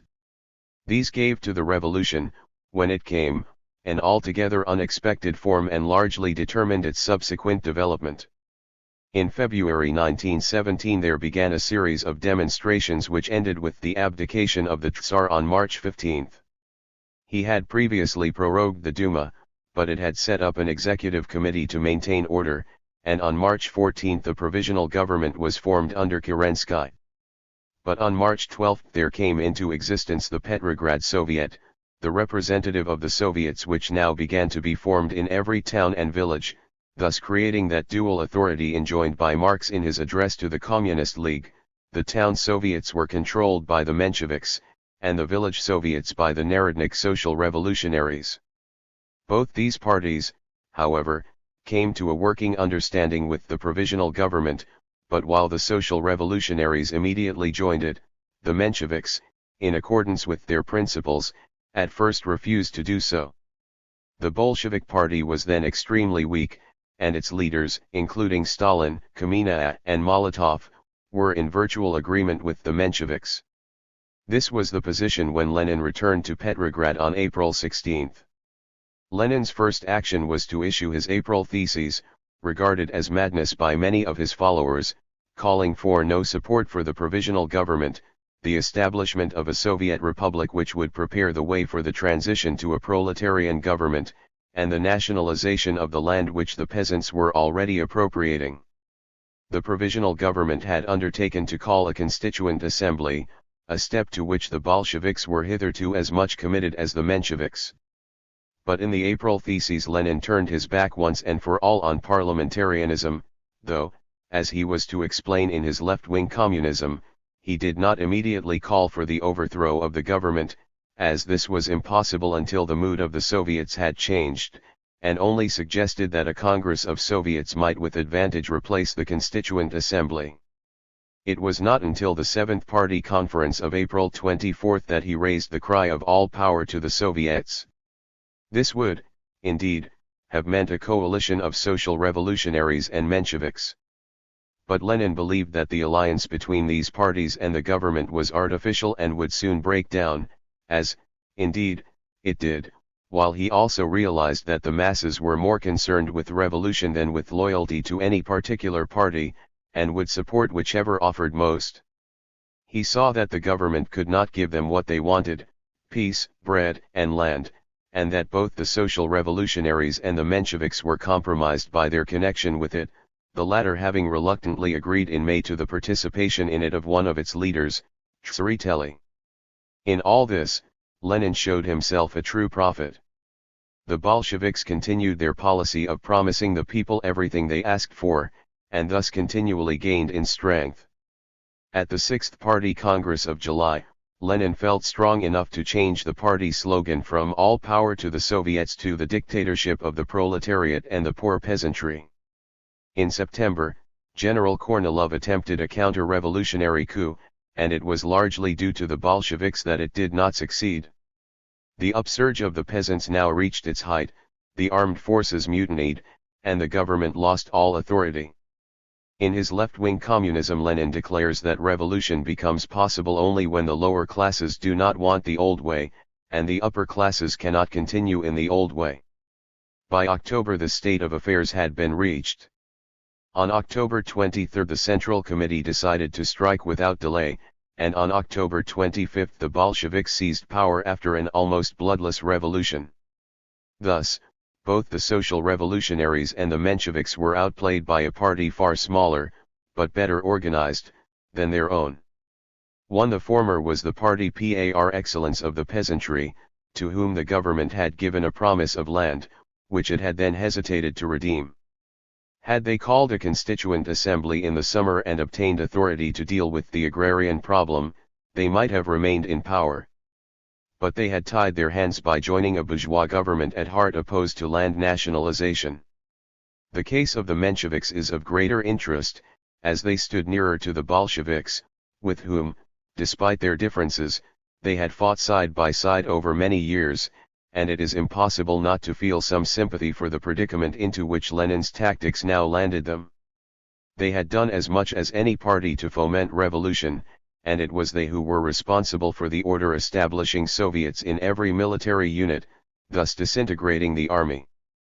But having thus carried out Marx's teaching, they now put themselves in an impossible position. As Playmenitz has shown, two courses were open to them. Either they could have joined the provisional government at the beginning, and have given it full support in the hope of inducing it to make peace and of obtaining other concessions, in which event they might have maintained themselves against the irresponsible clamor of the Bolsheviks, whereas they only joined it after it had made irreconcilable enemies of both workers and peasants, or they could have kept out of it altogether and have followed the mood of the people. But this they could not do. They knew that the masses wanted peace, but they felt it their duty to resist the invader. They knew that the peasants were seizing the land, but they did not wish them to become individualist farmers. They knew that the workers were taking over the factories, but this was anarcho-syndicalism. They insisted to the last that the country was not ripe for a Marxist revolution, since such a revolution presupposed a proletariat sufficiently developed to be able to establish a socialist order which would embrace everything of permanent value in the capitalist system, and this condition was not fulfilled. One Lenin, however, was determined to apply what he held, not without justification, to be Marx's fundamental principles, the utter destruction of the existing social and economic order and the establishment of a proletarian dictatorship and a planned economy. It was true that to do this involved a departure from the orthodox Marxist analysis of revolution, and here the Mensheviks, as textbook Marxists, had him at a disadvantage. Yet Lenin could argue that Marx's real objective had been to abolish capitalism and everything connected with it, that his analysis was simply designed to show how this goal could be achieved under the conditions of Western industrialism, and that it was not to be interpreted as proscribing any attempt at a revolution which did not accord with it. He was himself prepared to take the risk, partly because he entertained at the time extremely naive ideas about public administration, and thus did not appreciate the practical difficulties that were certain to arise, partly because he believed that Europe was ripe for revolution even if Russia was not, an error of the first magnitude in what was presumably a dialectical analysis of the situation, and partly because he controlled a well-organized party, and indeed the event was to prove that. It was because it was just 1 degree less inefficient than any other force against which it had to contend that the Bolsheviks were able to retain power. But the result of the revolution was what might have been foreseen. By carrying it out under the conditions he did, Lenin was obliged to hand over its direction to a centralized and undemocratic party. This was inconsistent with socialism as it had come to be understood in the West. Yet if Lenin is to be accused of distorting Marxism, the same charge must be brought against those leaders of Western socialism who had proclaimed themselves his followers while eliminating from his doctrine specifically revolutionary elements. 2. The dictatorship of the proletariat. A theory: most revolutionary leaders have waited until they have carried out their revolutions before committing to paper what they intended to effect by them. Lenin, however, is an exception, for in August-September 1917 he wrote the most famous of his pamphlets, The State and Revolution, in which he explains in some detail the new order which the proletarian revolution would establish, and it is here that his theory of the state finds its most mature expression. He argues that the revolution will destroy the bourgeois state and replace it by a new form of government, the dictatorship of the proletariat, of which the Paris Commune was the prototype, and that in so doing it will follow the pattern of revolution laid down by Marx and Engels, to whose doctrine of the state the first half of the pamphlet is devoted. Here he is primarily concerned to make 2 points. First, that when Engels said that the proletariat in assuming power puts an end to the state, as a state one, and that the state will wither away, he had 2 altogether distinct things in mind. By the abolition of the state he meant the destruction of the bourgeois state, and this takes place immediately after the revolution.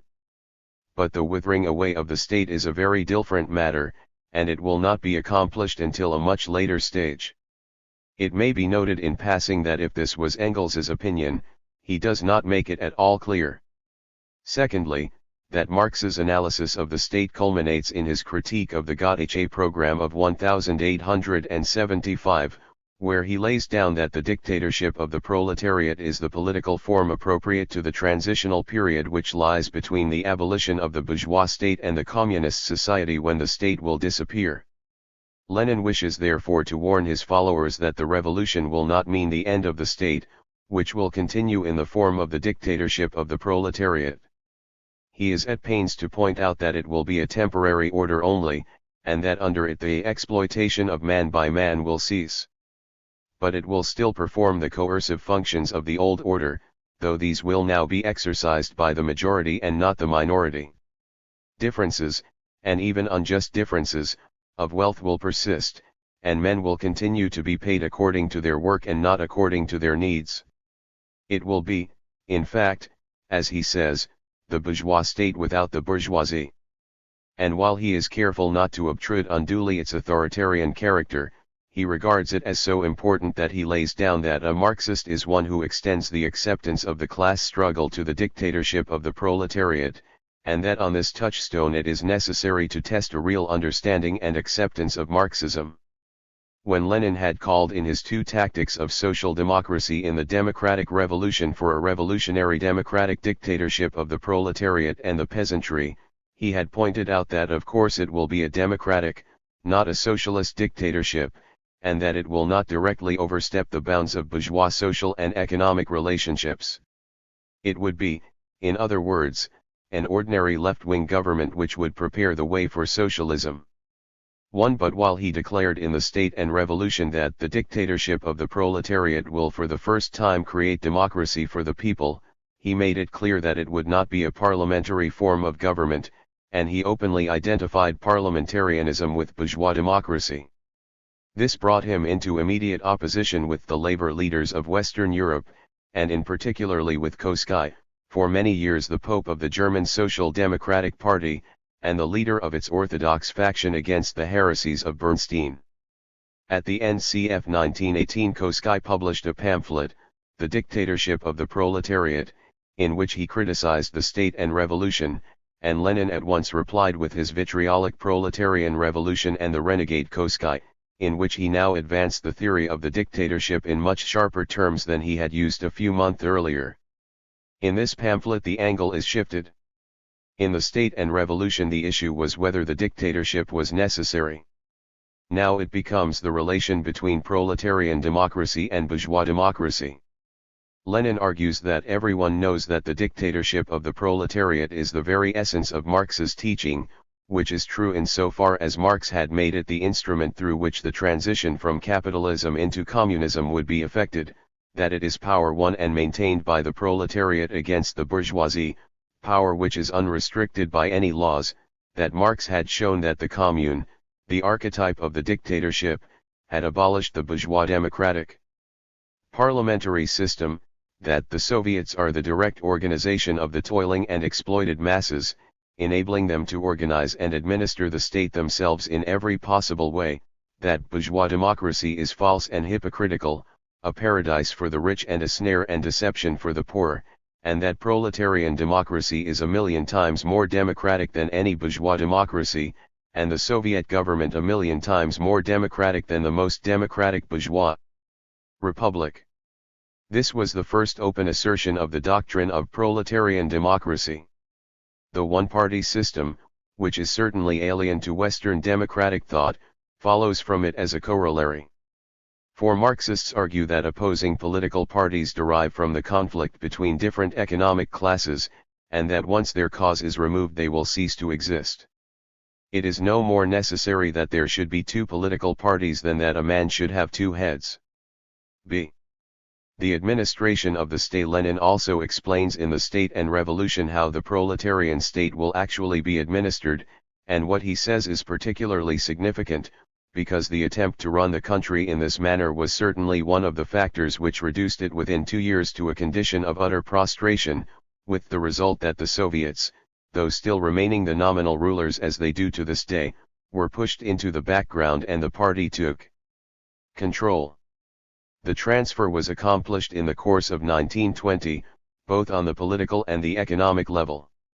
On the first, it was achieved by seeing that party members were returned at elections and were given key posts, and on the second, by an intensification of state control of industry, which again placed its direction in the hands of the party. It should be noted that in the impending catastrophe and how to combat it, which contains the economic program of communism on the eve of its advent to power, Lenin had not committed himself to more than the nationalization of the banks and a few great monopolist industries, and had not challenged the principle of private property. His proposals were radical, but only communist insofar as they provided that the workers should themselves take over those branches of the national economy which had been brought under state control. 1. But his views upon administration were of an extreme naivete, since he had succeeded in reducing it to what he called accounting and control, operations of registering, filing, and checking, which he held that capitalism had so simplified that they can easily be performed by every literate person. There would thus be no need for any bureaucracy, and it would be possible to reduce the remuneration of all state servants to the level of workmen's wages. So, again, in his How to Organize Competition, he declares that we must break the old, absurd, savage, despicable, and disgusting prejudice that only the rich, i.e. the educated, can administer the state, since every rank and file worker who is able to read and write can do organizational work. There are, he concluded, masses of people like that. 2. He was soon to discover his illusion. Already by April 1918 he had to admit in his immediate tasks of the Soviet government that the transition to socialism would be impossible without experts, and that the specialists are in the main bourgeois. Something, he said, had gone astray with the system of accounting and control, or these specialists would have been integrated into it. As it was, it had been necessary to pay them high salaries, which had caused the enemy to rejoice. 3. At the 8th Party Congress, of March 1919, he insisted that the question of the bourgeois specialists be definitely settled, pointing out that it was essential to use them on account of services they could render. 1. While at the 9th Congress of April 1920, at which he finally got his way, he declared that for the work of organizing the state we need people who have state and business experience, and there is nowhere we can turn to for such people except the old class. We have to administer with the help of people belonging to the class we have overthrown. 2. Large numbers of these bourgeois specialists, technicians and industrialists, did indeed lend their services to the regime in order to secure a privileged position, and Carr has pointed out that it was they who were largely responsible for the far-reaching policies carried out in the period of war communism. 3. Yet Lenin did not conceal his belief that their employment was a necessary, and thus a temporary, evil, and that the ultimate goal was a state which the workers would themselves administer. His attitude towards the bourgeoisie was indeed curiously simple. Its members would of course be deprived of their possessions, and their political rights would be severely curtailed. Yet he seems to have supposed that the majority would accept this as the normal consequence of a proletarian victory, and would collaborate with the new order. But the excesses of the early days of the revolution, which he was fully prepared to justify though he may not have been directly responsible for them, had the natural effect of antagonizing a class upon which he found himself dependent, and his complaints that it sabotaged the revolution are unconvincing. Under Stalin the policy was adopted, particularly after the introduction of the first 5-year plan, of building up a new generation of experts, of whom the majority would be of proletarian or peasant origin, and this has led to the emergence of a technical and managerial elite, the existence of which constitutes perhaps the most serious problem with which the party leaders are faced today. In his Foundations of Leninism, Stalin sets out the full-dress theory of the party as it is held today. It is the vanguard and organized detachment of the working class, the highest form of the class association of the proletariat, the instrument of the dictatorship of the proletariat and the embodiment of its unity of will. It is thus incompatible with the existence of factions, and must be periodically strengthened by purging itself of opportunist elements. In his Problems of Leninism he defines its role in somewhat similar terms, but with an even greater emphasis. He is at pains to point out that he is merely recording Lenin's opinions, but the passages which he cites are almost exclusively taken from Lenin's left-wing Communism of 1920. On the other hand, the history of the Communist Party of the Soviet Union describes the role of the party in much the same terms as Stalin, but gives as its authority Lenin's one step forward, two steps back of 1904, to which Stalin scarcely refers. But it had greatly influenced him in his younger days, and his early writings show that he had accepted, perhaps even with less reservation than Lenin himself, the doctrine that it was for the party to lead, to organize, and to fight. 1. From the outset it was clear to Lenin that if you wanted to make a revolution you must have something to make it with, and that this could only be a centralized and disciplined party. These ideas, which point to a very un-Russian passion for system and order, he set out in his What is to be Done, in which he laid down that without a revolutionary theory there can be no revolutionary movement, and added that the role of the vanguard can only be fulfilled by a party with an advanced theory with which it was necessary that the masses should be indoctrinated.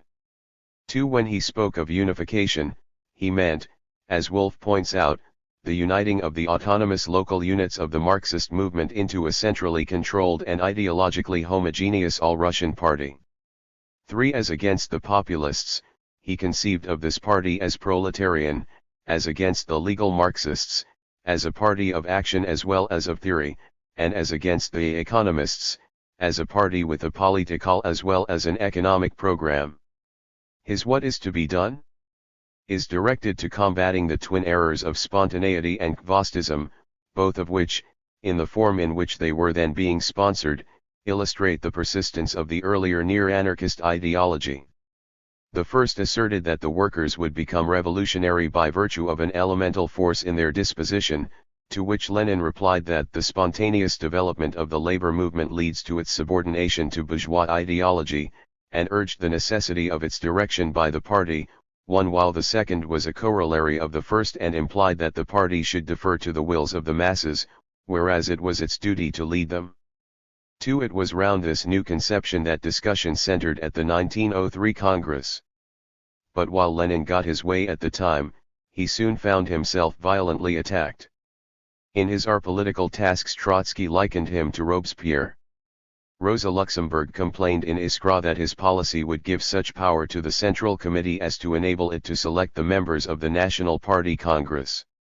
3. She was then beginning her fight against bureaucracy and centralism in the German party, but her criticism would have carried more weight had she not ruled her own Polish party at the time with a rod of iron. 1. Above all, Lenin was now abandoned by his old master Plekhanov, who joined the Mensheviks, and attacked him in What is not to be done? A new attempt to bring to their senses the frogs who asked for a king and other writings.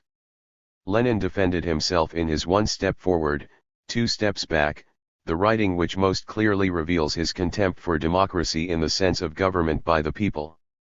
Here he enters in detail into what had taken place at the London Congress, and points out that its object had been to create a party on the basis of the principles advanced by Iskra.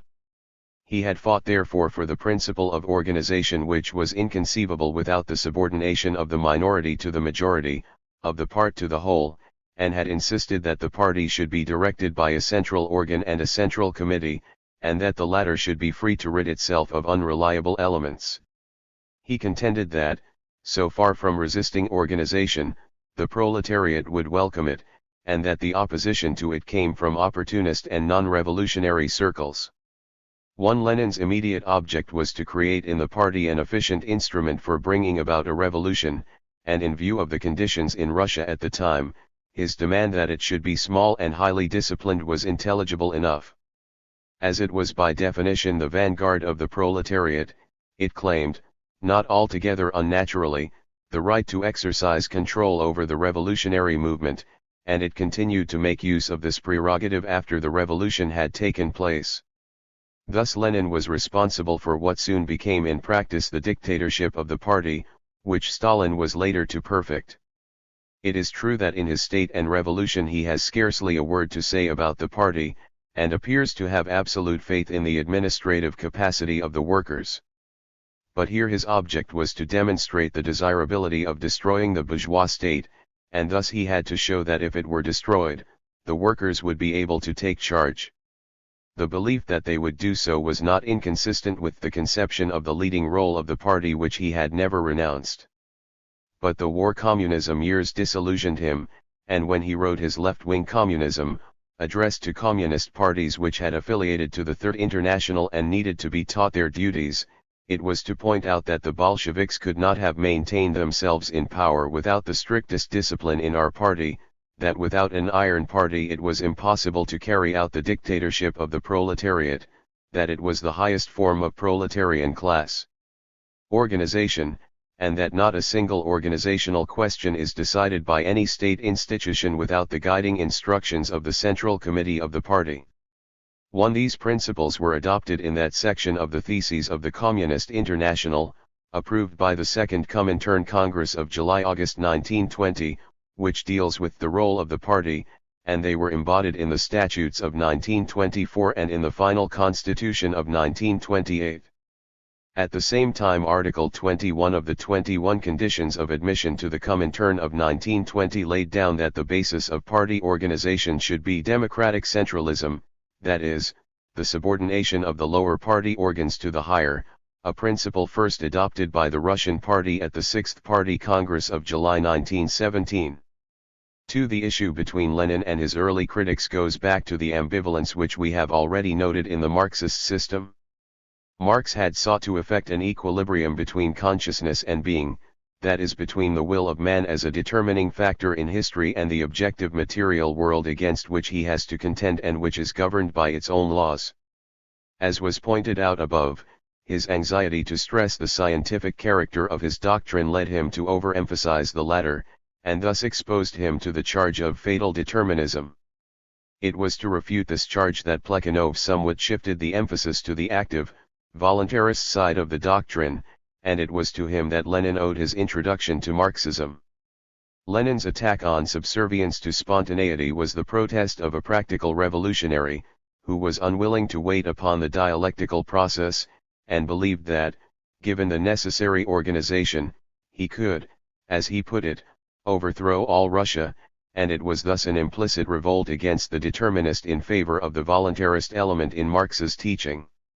Stalin was to carry this still further by representing that the real determinant of socialist development in the Soviet Union is the state, which is no longer, as it was for Marx, an organ of oppression, superstructural and expendable, but has been transformed into the instrument for building socialism, and for eventually securing the transition into communism. It has always been difficult to reconcile the voluntarist element with the determinist, which insists upon objective economic laws.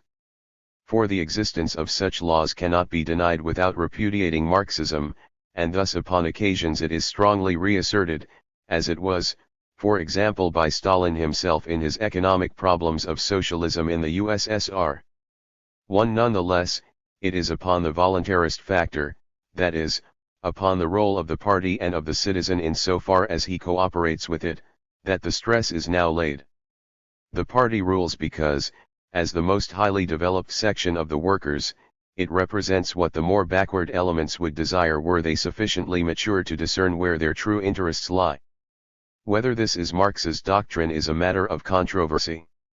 It is argued that the Communist Manifesto declares that the Communists do not form a separate party opposed to other working class parties, and do not set up any sectarian principles of their own, by which to shape and mold the proletarian movement.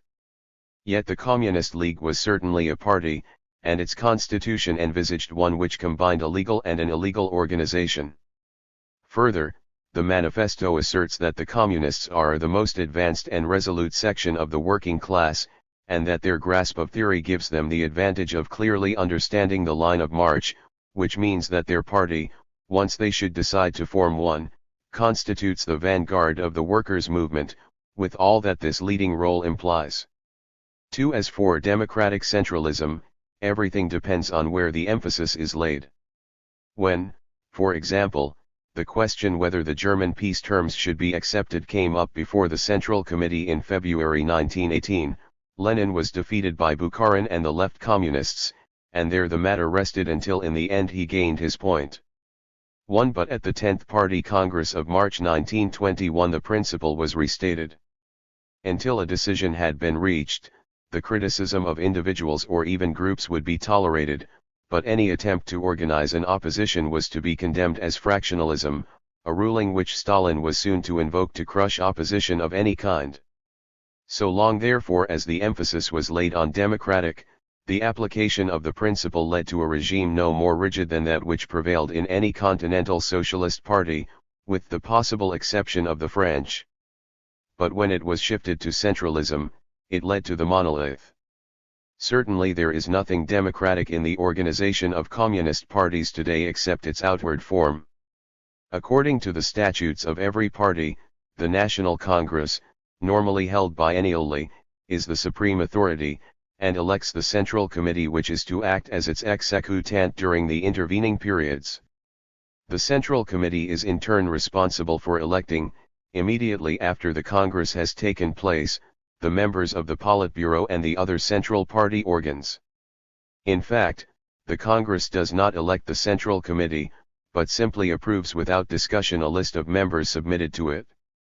Nor does the Central Committee elect the members of the Central Party organs, but merely ratifies appointments to them which have been made by the Politburo. The Central Committee is far too large to be able to discharge the functions assigned to it, and the tendency over the years has been to increase its membership. Thus it has no powers of initiative whatever, and consists of persons who are nominated either because they are responsible for some important branch of party activity, or as a reward for long service. The relationship between the party and the Soviets was first clearly formulated at the 8th Party Congress of 1919, which laid down that the party must win for itself undivided mastery over the Soviets, and practical control over their work though with the reservation that it was to lead the activity of the Soviets, but not replace them. 2. In his Problems of Leninism, Stalin quotes Lenin as saying that the dictatorship is exercised by the proletariat, which is organized into Soviets and is led by the party. He declares that the party exercises the dictatorship of the proletariat, and that the dictatorship is in essence the dictatorship of its vanguard, the party, though he insists, not without sophistry, that this does not mean that the party is the dictatorship, because things which are in essence the same are not thereby identical. On the other hand, he defines the Soviets as the direct expression of the dictatorship of the proletariat, though he admits with Lenin that not a single important political or organizational question is decided by our Soviet without guiding directions from our party. 1. To the end of his life Lenin stood for the narrow as opposed to the open party, and during the period which followed the revolution, he resisted anything which threatened its monopoly. Both he and Stalin agree therefore as to its leading role and its relation to the dictatorship of the proletariat. Already by June 1917 Lenin had seen that it would be the party and not the Soviets that would make the revolution. This had led to a difference of opinion with Trotsky, who in common with the majority of the leaders regarded the Soviets as the symbols of constitutional authority, and it was in the name of the Soviets that the revolution was in fact carried out. Yet, as Deutscher has pointed out, the dispute had to do with tactics rather than principles. Neither saw any divergence between Soviet constitutionalism and party dictatorship. It was taken for granted that the Soviets would be the organs of the future proletarian government, and equally, at least by Lenin, that they would submit to the direction of the party. 2. With this reservation, which in no way implied the likelihood of a conflict, Lenin seems genuinely to have desired to make the system a success. This is brought out in the report of the Central Committee to the 11th Party Congress of 1922, when he says that the level of the people's commissariats must be raised, and there must be an end to the practice of bringing every petty matter before the Central Committee, and this although he admitted that of the 18 existing commissariats at least 15 were absolutely no good. 1. Again, in his Better Fewer but Better, almost the last of his writings, he asks whether there is not something improper in the suggestion of the flexible amalgamation of a party institution with a Soviet institution, but answers that such an amalgamation had already proved its usefulness, particularly in the case of the Commissariat for Foreign Affairs, and that it was appropriate for the machinery of the state as a whole. 2. The above pamphlet is quite short, and Lenin does not develop what he meant by a flexible amalgamation. Yet while it seems that he did not intend the party to take the place of the Soviets but simply to guide them, it had by this time become supreme in every sphere of activity, and this not from any predetermined design but from the force of circumstances. 3-4. The Strategy and Tactics of Communist Parties. In May 1920 Lenin published his left-wing Communism, an Infantile Disorder, with its subtitle, A Popular Essay on Marx's Strategy and Tactics. It is dedicated in irony to Mr. Lloyd George, and is a complete manual of communist raison d'etat. In The State and Revolution and the Proletariat Revolution Lenin had been attacking the right wing. He had now to deal with the left. The 10th of his April Theses of 1917 had called for a new international, and in March 1919 the Third International had been founded. But Lenin was determined that it should be a genuinely revolutionary body, and at the Second Congress of 1920 he split the world labor movement by giving its sections the alternative of affiliating on the terms laid down in the 21 conditions of admission or of remaining in the now discredited Second International, with the result that a number of parties which had joined in 1919 now seceded. 1. The Third International had been formed to organize world revolution, which was no academic issue but a matter of life and death, as it was held indisputable that without it the Russian Revolution would collapse. But the greatest obstacle to it was now the intransigent temper of the newly formed communist parties, which interpreted Lenin's teaching to mean that their attitude towards all non-communists must be one of uncompromising hostility. Yet how in this case could world revolution be brought about? Lenin's thesis is therefore that communist parties must abandon their sectarianism, and seek by every means to establish contact with the masses and seize power, and that they could only do so by working within governments, trade unions, and the like, which were at present controlled by their opponents. The revolutionary spirit of the younger communists was admirable, but it was abstract communism which had not matured to the stage of practical mass political action. Parliamentarianism was indeed obsolete. But bourgeois governments had to be captured, and this called for proletarian politicians who would beat the bourgeois politicians at their own game. Hence Lenin lays down that to reject compromise on principle is childish, and adds that Lloyd George was right when, in his speech of March 18, 1918 he urged the liberals to combine with the conservatives against labor because both stood for private property, thus showing that he was a clever man who had learnt much from the Marxists. 2. Agitation and propaganda were not enough. The masses must acquire political experience, as they had done in Russia. The party, as the vanguard, represented the political consciousness of tens of thousands. But the success of a revolution would depend on that of tens of millions. Communist parties must therefore strive unceasingly for power, and to achieve it they must know how to combine the strictest loyalty to the ideas of communism with an ability to make all the necessary practical compromises, to tack, make agreements, zigzags, retreats, and so on. Revolutionaries who were not prepared for such accommodations were very bad revolutionaries. It was easy enough to be a revolutionary once the revolution had started. It was much more difficult, and more urgent, to be one when the conditions for the direct revolutionary mass struggle had not yet matured.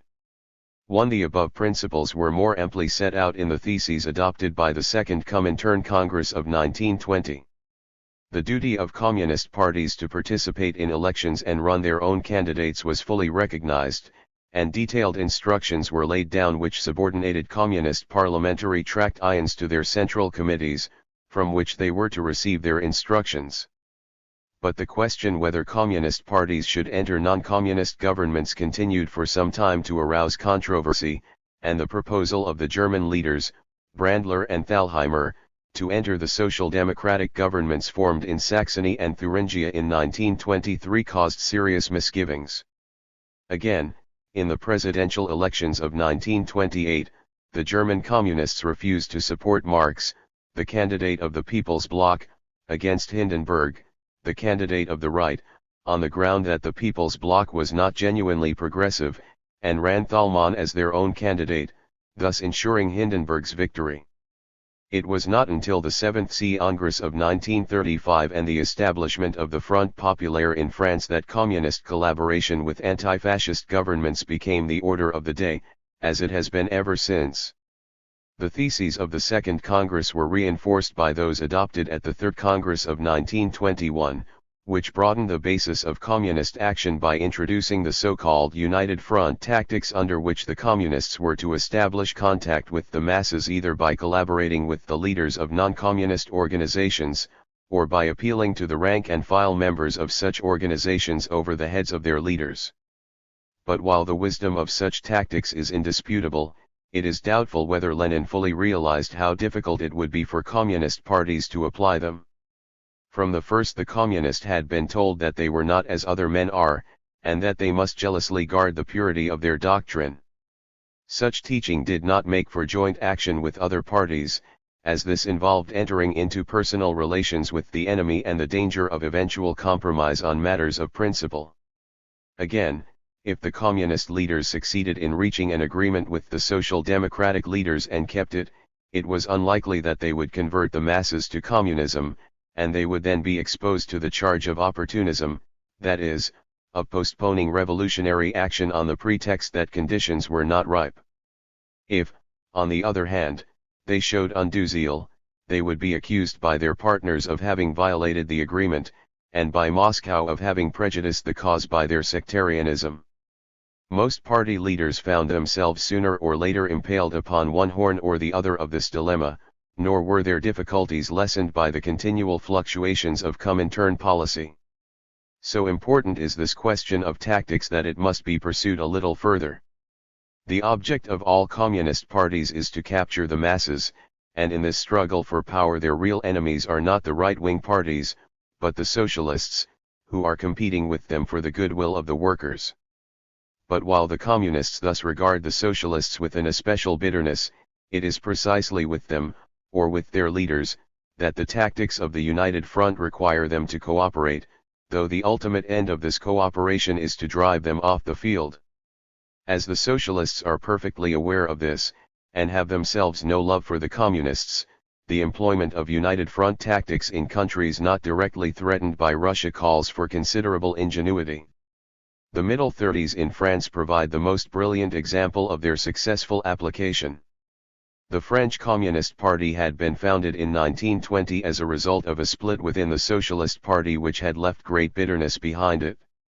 In 1924 there had been formed a left-wing cartel de gauches, but in 1926 it had become the Union Nationale, in which the socialists participated with bourgeois parties. Hence, in the elections of 1928, the communists, in obedience to Comintern instructions, adopted the slogan of classe contre classe. Abandoning their earlier practice of collaborating with the socialists at elections to secure the defeat of right-wing candidates, they now attacked the socialist leaders with no holds barred, and as a result saw their parliamentary strength reduced to 14 deputies. So serious was the decline of the party that in 1930 its leader, Maurice Thérèse, was summoned to Moscow and sharply reprimanded, but in the elections of 1932 the same procedure was adopted, and the number of communist deputies fell to 10. In 1932 a left-wing World Congress against War and Fascism, organized by Henri Barbusse and others, was held at Amsterdam, and, according to a statement made by the French communist leader, Marcel Caquin at the 7th Congress of 1935, the change of tactics ultimately adopted dated from this event. Yet for some time the two parties remained sharply divided.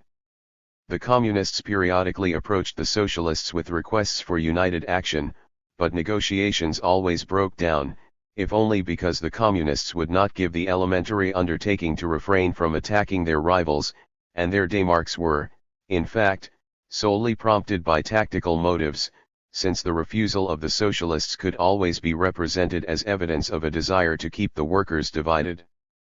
Meanwhile the danger of fascism grew.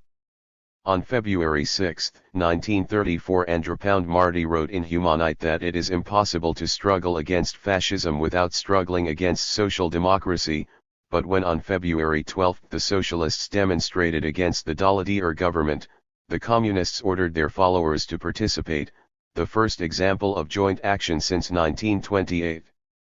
Yet the communist press continued its attacks, and it was not until the party congress held in June that collaboration with socialist organizations on all levels was enjoined and was eagerly taken up by the workers. On July 14 the communist and socialist leaders met, and the communists now promised to do everything the socialists required of them. On July 27 an agreement for collaboration was signed, and although there were murmurings in the Central Committee, Thérèse insisted on its observance. The communists now turned to the radical socialists. In January 1935, Daladier attended one of their mass meetings, and on July 14 the three parties took part in a joint demonstration. Thérèse left for Moscow to attend the 7th Congress, where he received an ovation. It was well deserved, since, despite its infinitesimal parliamentary representation, the French Communist Party could justly claim to have initiated the Popular Front by virtually blackmailing parties larger than itself into undertaking common action or facing the charge of opposing working-class unity against fascism. In the 1936 elections the party returned 72 deputies, and was henceforth represented by the Comintern as a model to be followed by all others. This policy was officially maintained until the setting up of the Cominform, at the Nine-Power Conference held in Warsaw in September 1947, which laid down that the communists must close their ranks, unite their efforts on the basis of the common anti-imperialist and democratic platform and rally round them all the democratic and patriotic forces of the people. At a meeting of the Central Committee of the French Communist Party at the end of October, Thérèse furnished the necessary explanations. The Popular Front, he declared, had achieved certain results in 1935. Yet it had been from the first a wrong policy, because it had been based on the united front from above which had involved alliances with elements that could not be trusted. The party had realized its error by 1939, but during the resistance it had allowed its own movement, the Front National, to participate in the Conseil National de la Résistance, and had permitted de Gaulle to dissolve the military formation of the latter in 1945, a course which Thérèse omitted to say that he had approved at the time. There were now only two parties in France, the Communists and the Gaullists, and the former must sever all connections with other left-wing elements and devote their whole attention to winning the masses. This was, in fact, a return to the class contre class slogan of 1928 from which the Popular Front, of which Thérèse himself had been the main instigator, had represented a reaction. The sectarianism was somewhat relaxed in 1948 because the industrial disturbances of November-December 1947 made the French Communist Party fear that it would be declared illegal and would thus lose contact with the masses. Early in 1949, however, there took place such a swing to the right as to constitute a definite change of front. For it was now the primary objective of the party, as the principal outpost of Moscow, to mobilize public opinion in support of its peace offensive one with a view to the World Congress, held in Panz in March, which represented martial aid and the Atlantic Pact as acts of aggression directed against the Soviet Union, and on this platform the party was once more prepared, as in the days of the Popular Front, to collaborate with any pacifist left-wing element. Thus, at the present time, the party is throwing all its emphasis upon achieving working-class unity with a view to furthering the objectives of Moscow, among which the weakening of whatever makes for solidarity between the Western powers has the priority. The same is true of the Italian, which led to the formation of splinter red trade unions and raised a problem which was not resolved until the 7th Congress of 1935, by which time, however, most of them had already been instructed to return to their parent bodies. In the French trade union movement the wheel has indeed gone full circle. In December 1921 the extremist wing of the Socialist Confédération Générale du Travail broke away and founded the Communist Confédération Générale des Travailleurs Unitaires, which affiliated with the Prof in turn.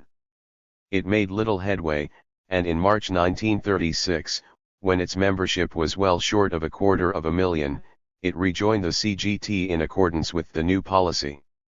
When the war broke out, the CGT expelled the former CGTU members, but a reunion was effected in May 1943.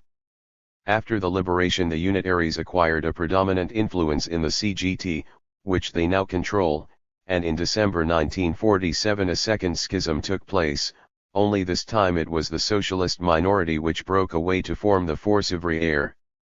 In the years following the Second World War, the communists attempted to gain control over the international trade union movement through the World Federation of Trade Unions.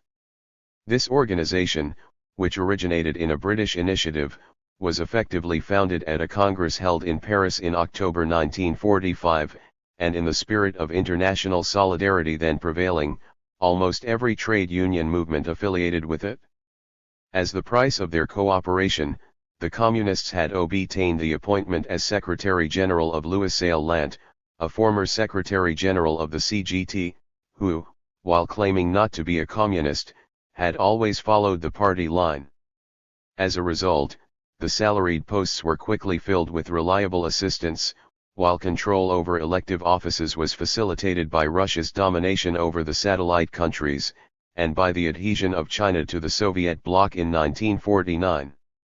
It soon became apparent that the Communists were up to their usual tricks.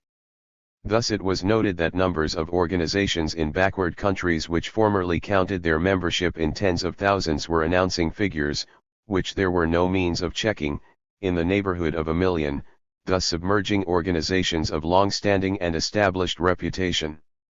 At a meeting of the Executive Bureau of January 19, 1949, the representatives of the British Trade Union Congress, the American Congress of Industrial Organizations and the Confederation of Free Trade Unions of the Netherlands therefore withdrew their organizations, and gave their reasons in a pamphlet issued by the TUC, the Free Trade Unions leave the WFTU.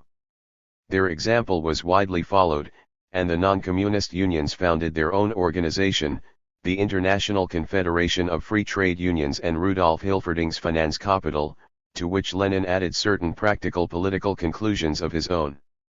In Volume 2 of Capital, Marx had analyzed the principles that govern the accumulation of total social capital, and the conditions under which consumer goods are realized under extended reproduction. The gist of his argument was that in a society producing in an exclusively capitalist fashion, there would take place a continual accumulation of capital, whatever was produced being duly absorbed by the home market without recourse to external outlets. He did not indeed assert that the conditions he premised actually existed, as the capitalist system was marked by variations and deviations which exhibited its basic contradiction, and he was aware that one result of them was to create a tendency to economic crises caused by overproduction. It should, however, be noted that, according to Engels, he was dissatisfied with this section of his book, which was still in manuscript at the time of his death, and we cannot therefore be certain that he would have approved the form the latter gave it. Marx's treatment of this subject was later to give rise to much controversy. For his critics maintained that if capital production was capable, even theoretically, of indefinitely assuring the increase of the productive forces, his whole case was undermined and the central pillar of scientific socialism had fallen. The collapse of the capitalist system would not be due to inherent contradictions within it, but to the fact that it somehow failed to work efficiently. The proletarian class struggle would cease to be the reflection of economic phenomena, and socialism to be a historic necessity. The passage from capitalism into socialism would no longer depend on the development of the productive forces, but on the realization of a new ideal of social justice, a return to utopian socialism. Nor was the controversy a wholly academic one, as the Marxist analysis, albeit theoretical, had a bearing on practical issues, and the 90s Lenin found himself confronted with the economic theories of the populists, who held that capitalism was not buy in Russia, as it would be impossible to consume the goods produced on account of the poverty of the country, and the fact that Russia had entered the race for markets too late to secure external outlets. This view was challenged by a group, legal Marxists, Struve, Bulgakov, and Tagan-Baranovsky. Struve pointed to the existence within every capitalist society of a third category, which included the professional class, which was neither capitalist nor proletarian, but acted as consumers. Bulgakov, strictly following Marx, contended that capitalism could develop on the basis of an internal market NLY. Tugan-Baranovsky, while so far agreeing, held none-the-SSS that Marx's treatment of the matter was incomplete and missatisfactory. But as Lenin's concern was to show that Russia could and must pass through the capitalist phase, he felt low inclination to contest Marx's conclusions. He therefore came strongly on the side of Bulgakov, and refused to admit that Thai Marxist analysis called for any modification or amendment. In 1913 Rosa Luxemburg published her Die Accumulation es Kapitals, which attempted a technical reformulation of Marx's analysis in such a way as to relate the accumulation or industrial capital to imperialism, which was shown to be its inevitable outcome. Her thesis was attacked by Bukharin in his early 20s, but it was still permissible for Marxists to hold it until 1932, when it was specifically condemned by Stalin. Further, in 1914-15, Kosky contributed to the Neue Zeit series of articles in which he argued that while the attempt by capital to find outlets constituted a danger, it was no more than a natural phase in the development of the capitalist system, and one which a country could control in proportion as its institutions became increasingly democratic. Such an expansion of capital was not, in his view, necessarily connected with imperialism, and could be carried out without territorial aggrandizement. When, however, Lenin published his Imperialism, he attacked Kosky as a bourgeois reformist who believed that the problem could be resolved within the framework of the capitalist system. But he was careful not to refer to Luxemburg. His thesis was not relevant to his purpose, as he was approaching the problem from the quite different angle, suggested by Hobson and Hilferding, that finance capital represented the emergence of a new factor, as it certainly did, and that it was this that was responsible for imperialism, which is much more doubtful seeing that colonial expansion was no new phenomenon, and had, for example, largely accounted for the wars of the 17th and 18th centuries. According to Lenin, however, imperialism is capitalism in that stage of development in which the domination of monopoly and finance capital has taken shape, in which the export of capital has acquired pronounced importance, in which the division of the world by international trusts has begun, and in which the partition of all the territory of the earth by the greatest capitalist countries has been completed. The first stage of what he calls industrial or flourishing capital had yielded, by reason of its inherent contradictions, to a second moribund stage which had transferred power from the industrialists to the big banks and financial groups. This first stage had been one of free competition, but the second was characterized by monopoly control in the form of cartels, syndicates, and trusts. These began by dividing the world amicably among themselves, but in the end they would start quarreling, until war brought about a redistribution. Imperialism, or monopoly capitalism, was thus the final stage of capitalism, beyond which it could develop no further. It would therefore yield dialectically to socialism. But how did this development affect the class struggle? Lenin argues that from the French Revolution to the Commune, capitalism was on an ascending curve, and the bourgeoisie was a progressive class as compared with the ancien regime which it had displaced. As this period was marked by an extension of democratic institutions and the liberation of nationalities, the proletariat, then in process of formation, was obliged to support the bourgeoisie which was, to a limited extent, fighting its battles.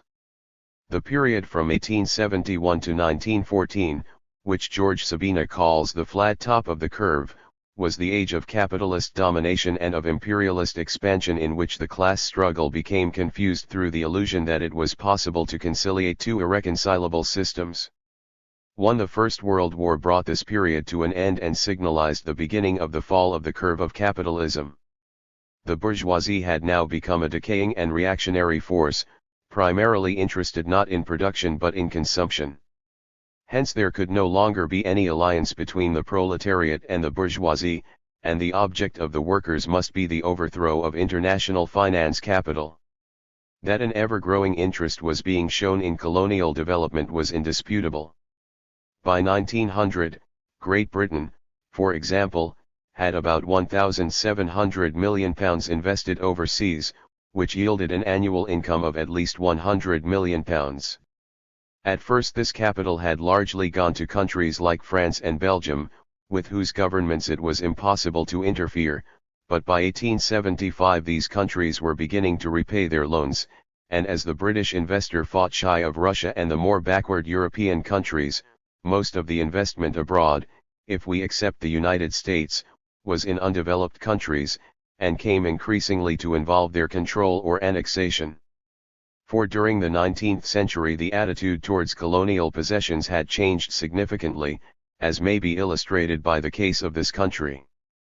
Apart from the prestige ownership of them conferred, they had long been regarded rather as a burden than a benefit, and Disraeli had expressed a general opinion, when he said in 1852, "These wretched colonies will all be independent in a few years and are a millstone round our necks." But by the turn of the century it had become clear that Germany and America were catching up with British exports, and some anxiety was felt as to whether this country was not entering upon a period of stagnation and decline. As it was our invisible imports alone that permitted us to continue to import more than we exported, colonies came to be increasingly regarded as profitable fields of development, a view shared by the principal European countries, which now also had money to lend, and thus there began a race for such colonial markets as were still available. The importance of Lenin's imperialism does not lie, however, in the fact that he had pointed this out, but in the conclusions that he drew from it. These were the following. A. Imperialism explained the continued accumulation of capital, since the imperialist countries were able not only to sell their products to backward countries, but to obtain raw materials from them at low prices. It also accounted for the current improvement in the lot of the workers in the metropolitan countries which Marx had declared to be normally impossible under capitalism. By exploiting backward peoples, capitalism had created a new proletariat at the expense of which this improvement had been effected, though in this case it was difficult to explain why the working class standard of living should be high in countries like Sweden and Denmark, which had no colonies, and low in France and Belgium, which owned great colonial possessions. Lenin contended, further, that the improvement in conditions did not apply to labor as a whole, but only to one section, the labor aristocracy, which had been bribed by higher wages, paid from the super profits of imperialism, into renouncing its revolutionary role in favor of collaboration with the bourgeoisie. 1b. Imperialism contained internal contradictions which would hasten the collapse of capitalism. It involved a struggle for markets of ever-increasing intensity, and the division of the world into exploiting and exploited countries.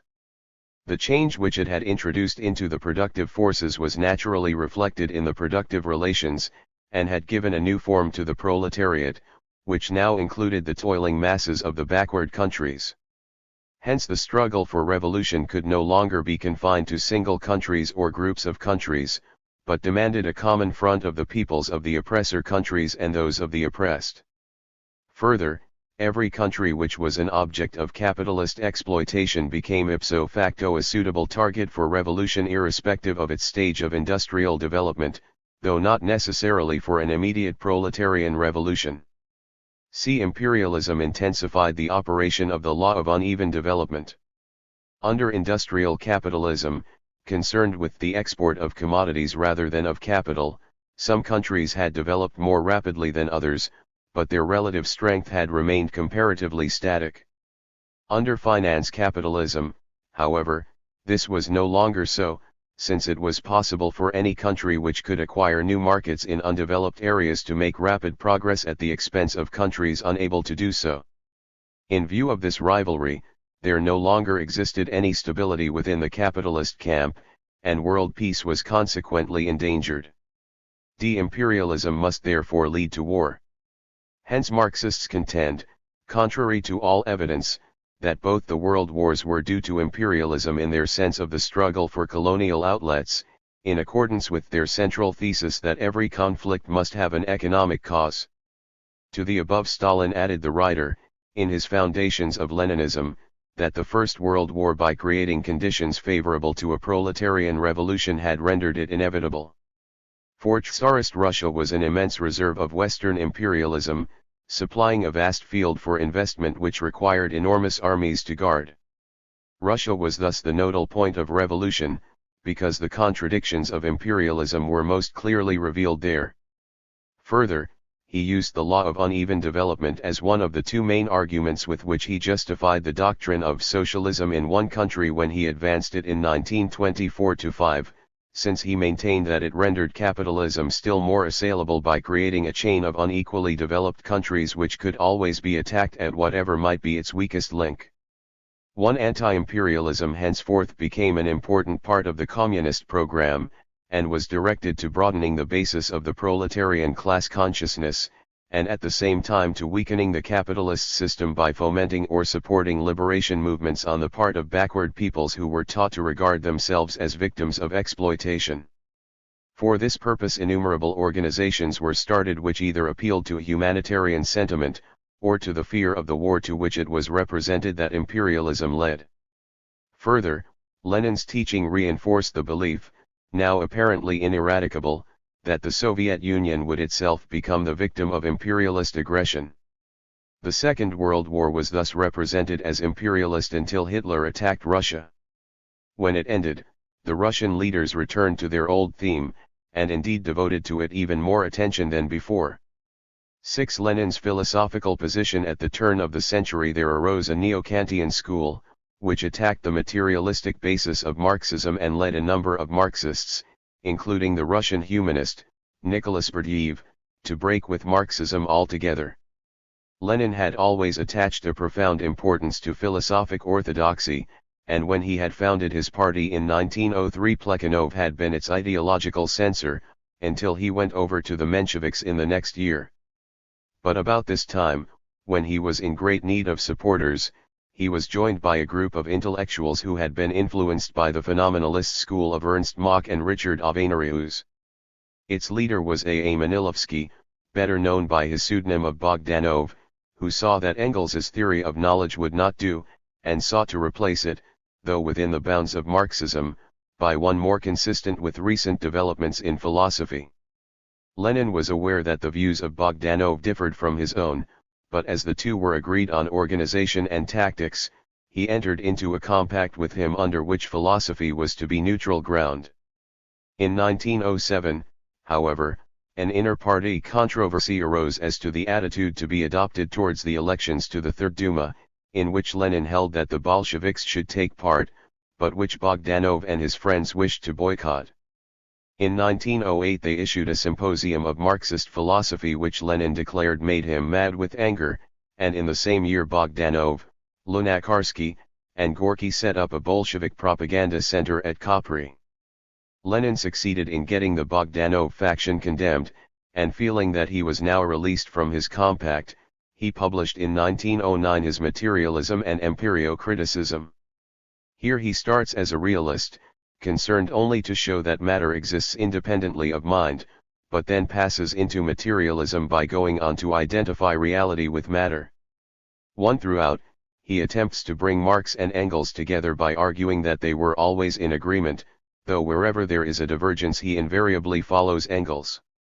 Engels had taught that matter possessed an objective existence independently of our sense impressions, or of what Lenin calls sensations, of which these impressions could be relied upon to give us accurate images, whereas the phenomenalists, while not denying that matter was the ultimate reality, maintained that we cannot assert the existence of anything beyond what we experience through the senses, as this would be to refer it to something which we have not experienced.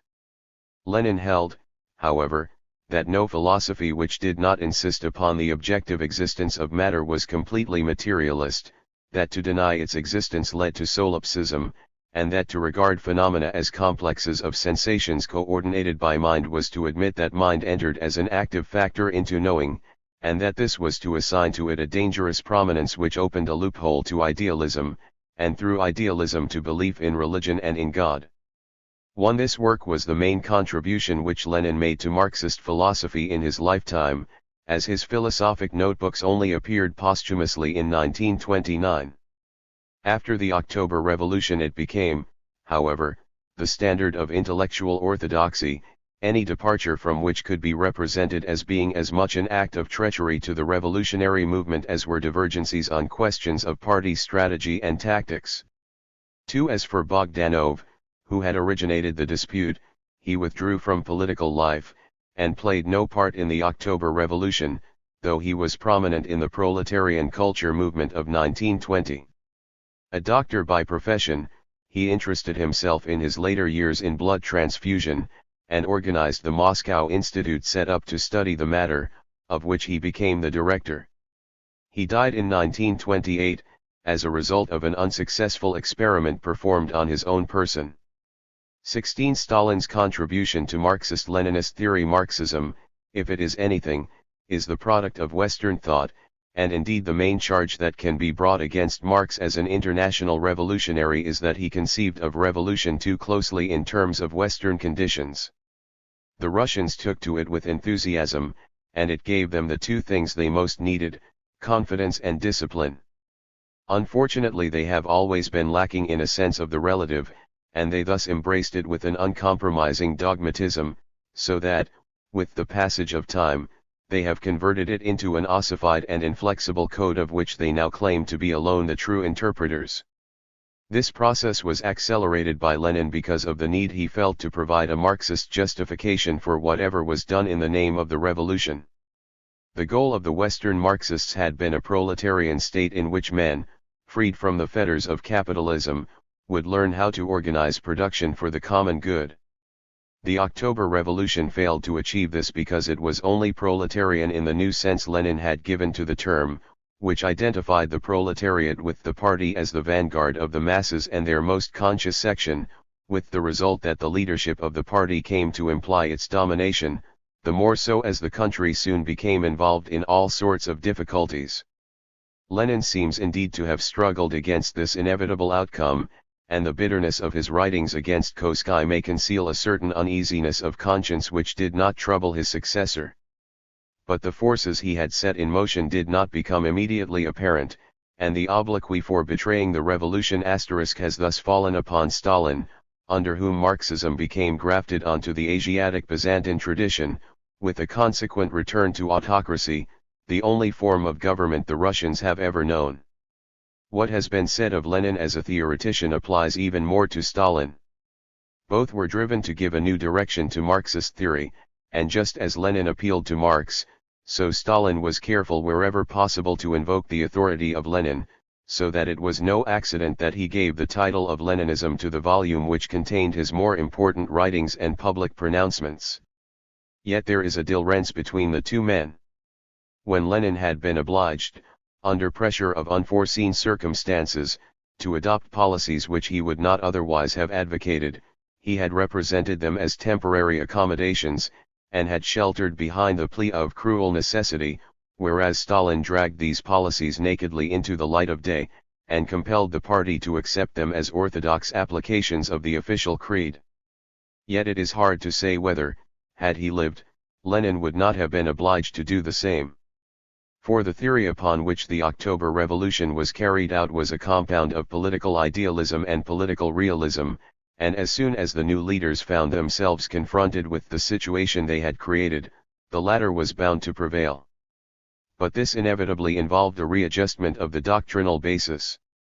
A new turn was given to the theory of revolution, the party was converted into a centralized and all-powerful bureaucracy, the classic theory of the state was reversed, though lip service continued to be paid to it, an agrarian policy was adopted which was contrary to the teaching of Marx and Engels, and even to that of Lenin himself, and the growth of national sentiment was encouraged.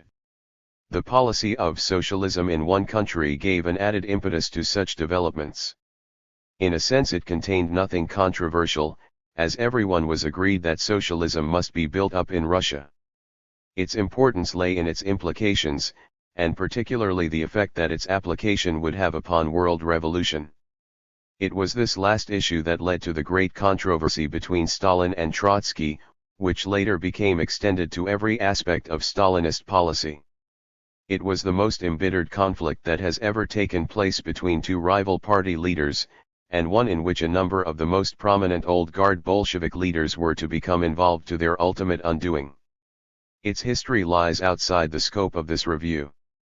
It is impossible to deny the force of much of Trotsky's criticism of Stalinism, and had he succeeded Lenin, his conduct of affairs would doubtless have differed in certain respects from Stalin's. Yet what the difference would have been is a matter of pure speculation. Those who contend that his regime would have been less illiberal base their opinion on the supposition that his preference for the Open Party, which he is known to have favored since the split in 1903, would have led him to cooperate with the Mensheviks and other political groups which had supported the revolution, and point to the plea made in his new course for the legalization of factions within the party and for allowing the younger generation to have a greater influence. But his theory of revolution in 1905 was certainly more radical than Lenin's. The proposals which he put forward during the period after the October Revolution when he still aspired to power were markedly authoritarian, while had he encountered serious opposition on any issue which he held fundamental, there are small grounds for believing that his imperious temperament would not have led him to crush it, and none for supposing that he would have been withheld by any humanitarian scruple. This last he was at pains to make clear. As for us, he declared, we were never concerned with the Kantian priestly and vegetarian Quaker prattle about the sanctity of human life. The October Revolution was followed by the 3 terrible years of war communism, which reduced the country to destitution and culminated in the Kronstadt Mutiny of January 1921.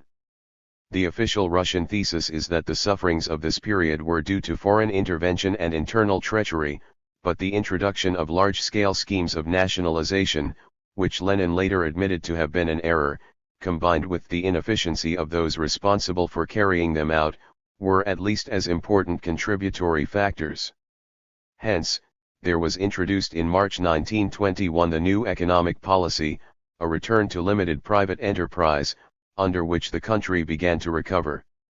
As Bernard Shaw has pointed out, the NEP was, in fact, the policy of the Fabians, for which they had coined the term permeation, and it has been argued that had the revolution stopped there, as Bukharin and Rykov wished, it might have been possible to have set up a genuine socialist order. Yet Lenin himself had held it to be no more than a tactical retreat which necessity alone justified, and it is unlikely that the party as a whole would have long acquiesced in an economy so divergent from its principles, and one which was incompatible with the policy of building up the strength of Russia by intensified industrialization. It was therefore brought to an end in 1928-9, when Stalin went sharply into reverse with the first of his 5-year plans and the collectivization of agriculture. If there was one point upon which all the Russian leaders were agreed in October 1917, it was that the revolution would collapse unless supported by revolutions outside Russia. Thus, on March 7, 1918, Lenin said with reference to the Brest-Litovsk Treaty, "This is a lesson to us, because the absolute truth is that without a revolution in Germany we shall perish," and on April 23 of the same year, "Our backwardness has thrust us for the doctrine of socialism in one country *217 ward, and we shall perish if we are unable to hold out until we meet with the mighty support of other countries." The reason for this belief was the conviction that the socialist and non-socialist orders could not coexist for long in the same world. "World imperialism," said Lenin on April 14, 1919, "cannot live side by side with a victorious Soviet revolution," and again on November 27, 1920, "As long as capitalism and socialism remain side by side we cannot live peacefully, the one or the other will be the victor in the end." Hence the enormous importance attached at that time to the revolutionary activity of the Comintern. It was possible to argue in 1917 that revolutionary prospects in the West were favorable, since the later stage of the war had led to disaffection among the workers in many of the belligerent countries. In fact, however, the revolutionary wave which swept over Europe in the wake of the Russian Revolution ended in a series of defeats, in Germany, Italy, Hungary, and the Baltic states, and the Fifth Comintern Congress of 1924 was obliged to recognize that the tide had ebbed and that capitalism had even achieved a temporary restabilization. Yet in spite of Lenin's predictions, the Russian Revolution had not been overthrown. This combination of circumstances led Stalin to advance the policy of socialism for one country, which was finally adopted at the 14th Party Conference on April 1925. The main count in Trotsky's indictment of Stalin is that he gave up world revolution for socialism in one country. Yet this is not so. Stalin did not renounce world revolution. Trotsky did not reject the chance of building socialism in Russia. There were times when Stalin attempted to further revolution by method, which Trotsky denounced as reckless and adventurous, and there were times when Trotsky pressed for the building of socialism in Russia at a pace which Stalin regarded as rash and disastrous. But as the controversy widened, the two viewpoints became more and more rigidly fixed. In the Stalinist scheme, the establishment of socialism in Russia came first and world revolution second. In the Trotskyist conception, this order was reversed. Yet, fundamentally, the difference between the two men was one of temperament and not of theory. Trotsky believed that Europe was ripe for revolution, and from this standpoint the Russian Revolution was only the prelude to a much wider upheaval, since the achievement of socialist construction in Russia alone ranked little in comparison with what might be effected by a socialist economy planned on a European scale. But Stalin never shared Trotsky's optimism as to Europe's ripeness for socialism, and estimated the power of resistance in the capital order as still very formidable. To Stalin, his peculiar brand of socialism was of incomparably greater importance than the possibility of socialism in the West. He declined to regard Russia as existing on the periphery of Western civilization, and was confident that she was destined to become the citadel of the new socialist order. It was the old controversy between the Slavophiles, with their belief in the specific genius of Russia, and the Westerners, with their belief in what Europe has to offer, fought out on the post-revolutionary stage. Once stripped of polemical distortion, the controversy over socialism in one country was not whether it was possible to build socialism in a particular country, but whether it was possible to complete it, this being in turn obscured by differences of opinion as to what building and completion exactly meant. You could build the walls of the house, but could you put on the roof? And without the roof, would it be a house at all? Yet none of the disputants are quite sure of their terms. In the years after the revolution, Lenin had never lost sight of the weakness of Russia and of the need for overcoming it.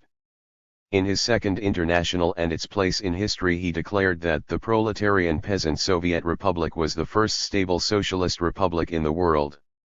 But in the tax in kind, he said that he did not think that any communist would deny that the term Socialist Soviet Republic implies the determination of the Soviet government to achieve the transition to socialism, and not that the present order is a socialist order.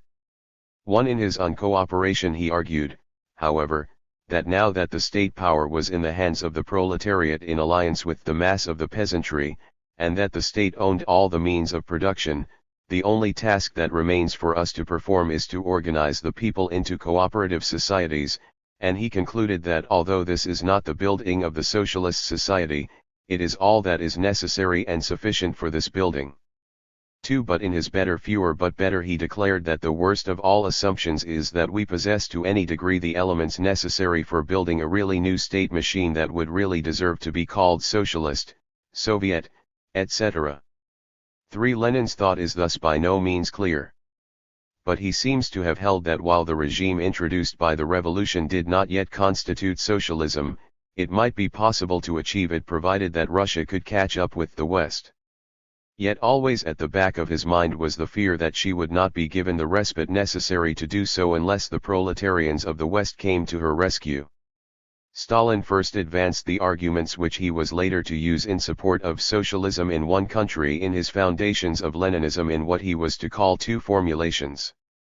The first of these, which was based on his interpretation of Lenin's law of uneven development, was that, as a result of capitalist imperialism, any country could become ripe for socialism regardless of the degree to which it had become industrialized. The second, which was suppressed in all subsequent editions, but which is given in full in his Problems of Leninism, amounted to a categorical denial that it was possible to organize socialist production and so achieve the final victory of socialism without revolutions in several advanced countries. But Stalin then realized that he had gone too far, and he substituted for this formulation a second in which he declared that the proletariat can and must build up a socialist society, but that this did not mean that it could achieve the complete and final victory of socialism in the sense that it would be guaranteed against the danger of counter-revolution. It was this amended formulation that he used in his October Revolution and the Tactics of Russian Communists, in which for the first time he urged the adoption of the new policy. He now launched his attack on Trotsky, and selected as his target the latter's doctrine of permanent revolution. Permanent revolution was no new idea. The classic formulation of it is to be found in Marx's address to the Communist League, where he argued that while the bourgeoisie would always want to end its revolution as soon as possible, it is our interest to make it permanent. Until the proletariat has conquered state power in all the dominant countries of the world. Yet the expression is not an altogether happy one. As Carr has pointed out, Russian writers had previously used permanent and uninterrupted indifferently, and it was not until later that an attempt was made to distinguish between them, and to argue that Trotsky had advocated the former and Lenin the latter. One, that revolution should be uninterrupted in the sense that it should be pursued without relaxation, was not, however, in dispute. But permanent revolution came to acquire a quite different meaning. It implied that the various phases of the revolution passed imperceptibly from one into another, as opposed to the view that it developed in clearly defined stages, each of which was valid for a particular period. If therefore the doctrine of socialism in one country signified that socialism must be built up in Russia before there could be any question of world revolution, it would have been contrary to this conception of permanence, and although this may not have been what Stalin meant by it, lent itself to this interpretation. What gives an air of unreality to the controversy is that Stalin and Trotsky seem to be saying the same thing. But Trotsky had given his opponent two weapons. In a preface added in 1922 to his The Year 1905, he had explained that the idea of permanent revolution had come to him in 1905 because he had been unable to accept Lenin's theory that the proletariat should lead the revolution in alliance with the peasantry, since, if the revolution came off, the two would soon be involved in a violent collision. Thus it could only succeed if it was accompanied by other revolutions elsewhere.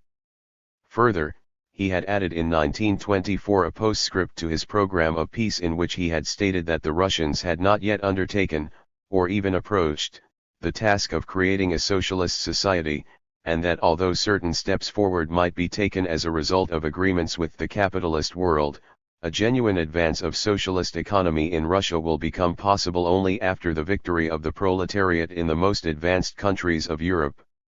Stalin contrived to represent these statements as proof that Trotsky was opposed to the alliance between the proletariat and the peasantry upon which the whole concept of the revolution rested, which was quite untrue, because Lenin and Trotsky were in entire agreement on this matter in 1917, whatever may have been their differences in earlier years.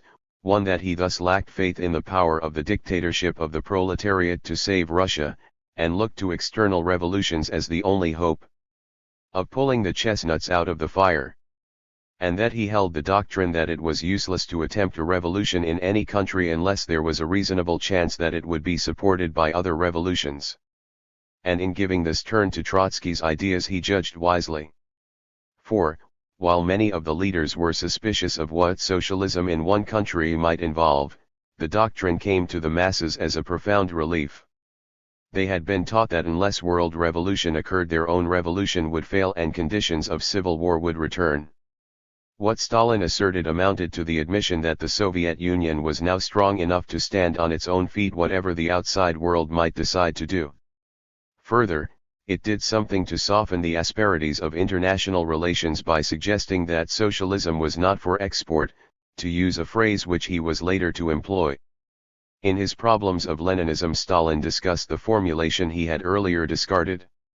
He explained that it had been of use at the time, but that he had abandoned it because it had confused two issues which were quite separate: the possibility of building up socialism by the efforts of one country, and the question whether any single country would consider itself fully guaranteed against counter-revolution without a victorious revolution in a number of other countries. 1. The answer to the first question was yes, and to the second no. And thus matters stood when, In 1938, a young instructor in the Kursk region, Ivanov, fell foul of his regional secretary and wrote to Stalin asking him to adjudicate between them. He explained that, according to his understanding, socialism in one country involved a twofold conception, internal and external. He had taught that the first of these had now triumphed, so that, as far as Russia was concerned, it was true to say that socialism in one country had been achieved, but that the second, which was the final victory, was only capable of accomplishment on the international scale. But his superior had declared that we now have the final victory of socialism and complete security from intervention and the restoration of capitalism, and Ivanov had been dismissed as a Trotskyist, which was a great insult and injury.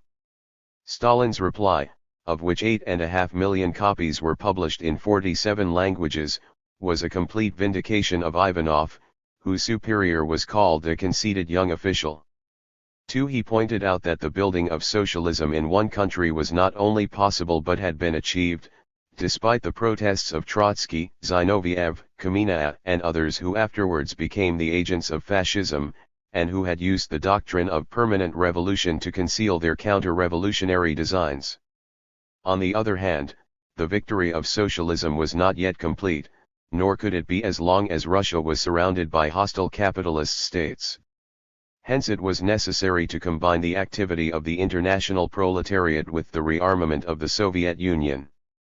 This has since remained the official doctrine, nor was it seriously modified by Stalin's statement in September 1946 to the Sunday Times correspondent, Alexander Wirth, in which, while refusing to grant that the capitalist world might not have designs on the Soviet Union, he admitted the possibility of the coexistence of the two world camps, and went on to advance the doctrine that it was possible to achieve communism in one country.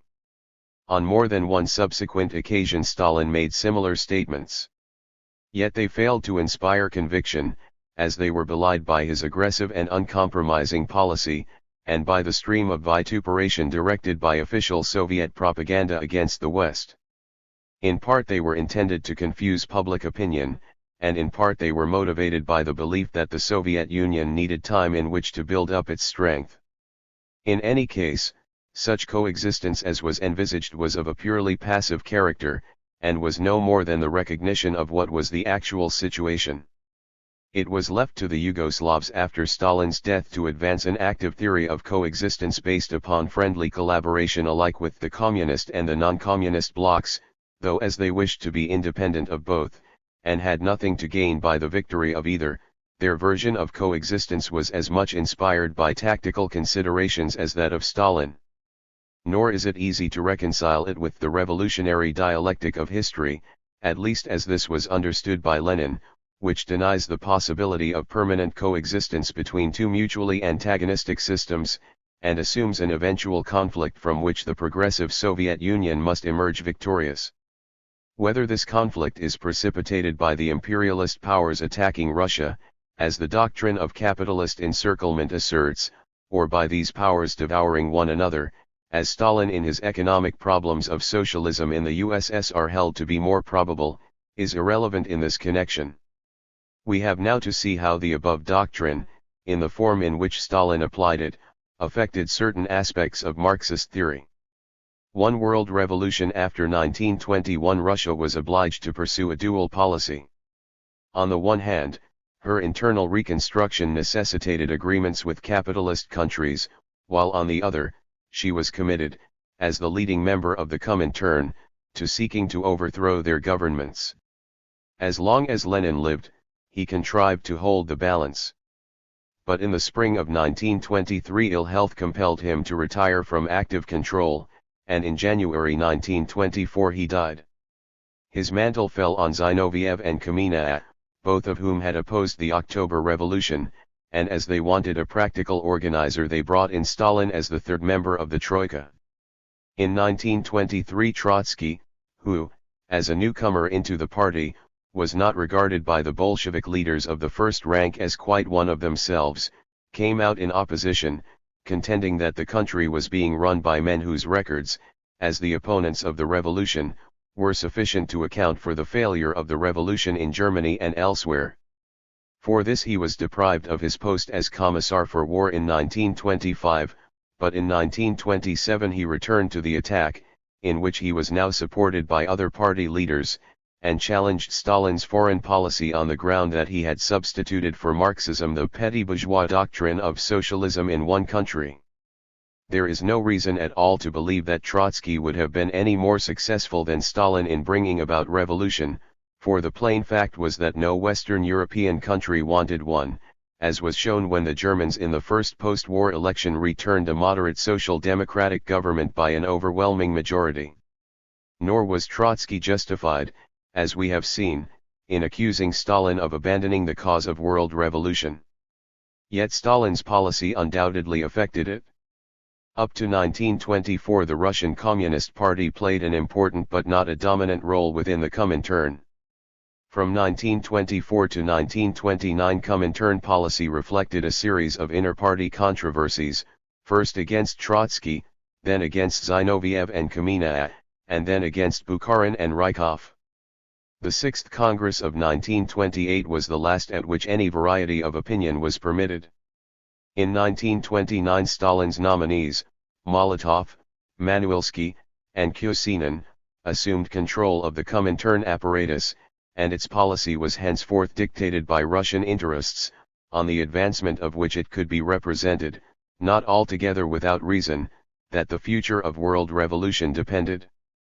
Public discussion played no part in the formulation of the policy of the Seventh and last Congress of 1935, which was called to explain and publicize a change of policy which had already been decided by Moscow, and in certain cases put into operation.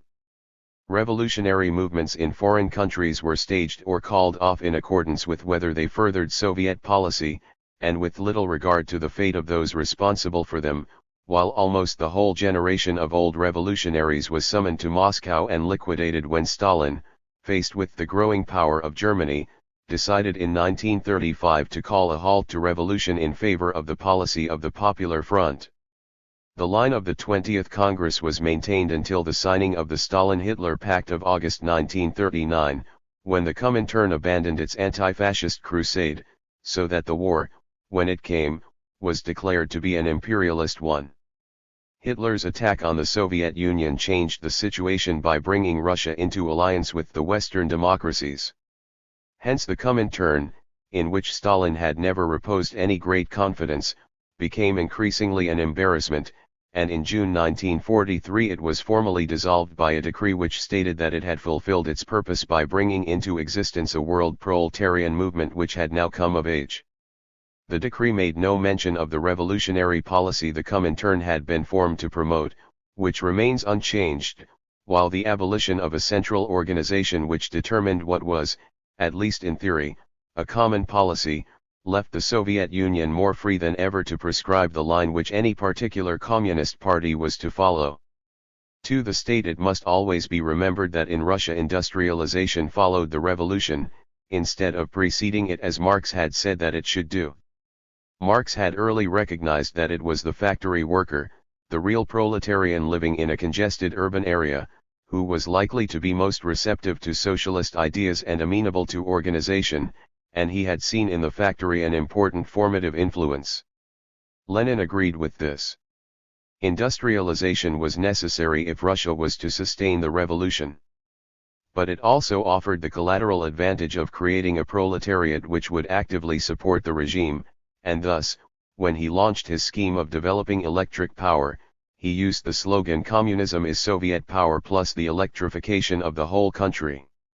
The French historian of the Revolution, Henry Rollin, is perfectly right in saying that one important reason for industrialization was to counter the native hostility of the Russians to any form of organized control. Once Stalin carried Lenin's idea a stage further. Socialism in one country was a long-term policy of building up the resources of Russia so that she would eventually be strong enough to direct world revolution instead of being dependent upon it. But to carry out such a policy it would be necessary greatly to accelerate the pace at which industrialization was proceeding, and this, in turn, would call for a tightening of government control, and thus for an intensification of the power of the state. Hence a revaluation of the classic theory of the state became necessary. Both Marx and Lenin had taught that it would still persist during the transition from capitalism to socialism, but they had regarded it as a temporary phenomenon, and the only question was how long it would be necessary to endure it.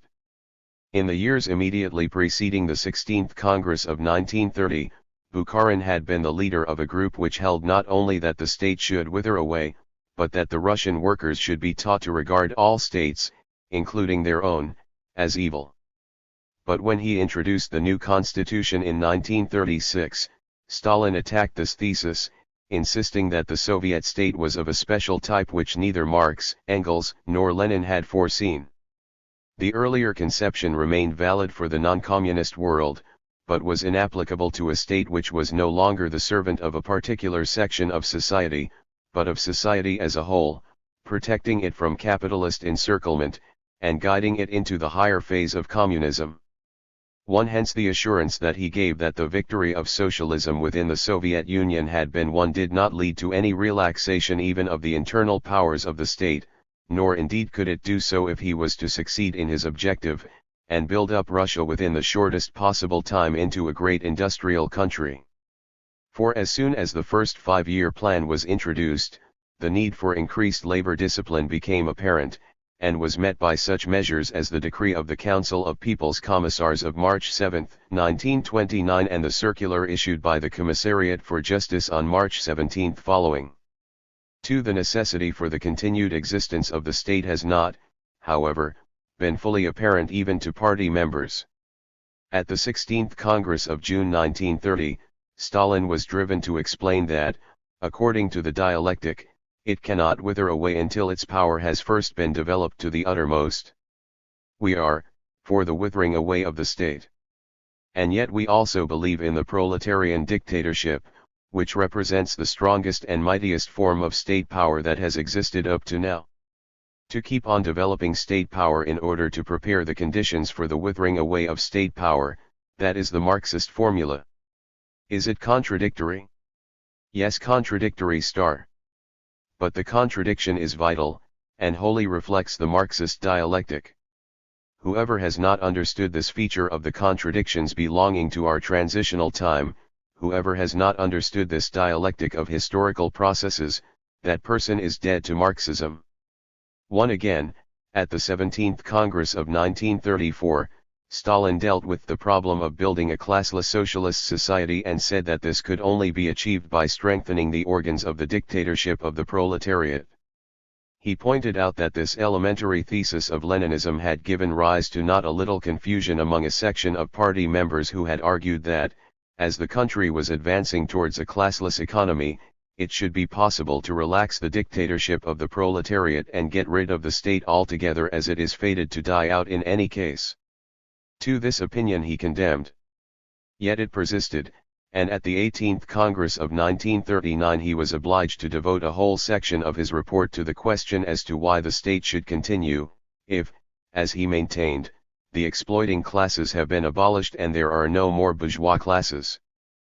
But now he said that when Engels spoke of the withering away of the state, it was on the assumption that socialism had already been victorious in all countries or the majority of them, and that as long as Russia was surrounded by hostile countries, the state would not only have to continue but be made stronger. The upshot of the matter was, therefore, that the state would continue until capitalist encirclement is liquidated and the danger of foreign military attack has disappeared, and this would be so even if Russia passed from the socialist to the communist stage, as he pointed out that she was in the process of doing. It was upon this occasion that we warned his hearers not to look to the classic Marxist writings for ready-made solutions of their problems, or suppose that they understood the essence of Marxism because they had learned by rote a few of its general tenets. 3. The above ideological changes were reflected in the Constitution of December 3, 1936, and a comparison between this and the Leninist Constitution of 1923, based upon the Declaration of Rights of the Toiling and Exploited People of January 1918, reveals some significant divergencies. Lenin's constitution was an attempt to apply Marxist principles. The conception of the state disappeared as a bourgeois invention, and was replaced by the Soviets, that is, the workers organized in groups. For the equally bourgeois conception of the citizen there was substituted the worker, and only proletarians, peasants, and soldiers were accorded political rights. The whole machinery of parliamentary representative government was superseded by the pyramidal structure of the Soviets. On the other hand, the Stalinist constitution brought back the state and reaffirmed its sovereign powers. It returned to the conception of the citizen, and conferred political rights upon every inhabitant of the Soviet Union without respect of nationality.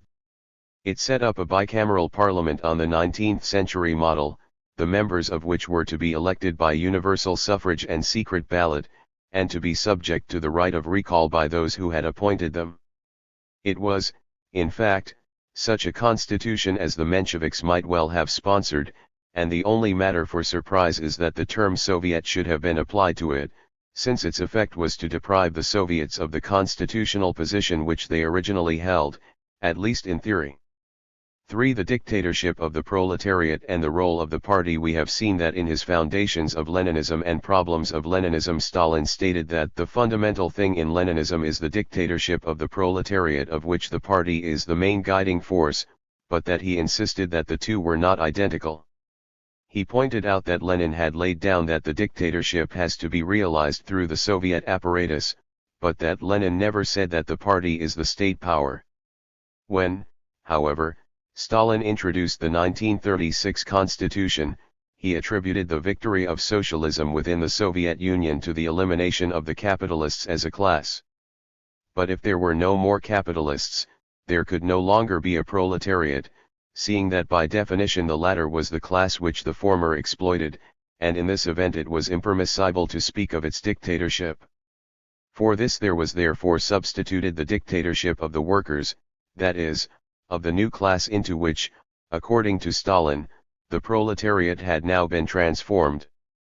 Yet the change had no practical significance, as the dictatorship of the proletariat had never been more than a cant phrase used to conceal the dictatorship of the party, the Soviets providing the formal structure behind which it bore rule.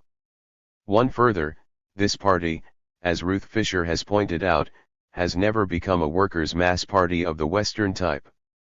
Stalin clung tenaciously to the Leninist conception of the narrow party. But while there was some justification for this when its primary role was to prepare the way for revolution, or even during the difficult years of war communism, such a party was none the less undemocratic, and it was against it, as the main instrument of Stalin's domination, that criticism was most sharply directed. At the 14th Congress of December 1925, when the party membership was just over 1 million, the opposition proposed the co-option of 90% of the industrial workers, then numbering about 7 millions, with the object of breaking the Bolshevik elite and of checking the growing tendency to embourgeoisement. The demand was not conceded, and Stalin characterized it as idiotic. 2. And not only did the party remain narrow, but the character of its membership changed. 3. At the 14th Congress of 1925, 56 to 8% of the delegates were classified as workers. At the 17th Congress of 1934, workers from production, that is actual as opposed to former workers, had fallen to 9 to 3%. At the 18th Congress of 1939 these percentages were for the first time not given, the reason being that the new statutes adopted by that Congress omitted those clauses which had been originally introduced to safeguard the proletarian character of the party. Further, the 17th Congress laid down that the Central Committee should be elected not less than once every 3 years, which meant at least triennial congresses. But the 18th Congress did not meet until 1939, and the summoning of the 19th Congress was deferred until 1952. In the interval between Congresses party conferences were to be held annually, but after 1934 none was held until 1941, nor have there been any since. The result has been to give unlimited power to the central party organs, of which the Politburo and the Secretariat are the most important. Thus the tendency, at least from the 30s, has been to make the party less proletarian and less democratic, and to convert it into a centralized bureaucracy, the form of government to which Lenin had been most opposed, though he had been more than anyone responsible for creating it. 1. The 19th Congress, announced without warning in Pravda of August 20, 1952, met on the following October 5. The main report was delivered by G. M. Malenkov, who thus seemed clearly marked out for the succession. Stalin kept himself in the background, and only pronounced a brief valedictory address. He had, however, already stolen the thunder with his Economic Problems of Socialism in the USSR, issued just before the Congress met.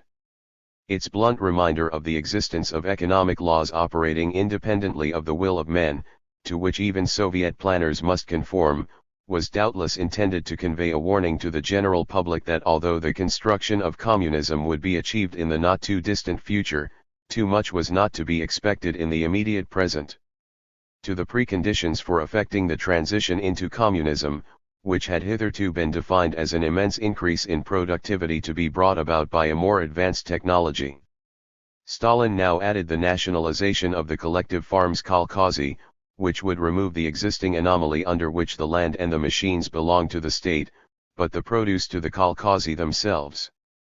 The Congress changed the title of the party from the All-Union Communist Party to the Communist Party of the Soviet Union, Nikita Khrushchev explaining that its double definition as communist and Bolshevik had been originally adopted to distinguish the Bolsheviks from the Mensheviks, and that with the disappearance of the latter the tautology had lost its meaning. Article 1 of the new statutes redefined the party. It was no longer the organized vanguard of the working class and the highest form of their class association, but a voluntary association of like-minded communists which included workers, peasants, and members of the intelligentsia. The term dictatorship of the workers was replaced by the socialist order, thus signifying that the party's objective was no longer to struggle to establish a dictatorship, but to consolidate the socialist economy, and so prepare the way for the transition into communism. The articles in the earlier statutes defining the rights of members were left unchanged, but those dealing with their duties were so drafted as to emphasize that the party was not a mass party but a cadre party, that is, a party of fighters for the realization of the ultimate goal of a communist society. Some important organizational changes were made. The Politburo of 11 full and 4 candidate members was replaced by a presidium of 25 full members and 1 candidates. No reason was given for this, Khrushchev merely remarking that the presidium corresponded better to the functions hitherto carried out by the Politburo. The secretariat was increased from 5 members to 10. The Orgburo, which had for some time ceased to function, was abolished. The Central Committee was increased from 139 to 236. Immediately after the death of Stalin, the Presidium was reduced to 10 full members and 4 candidates, and the Secretariat returned to its earlier complement of 5 members.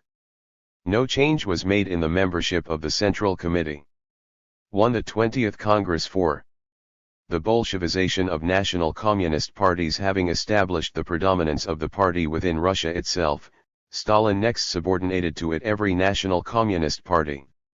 In an article published in 1924 in Bolshevik, he announced that the process of crystallization of the true Bolshevik parties of the West, which constitutes the basis of the future revolution, has begun.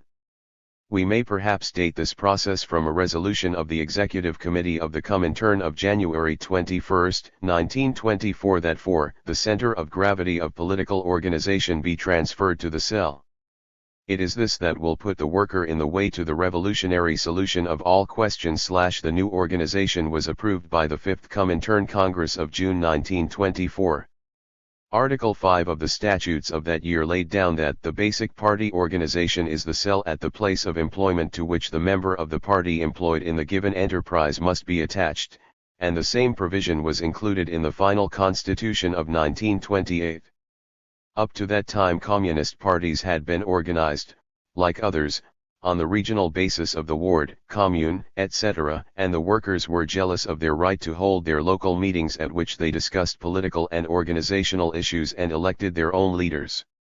In their view, it was for them to lay down the policy and for the central organs to carry it out. These democratic notions were dispelled, as it was intended that they should be, by the decision to make the factory cell the basis.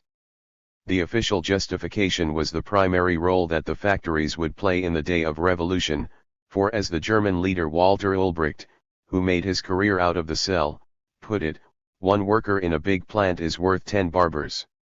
In fact, however, the factory cell depended for its efficiency on its leader, and when the cell was limited to groups of 15 to 20 men, such persons were seldom forthcoming. Again, the outlook of the members tended to be parochial, and to be limited by their particular grievances. Moreover, meetings were difficult to arrange, as the workers often worked at long distances from their homes, to which they hastened to return as soon as their day's work was done.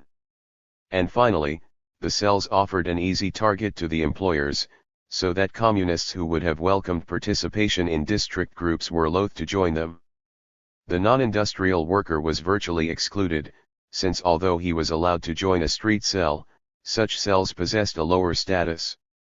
The reorganization was thus bitterly resented, and led to the loss of many valued militants. Nor did it bring about a closer relation with the masses, but rather the contrary. Yet these disadvantages counted for nothing in the eyes of Moscow.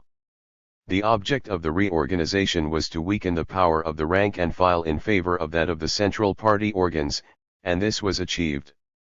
The lower bodies lost the right to choose their leaders, who were now appointed by the higher party organs, while the members of the Central Committee and Politburo were the nominees of Moscow. Thus, as in the Soviet Union, the party apparatus became increasingly hierarchical and bureaucratic, and was made up of paid officials whose jobs depended upon a strict observance of the party line.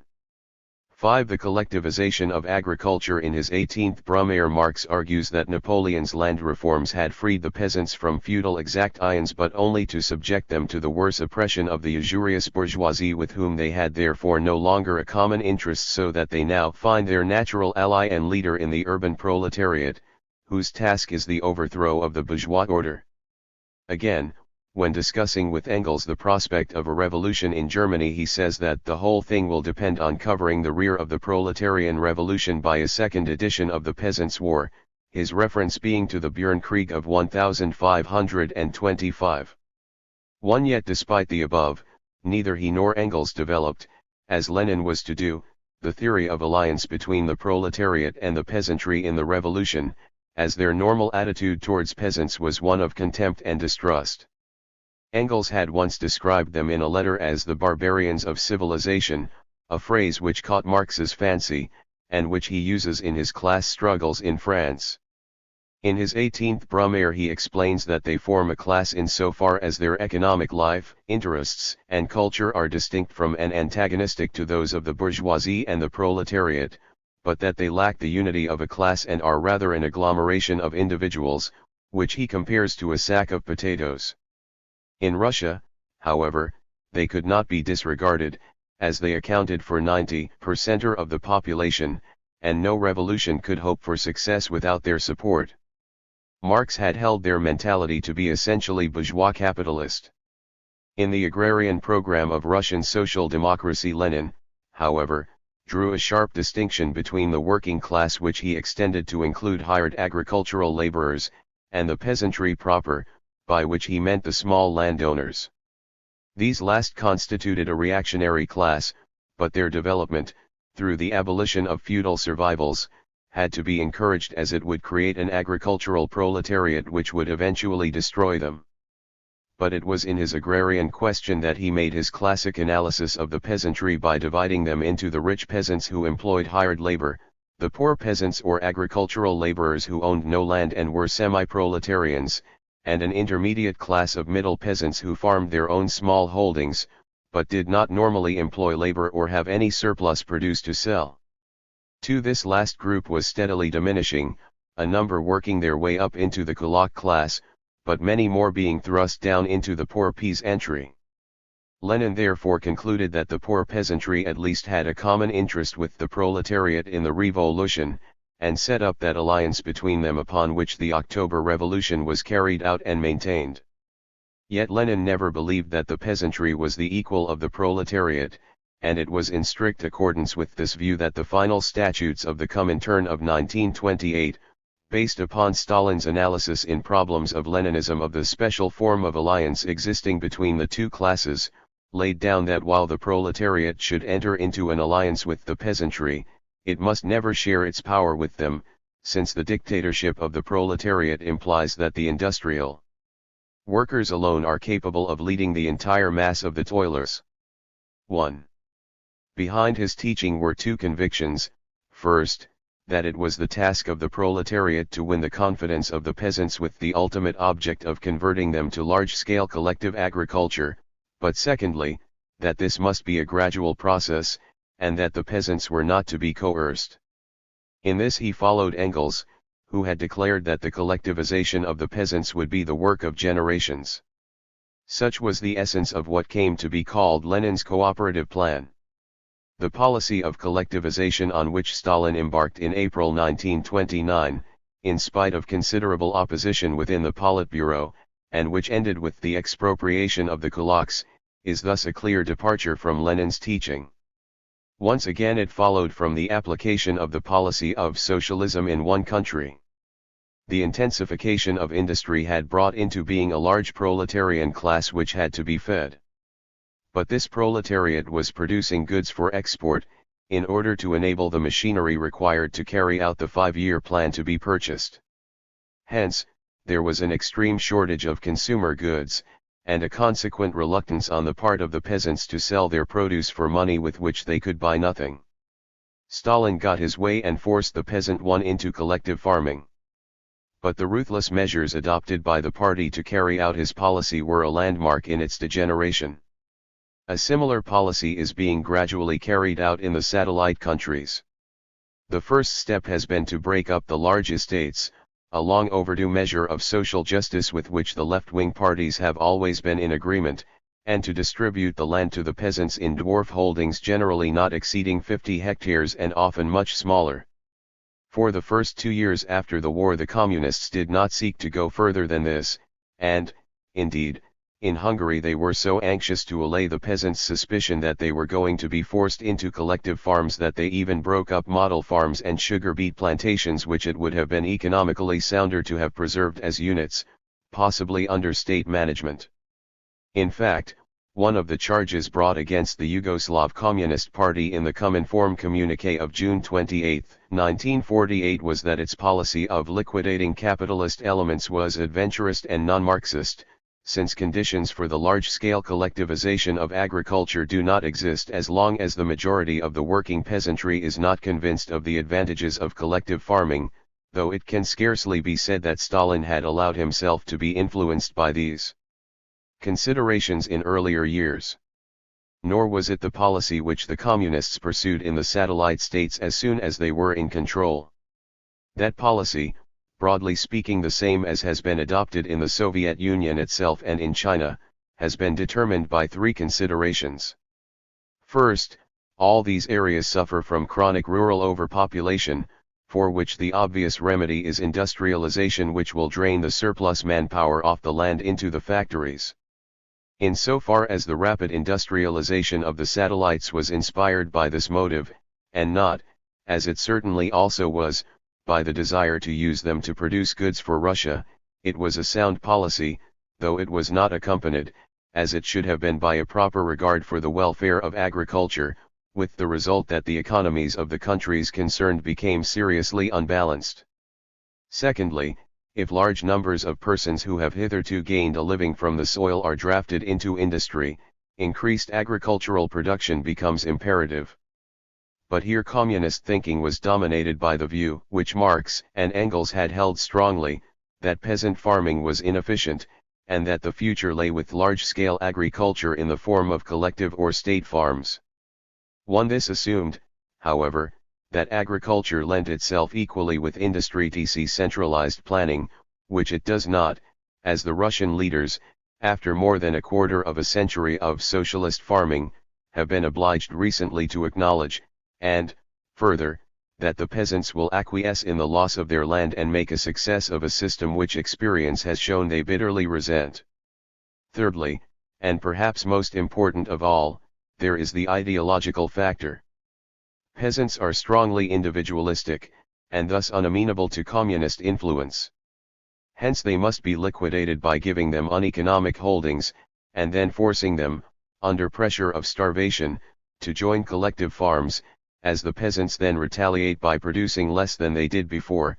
This policy defeats its purpose, and communist governments find themselves confronted with recurrent agricultural crises which compel them to make such temporary concessions to peasant initiative as it is hoped will stimulate production. Nonetheless, they have not abandoned collectivization as the ultimate goal, nor can they do so as long as they hold the present political and economic doctrines. What holds them back is their inability to produce the machinery which collectivized agriculture requires, and the fact that experience has taught them that if they press the peasants too hard it will have an unfavorable reaction upon industry. The only hope of making the system work is to pay the peasants appropriate prices for the produce taken over from them, and to make available consumer goods for them to buy with the money. 6. Equalitarian. Neither Marx nor Engels were equalitarians, and the most low complete expression of their views on the matter are to be found in the latter's Anti-Düring.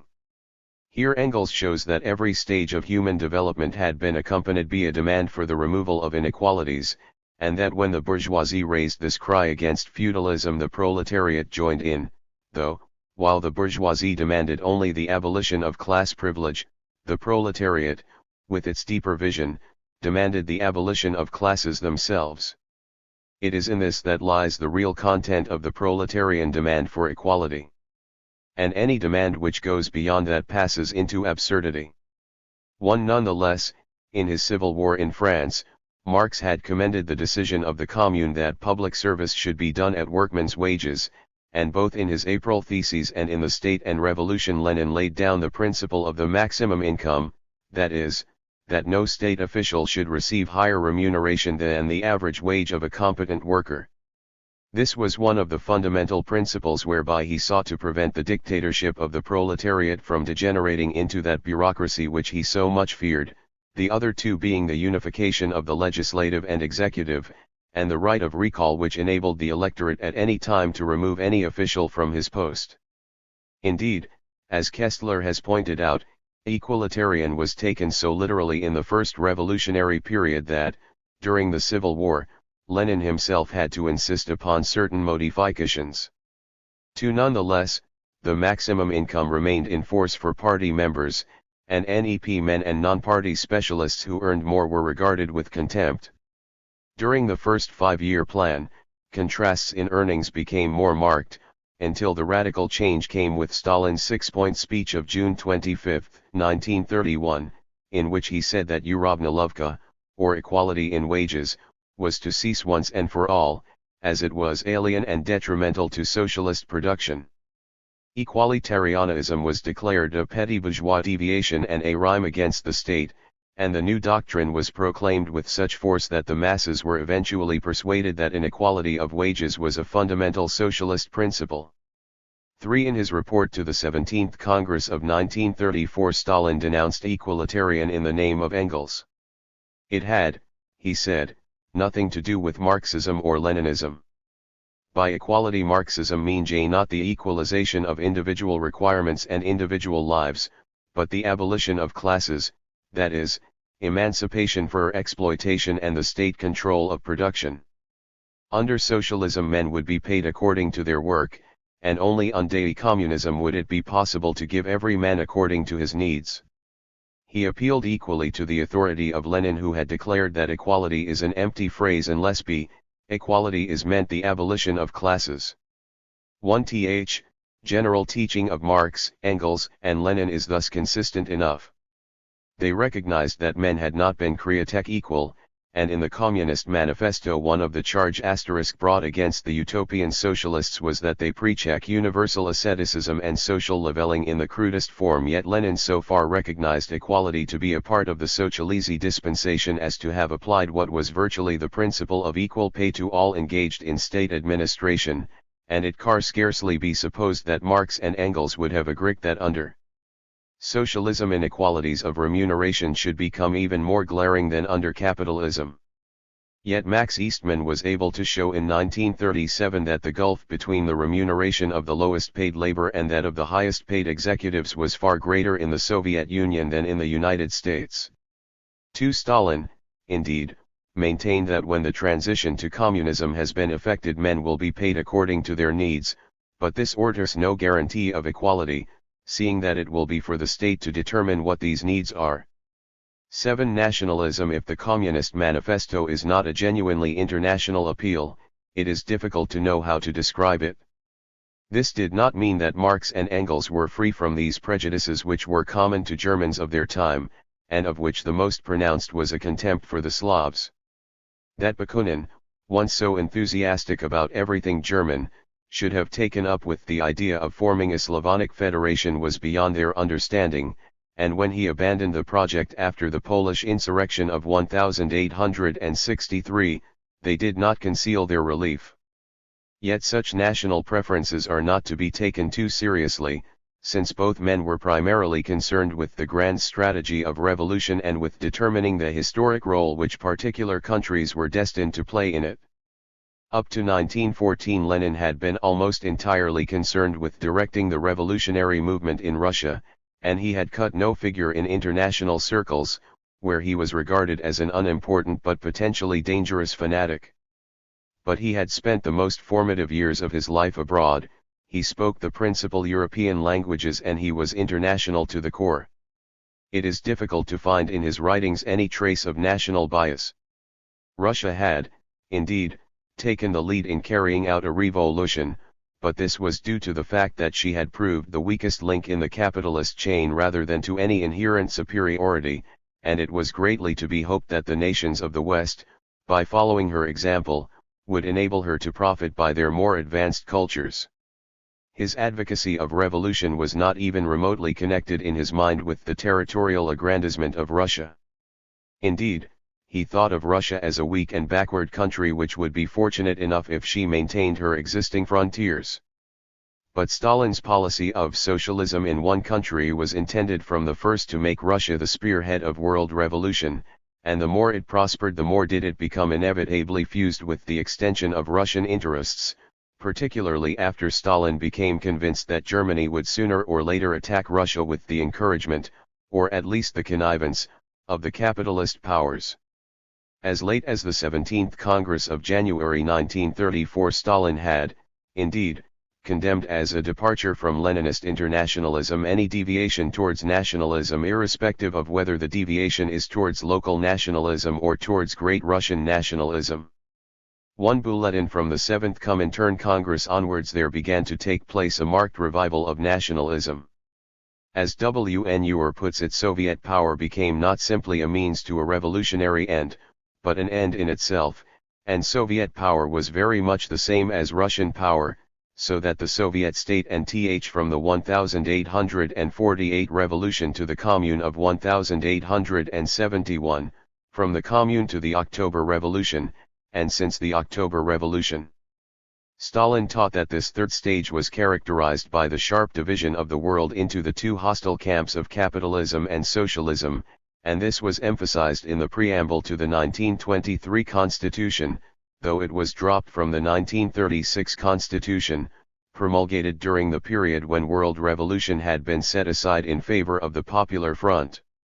1. The capitalist camp is divided against itself, but is fundamentally opposed to socialism, and hence to the Soviet Union, which it will destroy if it is able. In this conflict, the Soviet Union, as the leading country of world revolution, represents the young, rising, and progressive forces which are emerging and will ultimately prevail over the dying forces of reaction, but only after a revolution which will be a life and death struggle. This revolution is inevitable, but the way for it can be prepared by aggravating the contradictions in the capitalist camp. These contradictions are, that between capital and labor, that between the imperialist powers, and that between those powers and their colonial and other dependencies. Ultimately they will bring about the downfall of capitalism, but in the meantime they must be exploited, and social democracy, which tends to gloss over them, must be ceaselessly attacked. The struggle may go on for a whole epoch. Hence the Soviet Union must be strengthened, partly by the development of its internal resources, and partly by securing allies. These allies will be the national communist parties in advanced countries, and the liberation movements in backward countries insofar as these movements are calculated to weaken capitalism and bring the countries concerned into the Soviet orbit. The objective is the establishment of the Soviet type of socialism in as many countries as possible. But there must be no playing with revolution. It must not be undertaken until an overwhelming force has been concentrated on the enemy's most vulnerable point, and it will be successful only when the ruling class is divided against itself and discredited in the eyes of the masses. It should then be started, albeit as a minority movement.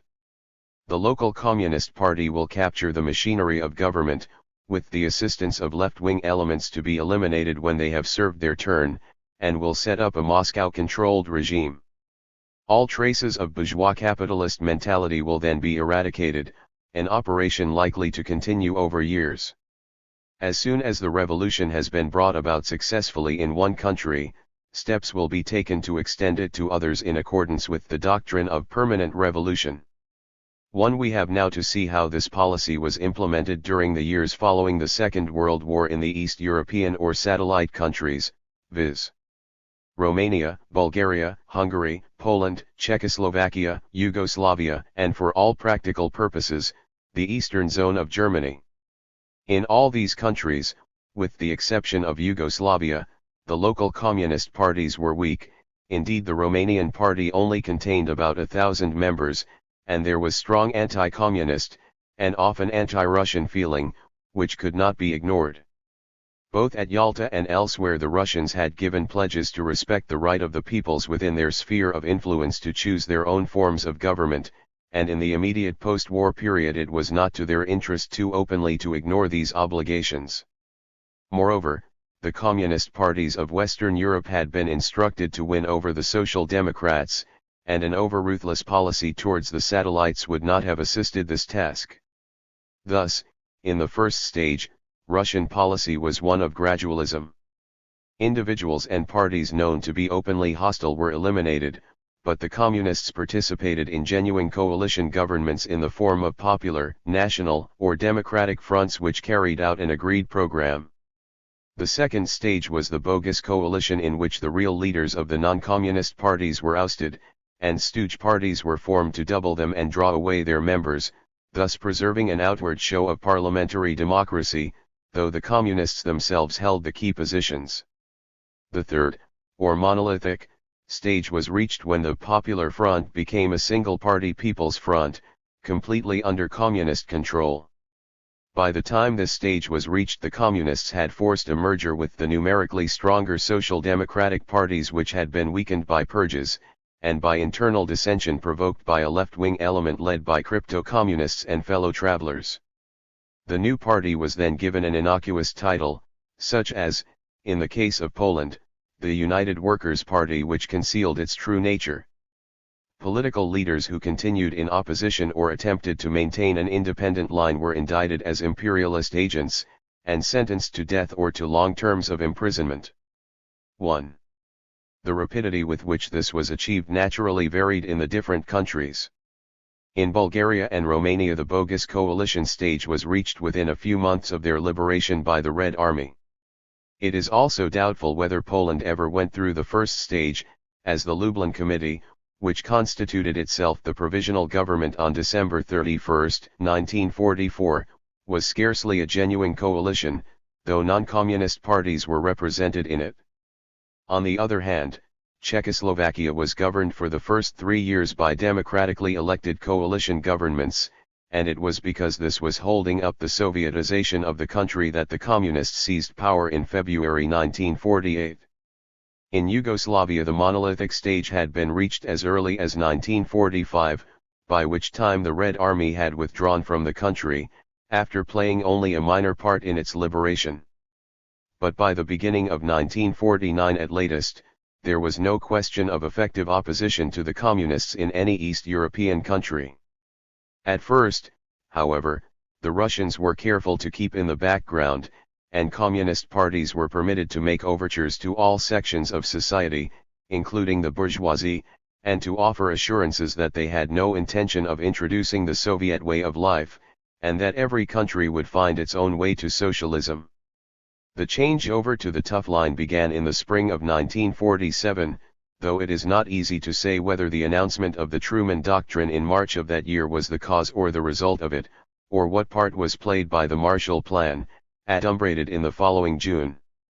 For the Cold War, which dates from this period, had deeper roots. During the war years the Russian people had been sustained by patriotism, but the relaxation of peace disclosed symptoms which the party leaders found disquieting, and led them to launch an ideological offensive on all fronts with a view to reimposing discipline and orthodoxy. A hardening of attitude towards Russia's former allies was simply one aspect of this campaign. Every totalitarian regime needs an external enemy, and now that the Germans no longer filled this role, their place was taken by the Western democracies. Vast numbers of Russians had enjoyed for the first time the experience of discovering how these countries lived, and any illusions they might have formed about them had to be corrected. That the West had achieved a high degree of political stabilization only made it appear the more dangerous to men for whom capitalist encirclement was an article of faith. As the proponent of the new line both within the Soviet Union and without, Stalin chose Zdanov, lone notorious for his great Russianism, and it was he who presided over the conference, held in Poland in September 1947, which set up the Cominform. His speech on this occasion contained all the talking points that communist propaganda has since made only too familiar. 1. The war, he declared, had sharply altered the alignment of forces between socialism and capitalism in favor of the former. After the First World War Russia had dropped out of the capitalist order. Now a number of East European countries had done the same, and had established a new type of state, the People's Republic. Russia had emerged from the war with increased strength, but all the imperialist powers, victors and vanquished alike, had been weakened, with the exception of the United States, where an economic landslide was shortly to be expected. The war had aggravated the crisis in the colonial system, itself the product of uneven capitalist development, and had given rise to numerous national liberation movements, since, as Zdanov, adapting the words of Lenin, declared, the peoples of the colonies no longer wish to live in the old way, and the ruling class of the metropolitan countries can no longer govern on the old line. The result had been to divide the world into two camps, the one imperialist and anti-democratic, and the other anti-imperialist and democratic. The United States was the leader of the first, and was seeking, through the Truman Doctrine and Marshall Aid, to enslave Europe, destroy Russia, and seize world power, whereas the Soviet Union, to which motives of aggression and exploitation were utterly alien, was the leader of the second, and stood for a lasting democratic peace.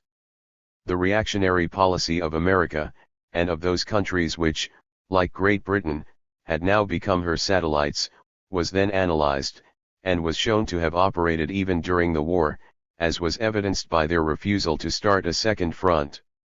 It was thus the duty of communist parties to unite all democratic, anti-fascist, and peace-loving elements against the new forces of war and aggression. The very title chosen for the Cominform journal, For a Last Jing Peace, was intended to imply that the Western powers were bent upon a Third World War. This analysis provided the theoretical justification for the new aggressive policy. Everywhere communist parties were to go into action, since, as Zdanov puts it, the main danger for the working class lies in underestimating its own strength and overestimating the strength of the forces of the imperialist a return, as Franz Borkenau says, to the illusion of 1918 to 19 and of the late 20s that Europe was ripe for revolution. 1. It is of interest to note that it involved the abandonment of the thesis set out by the most prominent of the Soviet economists, Eugene Vargo, in a book published in October 1946, according to which no major economic crisis in the capitalist world was to be expected for 10 years, and that he was condemned in May 1947, about 3 months before the new line was announced. He did what was expected of a loyal communist and admitted his error. Comrade Stalin *, he said, has given adequate exhaustive proofs of the inevitability of wars between capitalist countries at the present stage. Stalin had given no such proofs. He had merely asserted that such a revolutionary situation now existed, because if it did not, it would have made nonsense of Stalinism. In Western Europe, the new policy found its concrete application in a series of political strikes, particularly in France, which reached their climax in December 1947, just before the London meeting of the Council of Foreign Ministers, which they were evidently intended to influence. Their failure weakened the communist parties responsible for them, as the workers became disgusted when they realized that their economic interests were being sacrificed to a purely political objective. In the satellite countries, the peasant parties were the immediate target. Already in August 1947, the Bulgarian agrarian leader, Nikola Petkov, had been judicially murdered. In October, Maniu, the leader of the Romanian National Peasant Party, was brought to trial, and a pretext was found for implicating Tătărescu, the last non-communist minister of any standing, who was succeeded as foreign minister by Anna Pacher. In Poland, Mikołajczyk's Peasant Party was declared in the same month to be an opposition movement, and as such unconstitutional, and he was obliged to flee the country. In February 1948, the Czech Communists, realizing that they were certain of defeat in the forthcoming March elections, seized power by a coup d'état in the third week of April, as if by way of a rejoinder to the signing on April 3 of the ERP agreement. The Russians started the little blockade of Berlin with the object of forcing the Western powers out of the city, and in August converted it into a total blockade. Finally, on June 28, the Yugoslav Communist Party, which had been under pressure from Moscow since February, was expelled from the Cominform. But Stanov did not witness the aftermath of the policy associated with his name, for he died, somewhat unexpectedly, on August 30, 1948. The condemnation of Tito and his party caused a stir for which we have to go back to the excommunication of Luther to find a parallel. The causes of the dispute are too numerous and complex to be examined here. One, but in proportion as relations with the West deteriorated, the Soviet Union began to demand from its satellites unswerving obedience, and to insist that their communist parties should adopt its revolutionary experience as their model, and accept Russian military and civil advisors to guide them in their task of building socialism. Moscow's real grievance against Tito was that he had resented this. The ideological charges brought against him, as for example, that of allowing his party to become submerged in the People's Front and of failing to understand the nature of inter-party democracy, were secondary, and were made partly to discredit him with his party, and partly to provide a rationalization of the action taken by the Cominform on Moscow's instructions. Nor had they any justification. Up to 1947, the Yugoslav regime had exhibited all the characteristics of Stalinism. The party had the People's Front well under control, industrialization and the collectivization of agriculture were proceeding at least as rapidly as in the other satellites, and there existed strong anti-Western feeling. But these things counted for nothing, and the country found itself exposed to an economic blockade which forced it to seek assistance from the West. Stalin believed that the Yugoslav party would be quickly brought to heel, but it stood firm, and thus the danger arose that Tito's example would be followed by the leaders of other satellite communist parties. These men fell into two categories. In the first were Stalinist technicians such as Bierut in Poland, Gottwald in Czechoslovakia, and Rákosi in Hungary, who had spent the war years in the Soviet Union, and had returned to their countries in the wake of the Red Army, while in the second, were leaders like Tito himself, who, though equally convinced communists, had been engaged during all or part of these years in clandestine activity. Those who belonged to this second group were always suspected of nationalism by Moscow, and it was now felt desirable to remove them. The first to suffer was the Albanian Minister of the Interior, Kosikos, who was arrested in November 1948, and executed as a Titovast in July 1949. An even more prominent victim was the Hungarian Foreign Minister, Laszlo Rajk, who found himself accused of having maintained continuous contact with Tito and of having acted under his orders. After a show trial, in which he pleaded guilty to these and other charges, he was liquidated in October 1949. The next to fall was Władysław Gomułka, the former Secretary General of the Polish United Workers' One Party. He had been deprived of his post in September 1948 on the charge of Titoism, but at the time no further action had been taken against him. In November 1949, however, he was expelled from the Central Committee, and imprisoned, though lie was never brought to trial. In the following December it was the turn of the old Bulgarian communist, Traicho Rostov, who had been arrested in the previous March, and was now tried and executed. As he was notoriously anti-Yugoslav, there could be no question of charging him with Titoism. But he had criticized the recent Soviet-Bulgarian trade agreements as unfavorable to his country's interests, and was thus liquidated as a nationalist. In April 1949 the Secretary General, Georgy Dimitrov, who had openly sided with Tito, with whom he had been associated over the projected Balkan Federation to which Stalin was strongly opposed, had been invited to Moscow and had died there in July. His brother-in-law, Fuko Chervenko, a dyed-in-the-wool Stalinist, soon afterwards succeeded him as party leader. The above measures were naturally accompanied by a purge of party officials and of the rank and file, so that it was announced, for example, by the Central Committee of the Czechoslovak Party in February 1952 that 25% of the members had either been expelled or reduced to candidate status. In the course of this particular operation, a number of persons were arrested on the charge of conspiring against the state, and among them the former foreign minister, Vladimir Dementis, who had been relieved of his post in the previous year. The purge seemed at first to be working in favor of the party secretary, Rudolf Slansky. But in September 1952 he was dismissed, and in November was arrested on a charge which linked him with the alleged activities of Clementis, with whom he was tried and executed in December. In the preceding May, the Romanian foreign minister, Anna Pacher, was dismissed from the Politburo, and in September was deprived of the post of deputy premier. The disgrace of Slansky and Pacher may be attributed in part to anti-Semitism, of which there had been a recrudescence during the year, as was attested by the fact that of the 9 Kremlin doctors whose arrest was announced in January 1953, 7 were Jews. But both were intensely disliked, and their removal may also have been designed to make their parties less unpopular. Had the Russians honored their undertaking to respect the democratic rights of their satellites, not one of these countries would have the government that is now in power. Yet today all these governments are communists, and exhibit the features which characterize Sovietized regimes.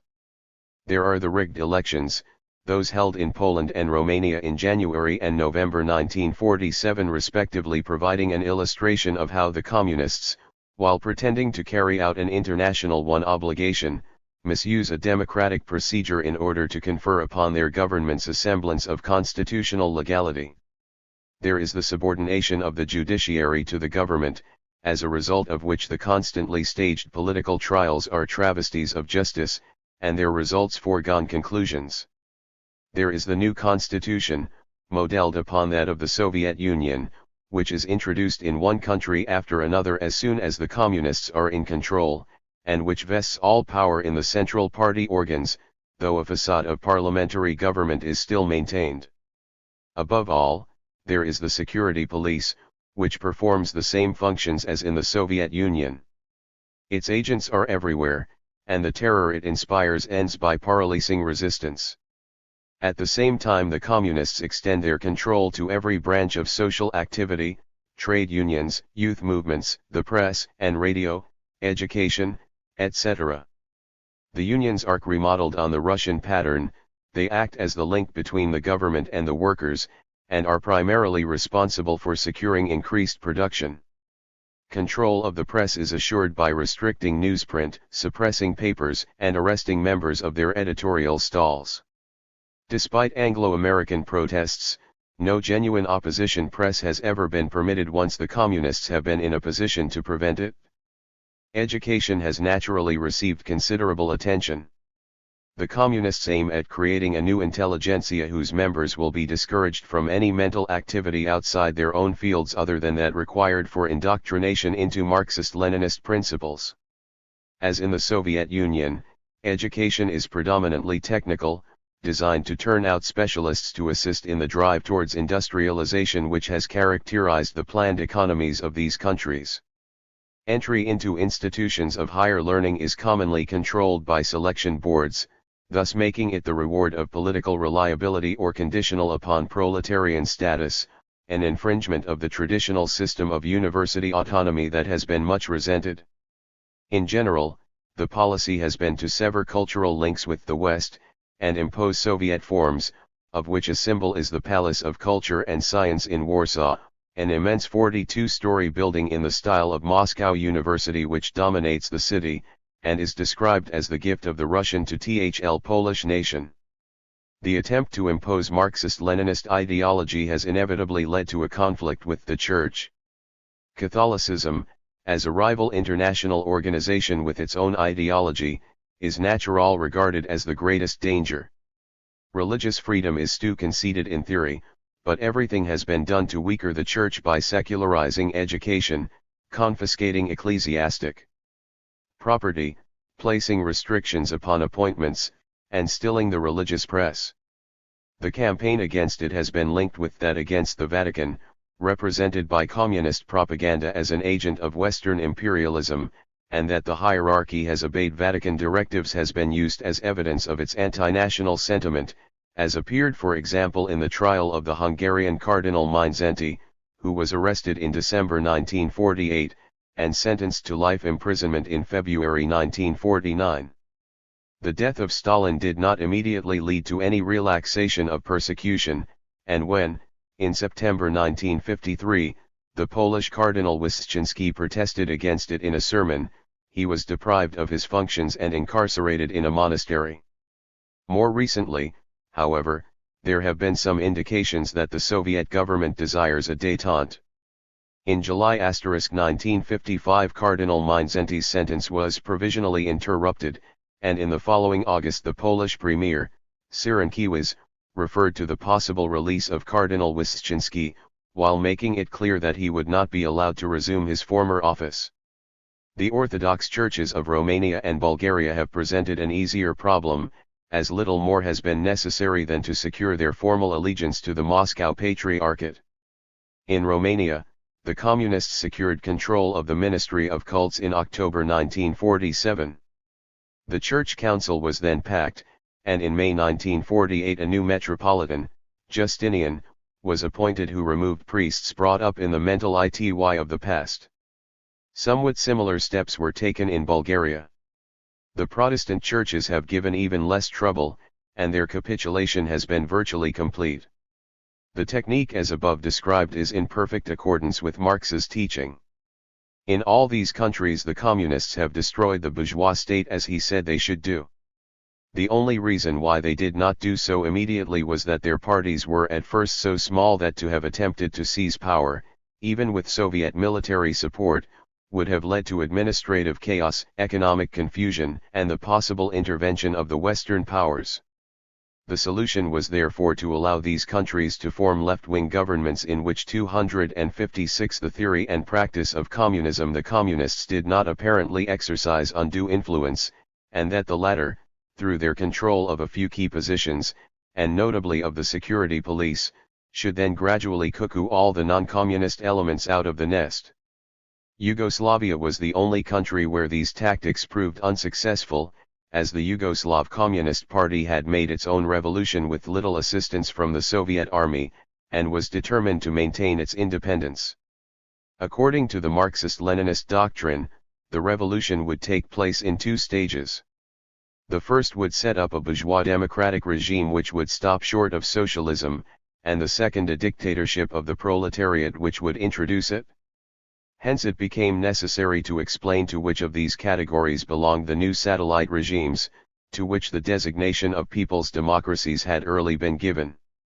This was not altogether easy, because communist theory wished on the one hand to represent them as having arisen as a result of the successful issue of a class struggle for national liberation, which was to suggest that the revolutions that had brought them into existence had been proletarian, even if they were not in fact so described, while on the other, it was not thought desirable to define them as dictatorships of the proletariat, partly because this would put the satellites on the same level as the Soviet Union, and partly because it was felt necessary, at least in the early stages, to take into consideration national and non-communist sentiment in the countries concerned.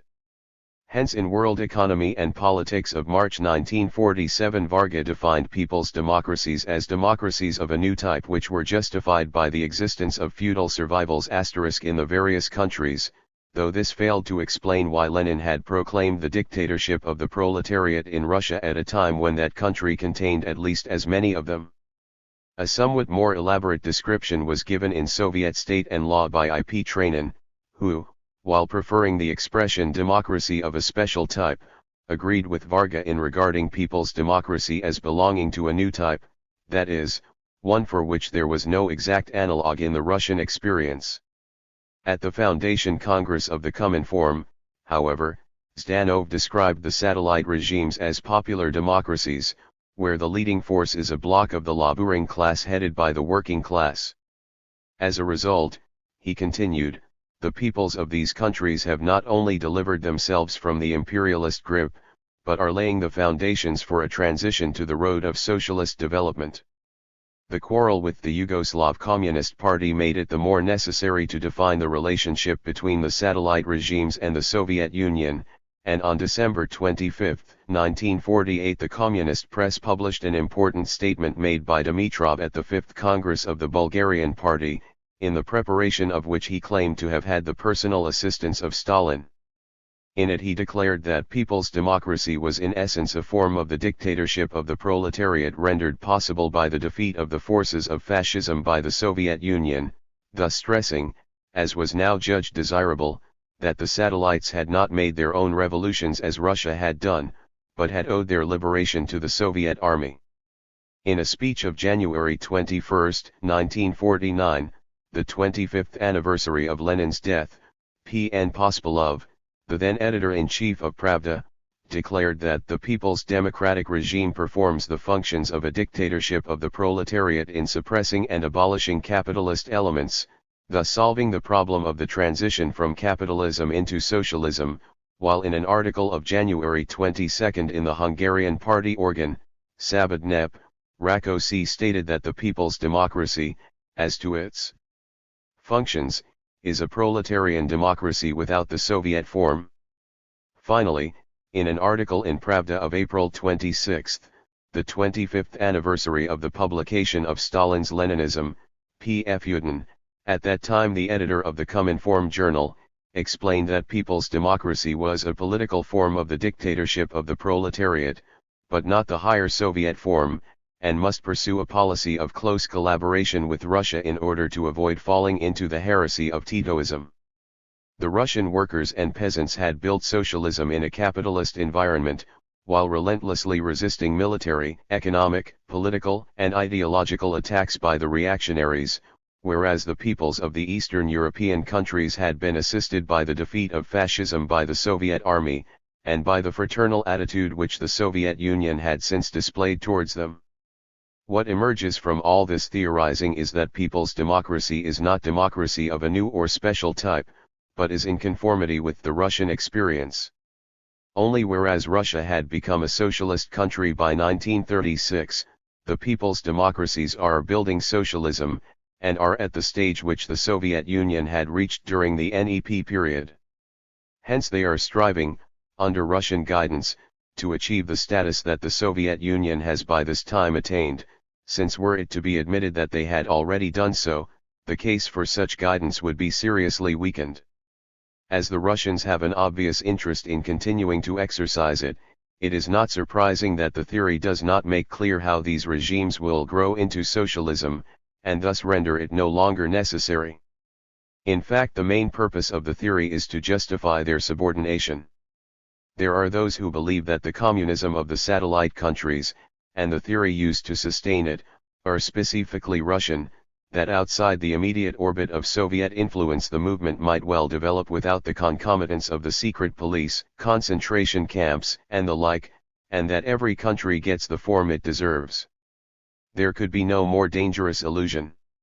Were a communist party to come into power in any Western country, it is certain that the Russians would never be satisfied until communism had been established on the best and only pattern, that of the Soviet Union.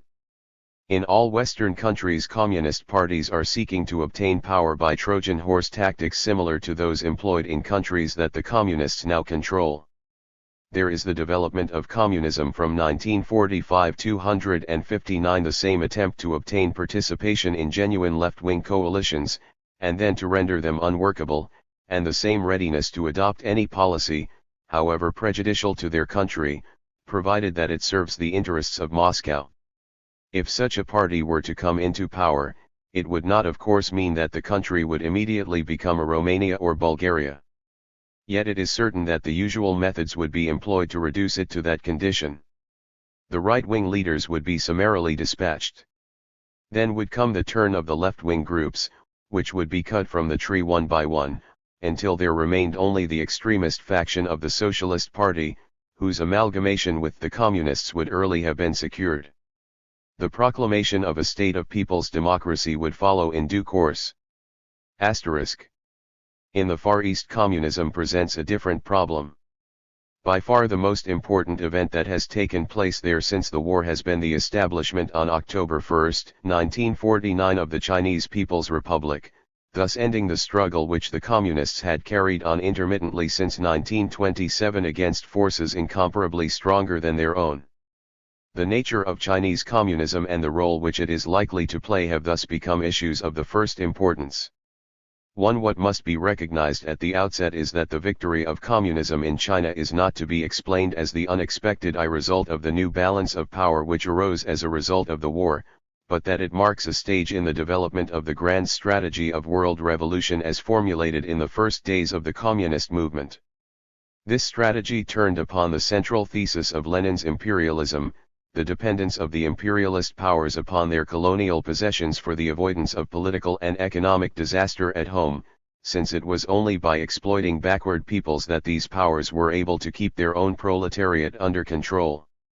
The most effective way of weakening them was therefore to attack them through their colonies and so cut the taproots of their prosperity, and this was possible because the very contradiction within the capitalist system which forced the industrialized nations to offload upon backward peoples, in exchange for cheap raw materials, those commodities which their own home markets could not absorb, led to the second contradiction that this policy not only aroused the hostility of its victims, but ended only by providing them with the means of throwing off the imperialist yoke.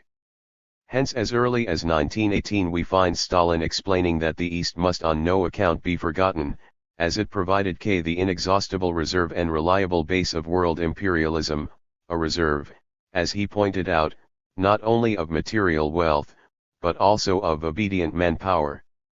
This theme was further developed in the Theses on the National and Colonial Questions, adopted by the Second Comintern Congress of 1920.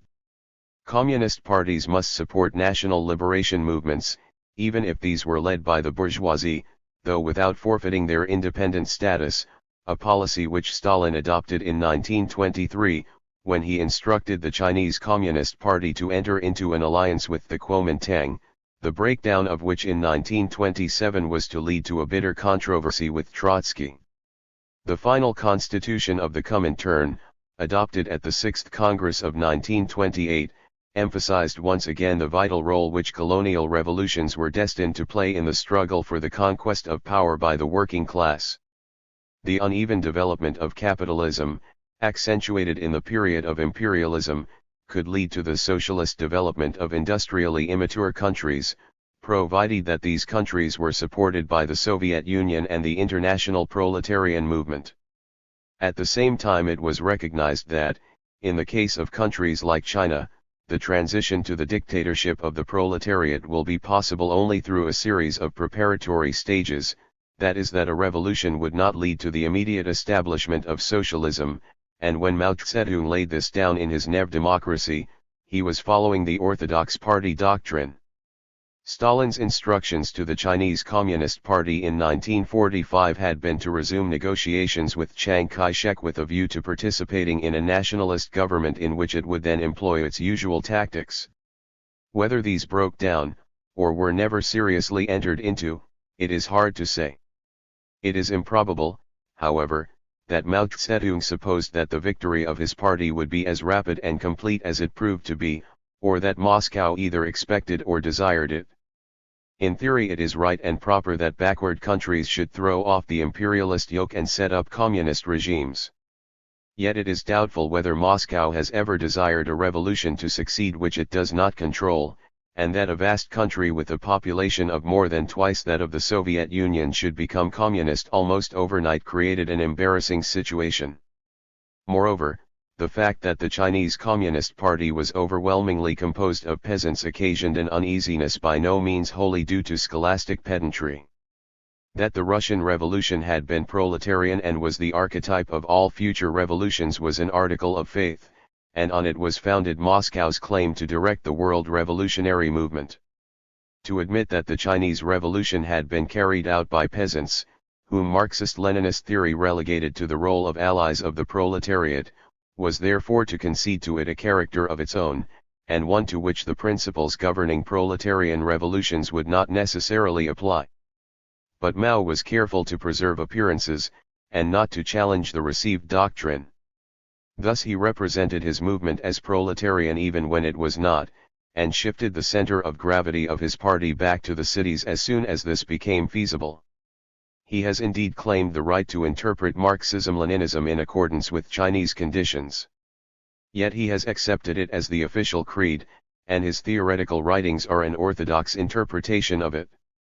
Indeed, he has become today its leading exponent, and is the only living communist philosopher to be included in the 1954 edition of the Soviet Short Philosophical Dictionary.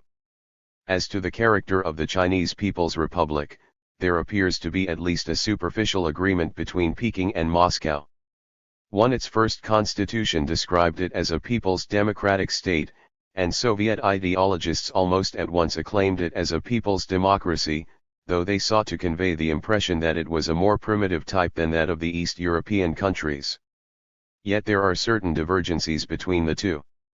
First, the Chinese People's Republic maintains that it neither is a dictatorship of the proletariat nor aims at becoming one. It is explicitly defined as a government of the four classes, the proletariat, peasantry, petty bourgeoisie, and national bourgeoisie, under the leadership of the proletariat.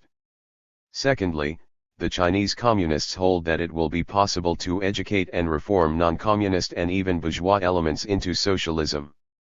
But this is opposed to what was orthodox doctrine, at least up to the 2th Congress, which not only rejected a peaceful transition from capitalism into socialism, but insisted that during the period of building socialism the class struggle against bourgeois survival's won and the kulaks becomes more acute.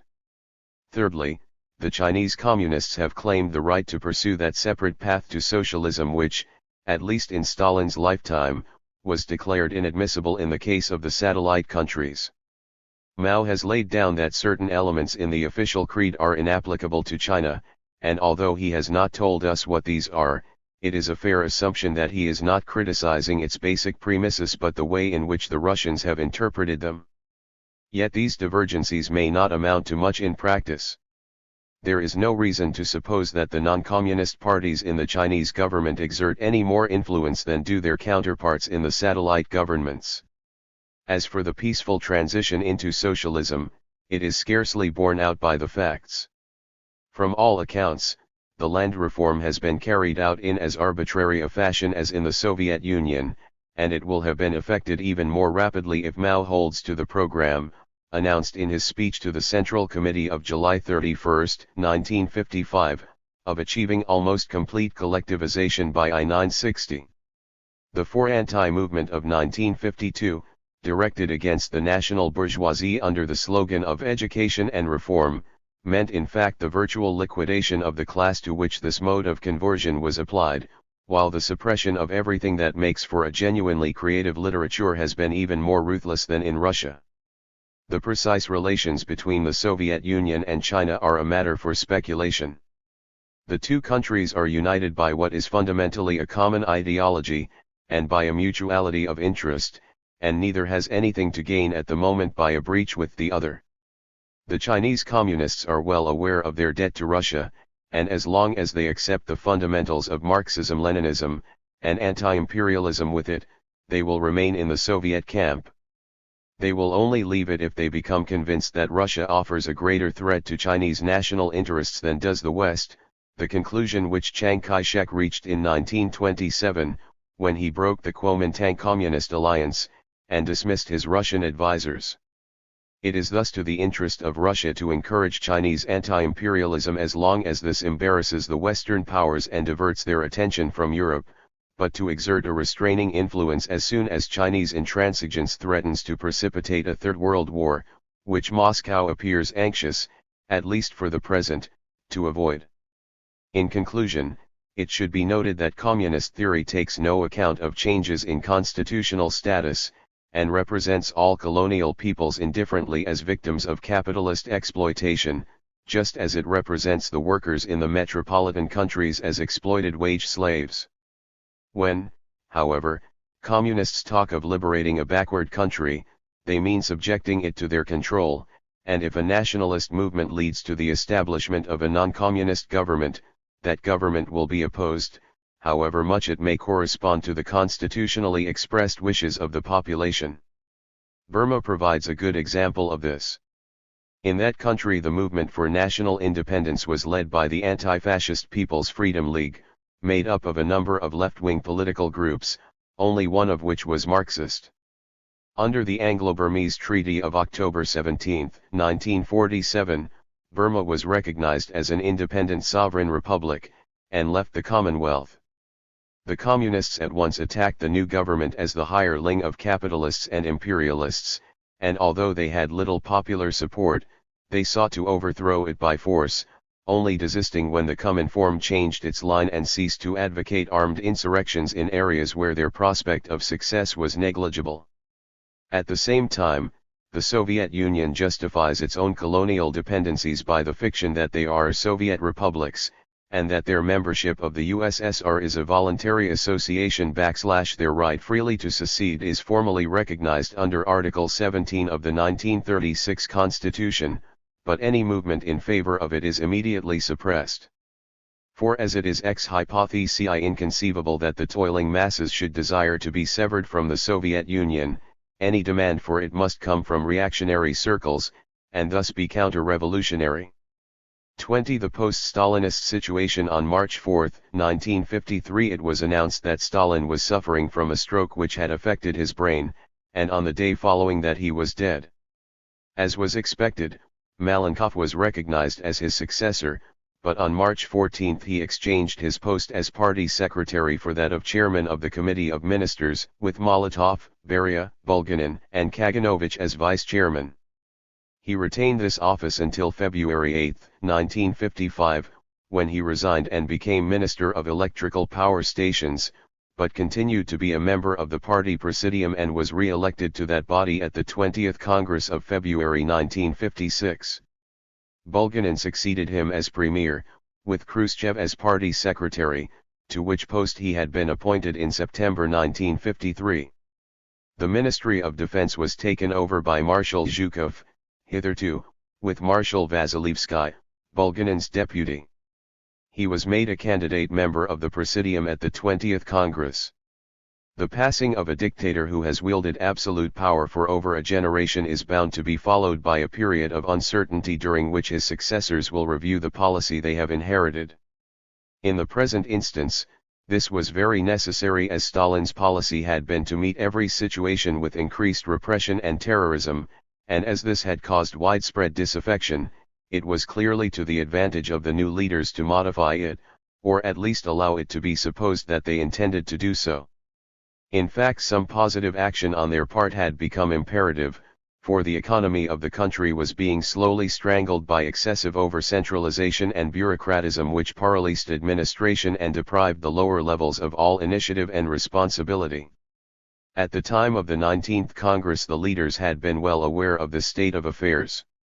Yet as long as Stalin lived, nothing could be done to remedy it. His death forced them to make at least some attempt to do so, though how far they will be successful remains to be seen. The above considerations led the Presidium to embark upon the policy which became known as the New Course. In the domestic field its principal features were the following: the abandonment of one-man leadership for collective leadership, a reduction of the powers of the state security police and an assurance that the rule of law would henceforth be respected, an undertaking to make available more consumer goods by a shift of emphasis from heavy to light industry, concessions to the collective farm workers with the object of increasing the supply of agricultural produce upon which industrial development depended, and the granting of greater freedom to the intellectuals. As Carr has pointed out, the principle of collective leadership or collegiality was not a new one, for although never written into the party status, it had been accepted in the early days as according with the spirit of democratic socialism that decisions should be made by the collective group rather than by individuals. It was natural enough that it should now be reaffirmed by a group of leaders no one of whom had any compelling reason to trust his colleagues. Thus in an article in Pravda of April 16, 1953, and in the May issue of Communist, L. Slapov sharply attacked the cult of personality as a survival of idealism, and this thesis was immediately taken up by the press, which now sought to explain the important role that collective leadership had always played in the life of the party. After June 7, 1954 the names of the leaders were printed in alphabetical order, and not in that in which they stood in the hierarchy. In accordance with the same principle, ministers were instructed to make use of the collegia of leading officials, which had been abolished in 1934 and re-established in 1938. Acceptance of collective leadership * was made mandatory, and if a party official was disgraced, he was now said to have offended against it. The first top-level leader to be accused of a breach of it was Beria. On January 13, 1953 the press had announced the arrest of the 9 Kremlin doctors on the charge of having murdered or attempted to murder a number of prominent persons, and had accompanied this by criticism of the State Security Service, over which Beria, who had been its head up to 1946, still exercised an overall control. From 1943 the functions of the State Security Service and those of the Ministry of the Interior proper had been carried out by separate departments, but immediately after Stalin's death they were united under the Ministry of the Interior, and Beria became responsible for both. On April 3, 1953 the ministry announced the release of the doctors, and declared that they had been arrested wrongly and without legal grounds, and on April 6 Pravda accused the then Minister of State Security, S.D. Ignatieff, of having displayed political blindness and gullibility, and assured the public that the inviolability of the person, guaranteed under Article 127 of the Constitution, would be respected in the future.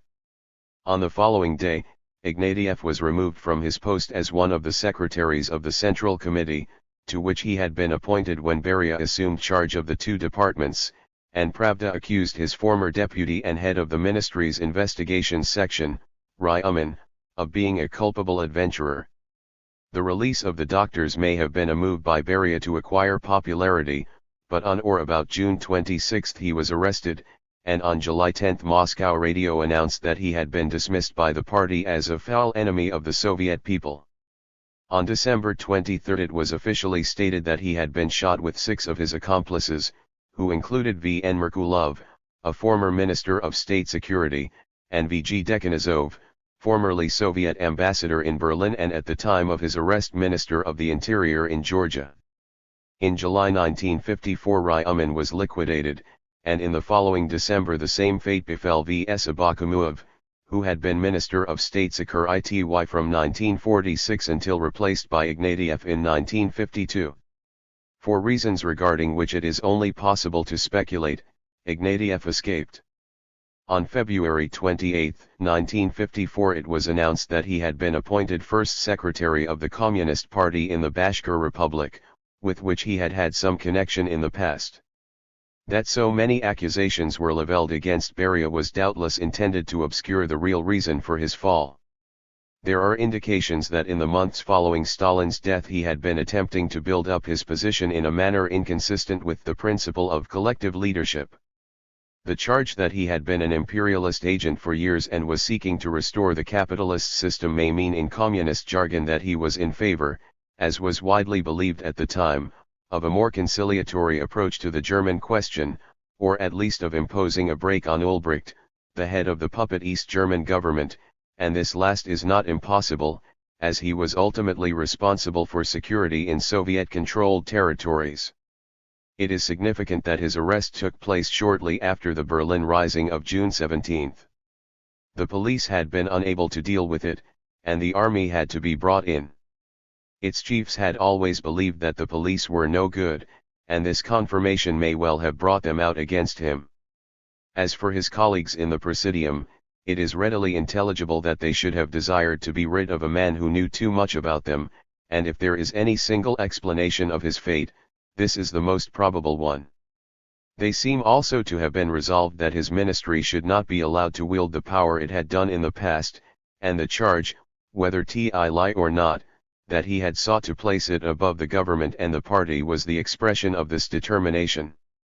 The next step was to announce the new course in its application to industry and agriculture, and Malenkov, as premier, did this in his speech on the budget of August 8, 1953. After recording with satisfaction the expansion of heavy industry under the successive 5-year plans, he declared that the progress achieved now made it possible to increase the supply of consumer goods and the allocation of further capital to this branch of industry.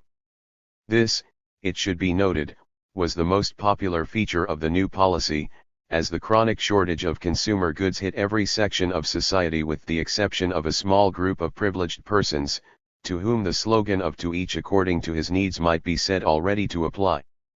More capital would also be devoted to developing the kolkhozy, as Malenkov admitted that they had not been receiving sufficient support.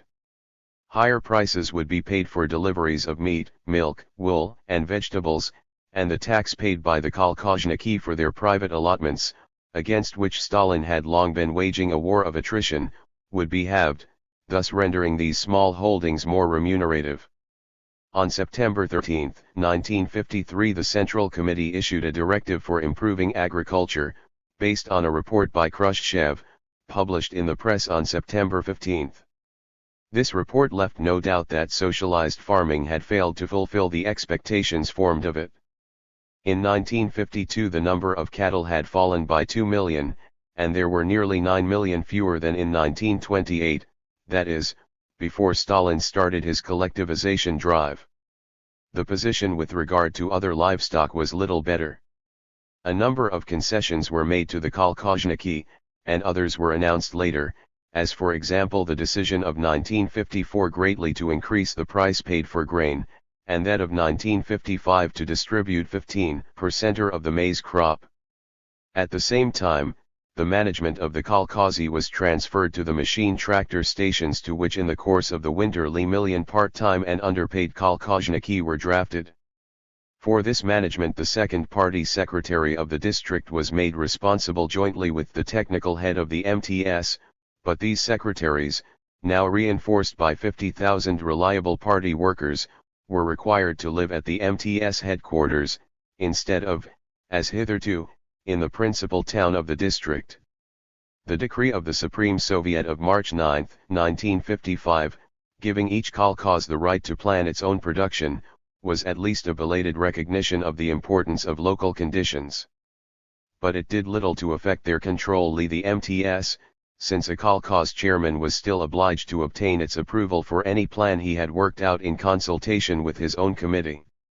Thus the effect of the new course on agriculture was that the kolkhozy and their members gained materially from higher prices and other concessions, but were more closely integrated into the party machinery of control.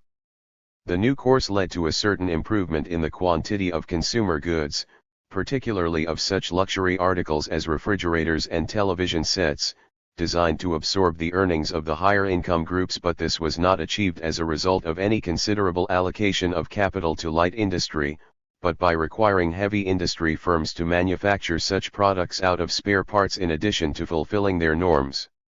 It is not surprising that confusion resulted, and this was doubtless one of the factors that led the Presidium to reconsider its policy. For from the autumn of 1954 the slogan to achieve within 2 or 3 years a steady increase in the living standards of the people disappeared from the press, and was replaced by others calling for increased production, especially of grain and livestock. An indication that a change of policy was impending was the renewed emphasis upon the importance of heavy industry. In a conversation with J.D. Bernal of September 25, 1954, Khrushchev said that heavy industry will have priority in THIRD future, and on December 28 the leading article in Pravda declared it to be the foundation of the foundations of the Soviet economy. On January 24, 1955 Pravda carried a 12-column article by its editor-in-chief, D.T. Shepilov, entitled The General Line of the Party and the Vulgar Marxists, sharply criticizing a number of economists as half-baked critics of the Marxist theory of capital reproduction, their crime being to have argued that although it was necessary in the first phase of socialist society to give priority to heavy industry, it was now possible to transfer it to light industry, and thus satisfy the needs of the workers. That in a socialist country heavy industry has priority over light industry is a principle of Soviet economic theory. In capitalist countries, so the argument runs, the form which industry takes is determined by profitability, and thus the development of heavy industry is retarded because the products of light industry have a more rapid turnover and yield higher profits as, however, the Soviet economy is not governed by the profit motive, it has been possible to proceed immediately to build up heavy industry, which will eventually render available a far larger supply of consumer goods than capitalist countries can produce. The flaw in this argument is that once profitability is ignored, there is no criterion of efficiency, and thus what those economists who have ventured to advocate an increase in consumer goods are in fact demanding is that industry should no longer be bulldozed now in this direction and now in that, but should be governed by the law of value, which means in this context profitability. It was clear, however, that Shepilov's target was not the economists, but the policy proclaimed by Malenkov on August 8, 1953 and vigorously defended by the Minister of Internal Trade, Mikoyan, in a speech of October 17 following. On the day after the appearance of the article, Khrushchev, addressing the Central Committee, declared, "Lenin taught that only the heavy machinery industry can serve as the material basis of socialism."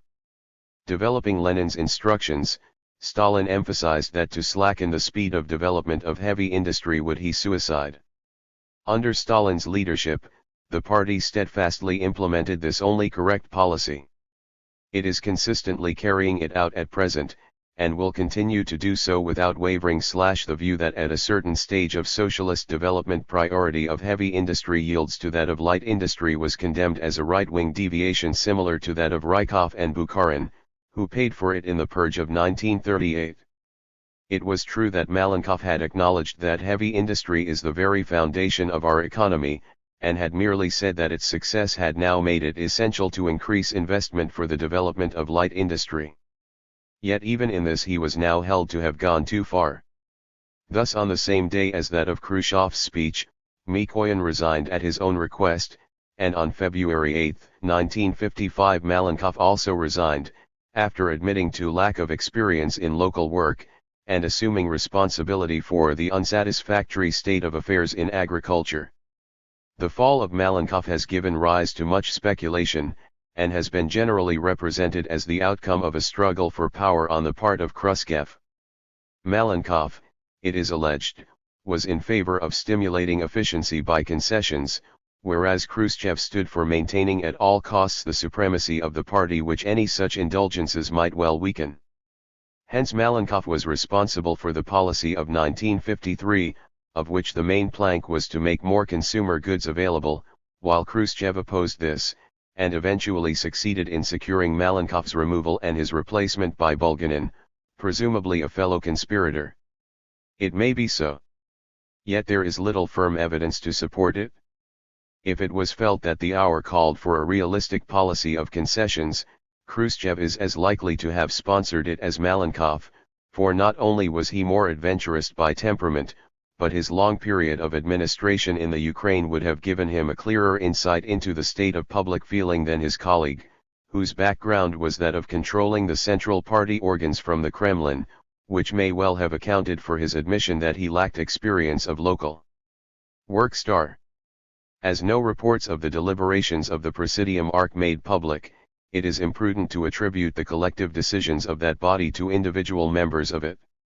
On this particular aspect of the new course, something like a reversal of policy certainly took place between the summer of 1953 and the beginning of 1955. But at least a possible explanation of this is that the line at first adopted was dictated by a mood of wavering and hesitation, readily intelligible under the circumstances, and revealed for a brief period even in the field of foreign relations, and that a year later the leaders had not only gained in assurance, but found themselves confronted with a number of circumstances which led them to reconsider their earlier and by no means orthodox proposal. For what priority of heavy industry stands for in the Soviet Union is the sacrifice of present enjoyment in order to build up productive capital for the future, that is, that the community should save and not spend. This is what the country has done through the biggest and quickest economic effort known to history, and to it is attached an almost religious value. The pace may have been too fast, and the methods employed intolerable. Yet it is the mark of the dynamic society that it places the creation of wealth above its consumption, a policy which will never be popular, and is certain to be reversed in the name FLJ social justice as soon as the masses are in a position to do so, as it has been in this country, with consequent inflation and other evils. 1. Indeed, the view that at a given stage of socialism priority of heavy over light industry should be reversed is not far removed from the twin deviations, both sharply attacked by Lenin, of economism and tailism, the first implying in this context an undue preoccupation on the part of the workers with material benefits, and a consequent weakening of their revolutionary zeal, and the second, the tendency of the party to follow the masses instead of leading them, thus subordinating the primary consideration of building up the national economy to the secondary one of providing better working conditions, and other amenities. What it would seem that the leaders now wished to make clear was that there would be no such subordination. But this did not prejudge the supply of more consumer goods as and when this might be thought desirable, and much of the so-called Malenkovite policy found its way into Khrushchev's speech at the 20th Congress, in which he promised to make more of them available, besides undertaking to raise wages, shorten working hours, improve housing, and increase pensions. Whether there was a conflict of opinion within the Presidium when the original line was adopted we have no means of knowing. Yet there is at least indirect evidence that the leaders were agreed at the time, and it is supplied by what took place in the Sadlka countries, which are microcosms of the Soviet Union, whose policy their own reflects. The case of the Hungarian Workers' Party may serve as an example. In June 1953 the office of party secretary was abolished and was replaced by a secretariat of 3, this being a concession to collective leader ship. In July Rákosi resigned the premiership in favor of S1 Imre Nagy, who at once confessed that the most serious mistakes had been committed both in industry and agriculture, and I proceeded to such sweeping reforms that Rákosi had to inter Vene a week later to restrain him. Yet the latter's report to the Third Party Congress of May 1954 still envisaged a considerably slower rate of development of heavy industry, and the gearing of the national economy to meet consumer demands. But on March 4, 1955 the Central Committee passed a resolution stating that although the measures taken in July 1953 had proved absolutely correct and continued to be valid, they had been seriously distorted by the rightist, deviationist, anti-Marxist and opportunist attitude of Nagy, who was criticized for leniency towards the kulaks, for failure to increase the number of collective farms, and for denying the leading role of the party. He refused to recant, and on April 3 was expelled from the Politburo and Central Committee. His successor, Andreas Hegedus, now declared that the principal task of the government would be to eliminate right deviationism, and that priority would henceforth be given to heavy industry. The same sequence can be traced in all the other satellites, and it is hard to believe that the leaders would have carried out the earlier policy so wholeheartedly if any considerable section of the Presidium in Moscow had been opposed to it, of which they would certainly have been aware.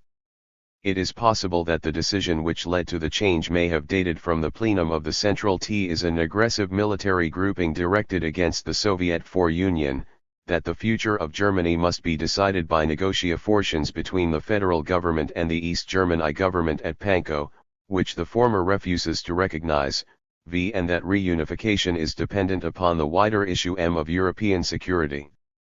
At the Geneva Summit Conference of July 1955, they appeared to be adopting a more conciliatory attitude, but in his report to the Supreme Soviet immediately after its conclusion, Bulganin reaffirmed the old position, from which, when the Council of Foreign Ministers met at Geneva in October, Molotov refused to make any retreat. Thus, where major issues are concerned, the Russians have been as uncompromising in the post-Stalinist period as they were before. After years of obstruction, they concluded a peace treaty with Austria because its terms would appeal to that section of German opinion which is in favor of reunification even at the cost of abandoning all ties with the West. At present they may feel that they have nothing to gain by yielding to the Western powers. The Eastern Zone forms part of the cordon they have created to act as a buffer between Russia and the West, and to agree to free elections would be to throw over the East German Communist Party and the Pankow government, which would not only prejudice their position with the communist parties of the satellite countries, but with such parties everywhere. Yet if they decide that Germany is more important to them than the Western Slav nations, they may well offer to make territorial concessions at the expense of Poland and Czechoslovakia, and were the terms offered to be sufficiently attractive, it is unlikely that any West German government would refuse to enter into relations with Pankow, which would certainly be the precondition of any settlement. Such a Russo-German rapprochement would confront the West with a most serious danger. Meanwhile, Russian domination over the satellites has been formalized by the Warsaw Pact of May 15, 1955, which coordinated their armed forces under the command of Marshal Konev with headquarters in Moscow, and in May 1956, its scope was extended to economic cooperation. The Russians are not prepared to discuss the regimes they have set up in these countries, and have said as much in their note to the Western powers of May 27, 1955, for as Pravkla announced on June 14 following, it must be obvious to anyone that there exists no problem of Eastern Europe since the peoples of these countries, having thrown off the rule of the exploiters, have set up people's democracies, and will tolerate no interference in their internal affairs by anyone. The present policy of the Soviet Union is, however, that laid down by the 20th Congress of February 1956. The main report was delivered by Khrushchev in a speech which, while exhibiting personal authority of a high order, bore indications of having been the outcome of considerable discussion and debate. Certain elements in the official Stalinist creed were toned down, either because they were outmoded, or because they were calculated to alienate circles otherwise not unsympathetic to communist objectives. Thus, while imperialism and the bourgeois ideology which supports it were attacked, the doctrine that wars are inevitable as long as imperialism exists was abandoned, an intelligible concession seeing that it was useless for the Russians to go to Geneva and elsewhere talking about peace if wars could not be prevented. Yet to admit that they could became dangerously near to repudiating Lenin's teaching. He had maintained that capitalist countries could not exist without colonies, and that as there were no more of them to be had, they could only satisfy their needs by seizing each other's. But the events of the last decade had confounded this thesis, since the major part of the colonial world had recovered its independence and the metropolitan countries had not collapsed as they should have done. The 19th Congress had indeed chosen to ignore this, and to represent such new countries as India and Burma as colonial dependencies and their leaders as agents of imperialism. However, the Kremlin had since revised this opinion, and now found it convenient to recognize their independence, and to court their still uncommitted rulers instead of attacking them. At the same time, the conflict between the capitalist and socialist camps was reaffirmed. The contradictions within the former were stated to have become accentuated, with the result that the forces of reaction were preparing bloody wars against the Soviet Union and its allies. Yet these are the platitudes of every communist congress, and not only were they proclaimed with less bitterness than is customary on such occasions, but they were held compatible with the expression of a desire for better relations with Britain and America, and indeed with all countries, Israel alone excepted. Moreover, the Congress recognized that there are ways of establishing socialism other than by revolution, that parliaments, which Lenin had taught were only to be made use of for the purpose of destroying them, could serve as organs of genuine democracy for the working people, that cooperation with social democrats was possible and essential, and that separate paths to socialism were permissible. The admission that the transition from capitalism to socialism can be accomplished without a revolution is indeed a significant departure from the traditional Marxist-Leninist convention which identified revolution with some form of proletarian mass action. But communist techniques have changed with the times, and the purpose of their infiltration tactics is precisely to enable a party to seize power without a popular uprising, as in the case of Czechoslovakia, which was specifically cited as an example of peaceful change. The concessions, if they can be so described, were evidently made with a view to inducing the social democratic parties to form popular front governments with the communists. It is unlikely that the leaders of such parties will be deceived, but experience has shown that the same cannot be said of their rank and file. The most spectacular development at the Congress and in the period immediately following it was, however, the repudiation of the Stalinist cult of personality, of Stalinist policies generally, and finally of Stalin himself, which was the more remarkable in view of the adulation heaped upon the dead leader by the men who denounced him, and of the extent to which they had been responsible for carrying out the measures they now denounced, and of which they had been in many cases the beneficiaries. It is as yet too early to say what will be the outcome of this, though the decision to dissolve the Cominform, the symbol of Soviet hostility to the West, must be accounted as one of them. Up to the present, it has been in the satellite countries that the effect of the change of line has been most observable. Kostov and Rajk have been rehabilitated, and the Bulgarian and Hungarian party leaders Chervenkov and Rakosi have been dismissed, as has also Gottwald's son-in-law Sepika, the Czechoslovak deputy premier and minister of defense. In Poland, Jacob Berman and certain other leaders have been removed, and criticism of the party has been particularly outspoken. That the present party was mainly built up during those very years when Stalinist autocracy was absolute is an evident source of weakness to the leadership now that the policies associated with that autocracy are being disavowed by Moscow itself. Thus the Soviet leaders are now seeking to convince the world that their condemnation of Stalinism is sincere, though they have yet to explain what specific elements in current communist theory and practice are assignable to it. Yet to exorcise Stalinism will be no easy matter. It has become the expression of the aspirations of a world movement, so that to disown it would be to disown the form that movement has taken and substitute another for it. How far the leadership is willing or able to do this only the future will disclose. 21. Conclusion. The purpose of government, and the central problem of political philosophy is the adjustment of the claims of the individual and the community. In the last century, the subjective individualism which entered Western Europe with the Renaissance and the Reformation issued in liberalism and laissez-faire until, in its third quarter, the tide turned in the direction of collectivism, and this has been advancing ever since. One change was primarily due to two causes: on the one hand, the extension of the parliamentary suffrage and the development of organized labor, and on the other, the growing complexity of the international world market which led the workers to believe that political rights were of little account if they failed to secure them a livelihood. Thus there arose the demand, which became intensified in the interwar years, for such security as logically demands a state-controlled economy.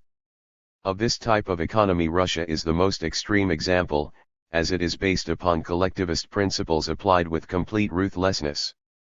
The ideological foundation upon which the Soviet order is founded has already been considered.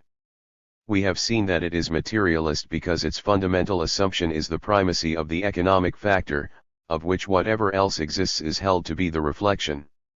It follows therefore that if society is to be reconstituted, the first step must be to change its economic basis by collectivizing the productive forces which capitalism has been hitherto exploiting. These productive forces will now belong to the workers. But the communists are well aware that the workers are powerless to direct them, and under the new order this will become the responsibility of the party, which, by a convenient fiction, is held to represent the single class of toilers to which the community will now be leveled, all of whom are assumed to possess the same class interests. Within such a framework, democracy of the Western type is meaningless. One-party government alone makes sense, for there is nothing for a second party to represent. If it agrees with the official party it is superfluous, if it does not, it is counter-revolutionary. Nor can there be any limit to the powers that may be exercised by a regime which represents ex hypothesi the will of the single and undivided people. The individual has no status outside the group to which he belongs, and what part he can best play within it is for his leaders to decide. The law becomes an instrument for suppressing whatever they may choose to regard as subversion, as Soviet jurists have not troubled to conceal. Philosophy, literature, art, and science can claim no autonomy under such a system, for their value and justification lie solely in the degrees to which they strengthen it.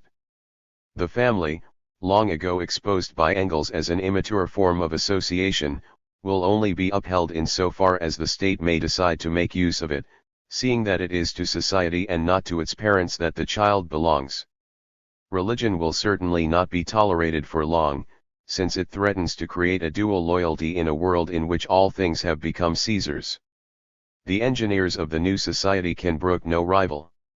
Yet God is a serious rival, even the very thought that he may exist is unendurable. Thus the individual is completely absorbed into the collective, in which he must live and move and have his being. To the West, democracy of this totalitarian type will appear a mockery. Yet, as J. L. Tolman has pointed out, it is a part of the European tradition, and coeval with democracy of the liberal type. Both derive from the belief entertained by the 18th century philosophers that there existed a natural social order, the counterpart of the cosmic order of Newtonian physics, which everyone, if properly instructed, would accept because it corresponded with what Rousseau called the general will. The Jacobins shared this belief, but only to discover that their own particular specific for setting the world to rights not only failed to command universal assent, but excited violent opposition even among those whom it was intended to benefit. Clearly there could be nothing wrong with the specific itself. The fault lay with the people, who were too immature to see what their true interests were, and must therefore be induced to do so, if necessary, by force. Thus the general will * becomes transformed into the will of the leaders, and we find such men as Robespierre and Saint-Just using the same arguments to defend their actions as Lenin and Stalin were to employ a century and a quarter later. The Jacobins had believed that they could realize their objectives without interfering with the rights of property. All that was necessary was to rid society of kings, priests, and other obstacles to liberty, substitute good laws for bad, and educate men in the virtues of citizenship. But when Marx revived the revolutionary tradition half a century later, he made the abolition of the existing property system the precondition of the establishment of a just social order. The private ownership of the means of production was the source of all evils, and with its abolition they would disappear. Society could not be restored by constitution making after the manner of a Sives or a Bentham, but only by radically changing the whole complex of productive relations, of which he held the property system to be the most important element. From the revolution that would bring this about there would eventually develop a genuine communist society in which men would agree to abandon their individuality, of which property is an expression, and live solely in and for the collective whole. Yet to believe that they will ever voluntarily do this is the very extreme of utopianism. The tension between the individual and society is a natural one. And it is not resolved by getting rid of one of its elements, any more than is the equilibrium of a pair of scales restored by removing one of its balances. 2. There is nothing in Marx's teaching to show how this transformation of human nature will be brought about, while in the State and Revolution Lenin dismisses the question as one to which there can be no answer and which no one has the right to ask. The truth is that neither Marx nor Lenin ever seriously considered what would be the result of practicing the revolutionary principles they preached. To have applied them in an advanced industrial country was never feasible. But in backward Russia it proved possible, and thus caused irreparable damage by arresting what should have been a process of genuine democratic development. Revolutions proceed according to a logic and inner necessity of their own by which those responsible for them are bound whether they recognize it or not. It is possible that Lenin continued to believe that his own revolution was bringing the masses into active participation in the work of government long after it had become obvious that it was having precisely the opposite effect. However this may be, it was certainly he who laid the foundations of the autocracy of the party, and it was no accident that after his death the prize of the succession went to the man who controlled its machine. As Tolman says, liberal and totalitarian democracy agree in affirming the supreme value of liberty. Only while for the former liberty lies in reducing coercion to a minimum, for the latter it can only be realized in the collective pursuit of an ideal order, universal, harmonious, and all-solving, which must ultimately come to pass. The Russians are the present-day exponents of this way of thinking, which is bound to issue in totalitarianism, and there is as yet no firm evidence that they have abandoned it. Stalin, it is true, carried his arbitrary rule to such a point that his successors have been obliged to denounce it. Yet given the objective situation, it was inevitable that the Soviet regime should have taken the form it has, and whether it was more or less oppressive than it need have been is simply a matter of degree. By carrying out the revolution under the conditions he did, Lenin plunged the country in chaos, with the result that the party took control, and acquired a vested interest which time has converted into a stranglehold. As he was convinced that the West was ripe for revolution, and equally that unless this occurred the new Soviet order would collapse, he set up the Comintern as a rallying point for it, so that from the first Russian policy towards the Western powers was interlocked with that of an organization whose object was to subvert them. When these scientific predictions, as he once called them, were both falsified, the obvious policy was to build up Russia's internal strength so that she could not only direct the revolutionary movement, but also maintain herself should it continue to tarry, and it was this that Stalin introduced under the slogan of socialism in $1 country. But to carry it out meant the rapid transformation of what was still an overwhelmingly peasant country into a highly industrialized one, and this in turn involved the regimentation of all sections of the community, and especially the workers. And as it is impossible to industrialize a country unless the greatly increased number of persons now engaged in industry can be fed, agriculture had then to be brought into line, though here the issue was confused by ideological considerations, with the result that so ruthless a policy was pursued that it failed to achieve its purpose. Nonetheless, Russian industry expanded at a prodigious rate, though at a cost in human sacrifice that no democratic regime would have tolerated. The principles on which the revolution was effected and the form that came to be given to them worked in the same totalitarian direction. Marxism is nothing if it is not revolutionary. The entire fabric of society is to be turned upside down, and be rebuilt on wholly new foundations. The Bolsheviks accepted this as their starting point. They were the more attracted to the Marxist dialectic by reason of the native Russian tendency to see everything in terms of absolute opposites, and to refuse to admit the possibility of any intermediate position. Thus, lore the party, there is no alternative between total victory and total annihilation, the line it adopts is the only correct one. And any other would lead to catastrophe, and there is nothing between complete loyalty to the communist cause and equally complete hostility. This all-or-nothing way of thinking excludes any sort of compromise, and makes changes of policy impossible, save when they are undertaken for purely tactical reasons. Thus communism is essentially aggressive and intolerant, and its adherents are taught from the first that they are living in a hostile world which is seeking their destruction, and that they must never relax their revolutionary vigilance against its machinations. For, as Lenin laid down in his What is to be Done, there are only two possible worldviews, the bourgeois and the socialist, and whatever weakens the one must strengthen the other. Hence the importance attached to party-mindedness / the communist must be governed solely by the ideology of his class as this is interpreted by his party, and any attempt to meet the arguments of a non-communist on their merits, or even to concede that they can have any, is to be guilty of bourgeois objectivism. It is true that the formalization of this ideology coincided with Stalin's rise to absolute power. Nonetheless, its essential elements were contained in Lenin's belief in revolution as the precursor of an order of absolute social justice, to which was opposed the iniquitous existing order of capitalism, the germ of the doctrine of the two camps, and in his theory of the dominant role of the party both before and after the revolution and of its relation to the masses. Stalin did no more than render these elements more explicit. If therefore the present slogan of a Back to Lenin is to be taken literally, we cannot expect any greater concessions than those made at the 20th Congress, which, on examination, do not amount to much. If, on the other hand, it means the condemnation of the Stalinist ideology, its debt to Lenin's being tacitly passed over, and if this is something more than a tactical device, we may expect to see the gradual disappearance of its more objectionable features. It is significant that a number of prominent ideologists were elected to the Central Committee at the 20th Congress, and that the history of the Communist Party of the Soviet Union, attributed to Stalin himself, which sets out the official ideology in its most rampant aspect, was condemned and is, apparently, to be rewritten.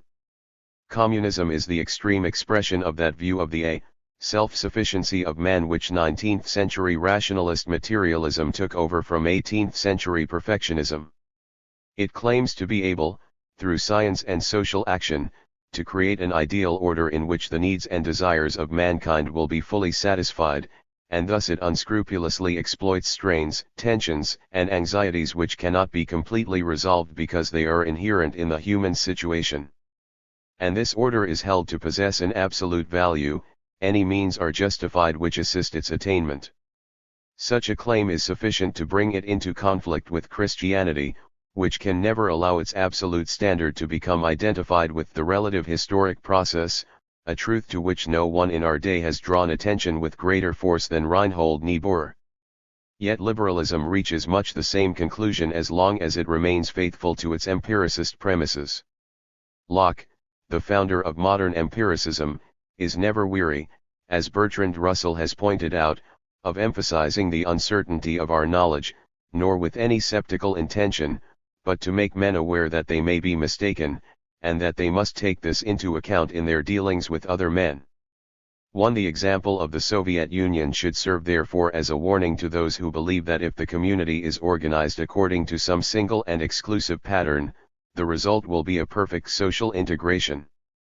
Berdiev quoted with approval an observation of the Hungarian communist George Lukács that the character of revolutions which make this their aim is not determined by the radical nature of their objectives, nor even by the means used to attain them, but by the total demands that their authors will be driven to make if the life of the community is to be regulated according to an absolute social purpose.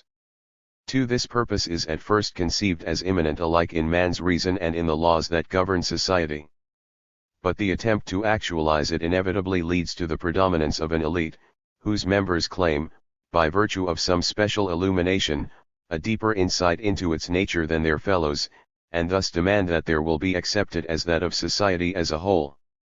Unfortunately, revolutions carried out in the name of ideologies invariably lead to consequences that not even their authors had anticipated, and this may certainly be expected when the ideology is of such a nature as to require that every branch of economy and form of social expression be subjected to centralized direction and control.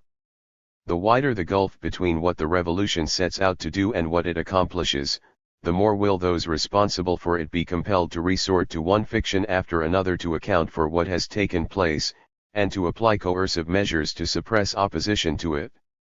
Yet in the end these measures will be found self-defeating, as they paralyze those qualities of initiative and independent judgment upon which a society depends if it is to go forward. This raises an awkward problem.